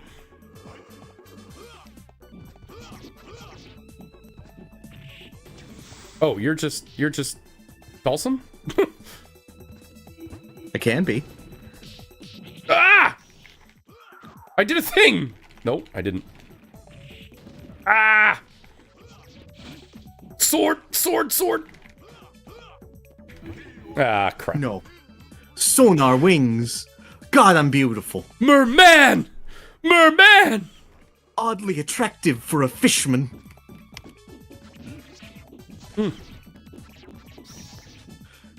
Okay, stop. Stop. Why aren't you blocking? Okay. I am. Oh, yeah, the jelly boy, the jelly boy finisher. Frog legs are on the menu, boys. Oh, how could you hope to defeat me, the immortal spirit of Bushido? How could you, Pyrr? It's okay. Good game. Tarvold wins! Woo! Oh, man. All right, let us go back to main here. All right. It's gonna be messed up again. Yeah, it is. So what happened? What happened was, your webcam was on my main monitor, and then when I switched to game, it just said nope. But anyway, we're good. I appreciate you putting me back on the Gangplank Galleon. Yeah. Oh, all right. That was a long discussion, and That went well. oh god, if I hit this button, will it break everything again? Let's see. We'll see. Nope, I think we're okay. All right. Really? So we have some questions. Do we? We do. Amalia Solaris asks, "Does Kirby have nipples?" That's so true. I'm so glad that you asked this, my good friend Amalia. So here's the breakdown. Kirby has not been shown to have nipples. Kirby is a primordial state of matter that we either believe is dream or heart matter. It's debated in the series which it is. This is essentially one of the four forms of matter, a primordial existence, and is shown in forms like dark matter, which is opposed to it, or the idea of someone like Void, which is a being beyond matter who is being influenced by matter. You can see it in the boss fight of Kirby Star Allies, whether he transforms into a dark matter-esque form due to the influence of Lord Highness, and how he slowly starts taking the appearance of Kirby as he continues onward. So therefore, Kirby is a very malleable type of character, and you can assume from it that he does not have natural mammalian traits, but if necessary, he could find, I love that, fuck the Oscars. Oh. Okay. 1 second. Did everybody hear Pyrr there? Chat, did you hear Pyrr? Yes, okay. Okay. I just had to change the audio device because when we changed the game, everything broke. Okay. Note to self. I hope that answered your question. Do you need a follow-up? There you go, Amalia. I have no opinion on this, but I like to think yes. Big areolas. Okay, question for both from James Larson. What are your favorite things about Mario Party 7? Very targeted question. Pagoda Peak. I like that one. You know, every time I've played it, I actually like that board less. Oh, really? I feel like my decisions matter less and less the more I play. Is it because of the Team Flesh 1-2 punch that was the greatest move in Mario Party history? That was very good, and like I wanted to do that to you guys, and then you did it to me, and that sucked. But no, I've played further games of that, and I don't really like it. I like some of the mini games. You know what? I've gotten to play the 8-player games of Mario Party 7, and those are actually pretty fun. Where essentially you're sharing one controller with the L and R buttons, and are trying to navigate. Some of them are like on 2 tight ropes trying to manage, and you're connected to each other. So one of you is dangling with the C stick and the other with the control stick.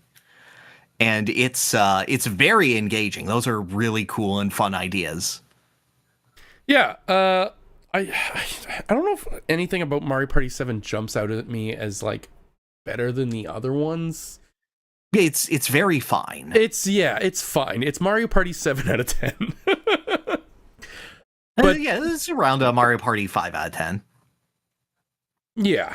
5 is my favorite GameCube one. 4 is the absolute bottom. I really hate that game. And then 7 slightly above 6 for me. Okay. Yeah.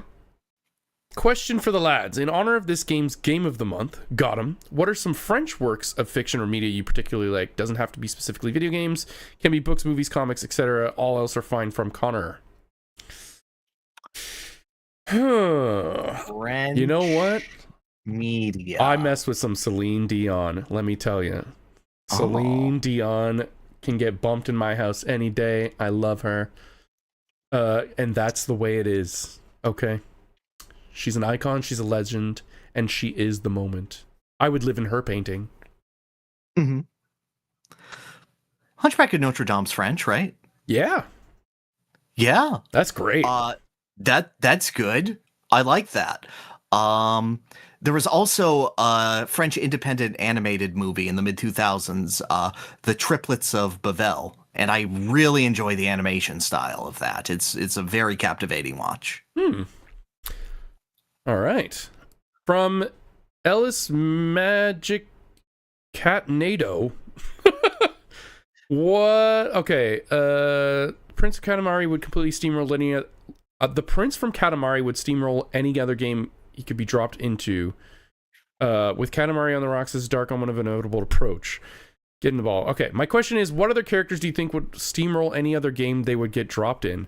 Here's my answer. And it's Bayonetta, and the game is Super Smash Brothers for Wii U. Oh, that's the worst answer. I hate that for you. But it's true. Yeah, anyway, the actual correct answer is Ulala from Space Channel 5, because she has the power of everyone in the universe believing in her at the same time, and because of that, she dances powerfully enough to warp reality. She escapes from a pocket dimension made of evil corporate ratings in order to allow peace and love to spread across the universe by going up, down, left, right, chew, hey, hey. It's brilliant. That's pretty good. Cinema. From Gamerbug, here's a question for you. If you could have any animal or animal-like character as a pet, who would it be? They can't be a talking animal like Fox McCloud. Or Pokemon. I think it's Eskie, right?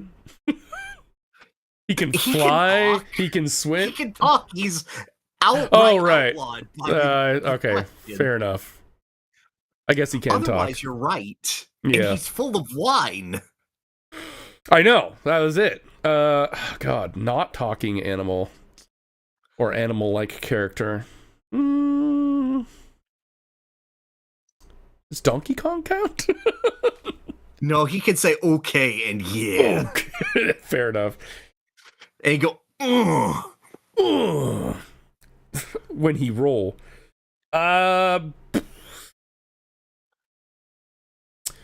Amaterasu. She doesn't talk. Yeah, Yoshi and can't she's talk. The god of sun. Yoshi says Yoshi. He's fine.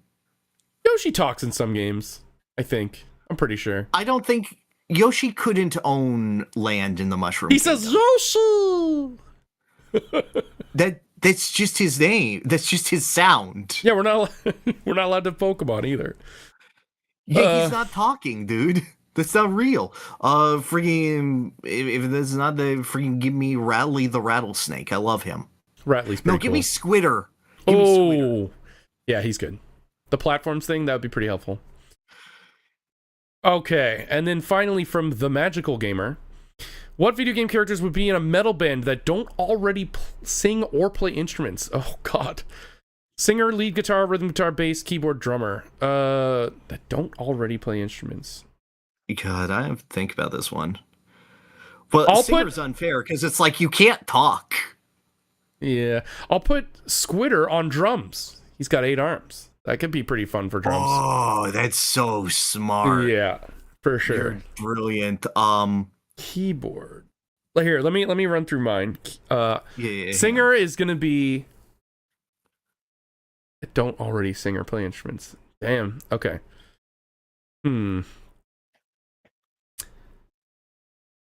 Singer is gonna be Shadow the Hedgehog. This is gonna be a real edgy band. Okay.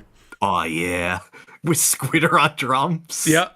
Lead guitar is gonna be Captain Falcon because he can shred. He's so fast. That's true. Rhythm guitar. It's gotta be a mega hottie. Let's go with. Let's go with Morgan. Morgan's on rhythm guitar. I wanted Morgan. Too bad. Bass. Who's gonna play bass? Bass from Mega Man and Bass. Yeah, is gonna play bass. And keyboard player. Who's gonna play keyboard? Oh geez. Let's go with Legion from Castlevania. Yeah, okay. Awesome. So on drums, give me Gilgamesh. Oh, that's pretty good. Yeah. Yeah, I thought that was solid. Lead singer, give me Palutena. Okay, all right. But I think that she could do an absolutely fantastic job there. For sure. Was it lead guitar next? Yeah. Lead guitar, who would be good? No,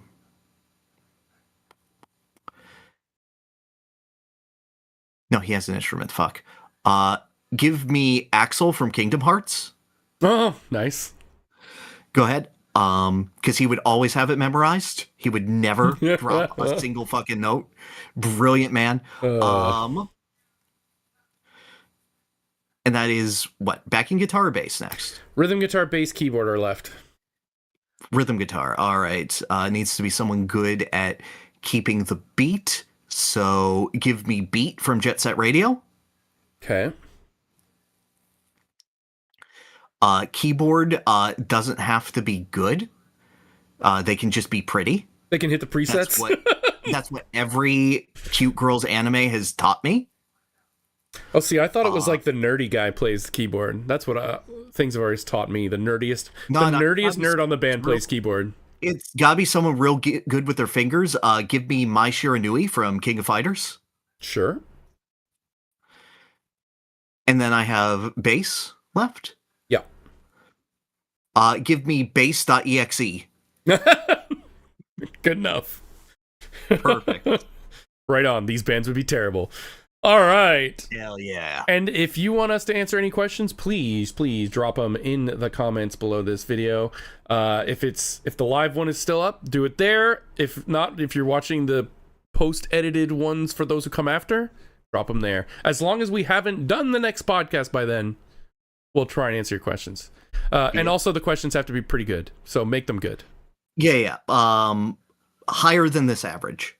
Yeah, please. Otherwise, I will limit it to one question that I think is good. Ooh, that's a threat. That's a real threat. All right, Pyrr, your reign of terror is over, but you have one more bullet I have left. One lingering mass left. Well, this is my reign, and I think as we approach it, I've been noticing of our choices, we're lacking a lot of scrunkos. We are highly Scrimblow-Bimblow coded, and yet we are devoid of this. So here's what I propose. I'm going to give you a choice. Oh? I'm going to offer a video game. Mm-hmm. This is a video game I have played, but would be interested in you playing and getting your opinion on. You can say yes or no to it. If no, I will pick another game that I have not played, and I don't know if it will be good or bad. I'm assuming it's good from what has been told, but I don't have an impression of how much you would like it. I will offer the one first, and I will not reveal the other. Yeah, okay. So it's like a committing mulligan. Exactly. Okay. The game that I am putting on the table, and both of these will be like bright and cartoony games. Okay. The game I'm putting on the table is Crash Bandicoot 4. It's about time. Okay. I personally really like this game, and I would love to see your opinion of it. And I don't need any prior Crash experience. Absolutely none. See, In fact, I would say that this is probably the ideal point of you can see if you like Crash Bandicoot from this game. See, I like that, but I'm also much more enticed by you having not played the other game. Because I find that the discussion is a lot better when we're both going in blind. It's less you're trying to convince me something is good, like God Hand and Yu-Gi-Oh!, and more like, here's both of our fresh opinions laid on the table, as long as we don't tell each other beforehand, you know? Yeah, which was very hard to do for this one. Holy shit. I know. We really didn't. We kept going, but like, at a certain point, we're like, oh, no, let's save it. Even when we were booting up this call, we started talking about it, and we were like, no, we have to shut up. We have to shut up. No, stop. So I'm going to veto, but only based on the fact that you said, not because I don't want to play Crash 4, but because I want to play a game that neither of us have played. Okay. Mm-hmm. You didn't recoil, so that's good. No, that could have been fun. Yeah. This is a series that I've been interested in getting into, that I've had friends ask me to get into, that I've been curious on, and I did, some digging and asked some fans of what the best starting point is. So, the game that we will be playing for the next month, I'm asking us to clear the single-player campaign and Octo expansion DLC of Splatoon 2. Oh, and DLC. Not Splatoon 1. No, I'm told that Splatoon 1 is fairly unnecessary outside of the basis of where Splatoon 2's story goes, which is, do you know the Squid Sisters? No, I don't. Oh. Well, they have a thing. Look up who won in their Splatoon 1 feud. Is there a Double Dragon ending of Splatoon 1 as well? No, so the way that Splatoon does its stories is that it has the Splatfests, right? Yeah. And the final Splatfest of every game determines the plot of the next game. Oh, fun. Cool. So there's a canon ending? Yeah, so there's a canon ending, and Splatoon 2 is based on that ending. Okay. So, yeah. Okay, that could be fun. One character won and one character lost. Okay. And then should we fight again? No, you know what? That kind of broke us. That kind of broke the stream. Let's not do that again. I'm good with just like a game with words and. You know what we could do? We could play We could play against each other, not during the stream, and talk about the multiplayer experience as well. Yeah, exactly. Okay. Exactly. I'm told that, Splatoon 3 is the one that's currently on, but the single player experience of Splatoon 2 should be experienced if you want to care about Splatoon is more than a multiplayer game. Okay. That's what I'm interested in. Okay, that's a good one. I like that. I've been always very curious about Splatoon, but never wanted to put in the time and effort to get good at multiplayer or just get crushed. So precisely. All right. Okay. All right. Is Splatoon 2 better than Clair Obscur? Tune in next month to find out. All right, everybody. Hey, look. It could be better than God Hand. Listen, you go on a theme and you keep going with it. It was like paint, and now we're going right back into the paint. It's paint. All right, cool. I like that. All right. That's it, everybody. Thank you so much to the freaks watching live. Thank you so much for those who come after or who listen to this later. We very much appreciate it. Share this podcast around, all right? Let's get those numbers up there. Let's pump that up. Like the video, subscribe, push it in various spaces. Stay fresh, gamers. All right. See you on the next Conquest, everybody. Bye!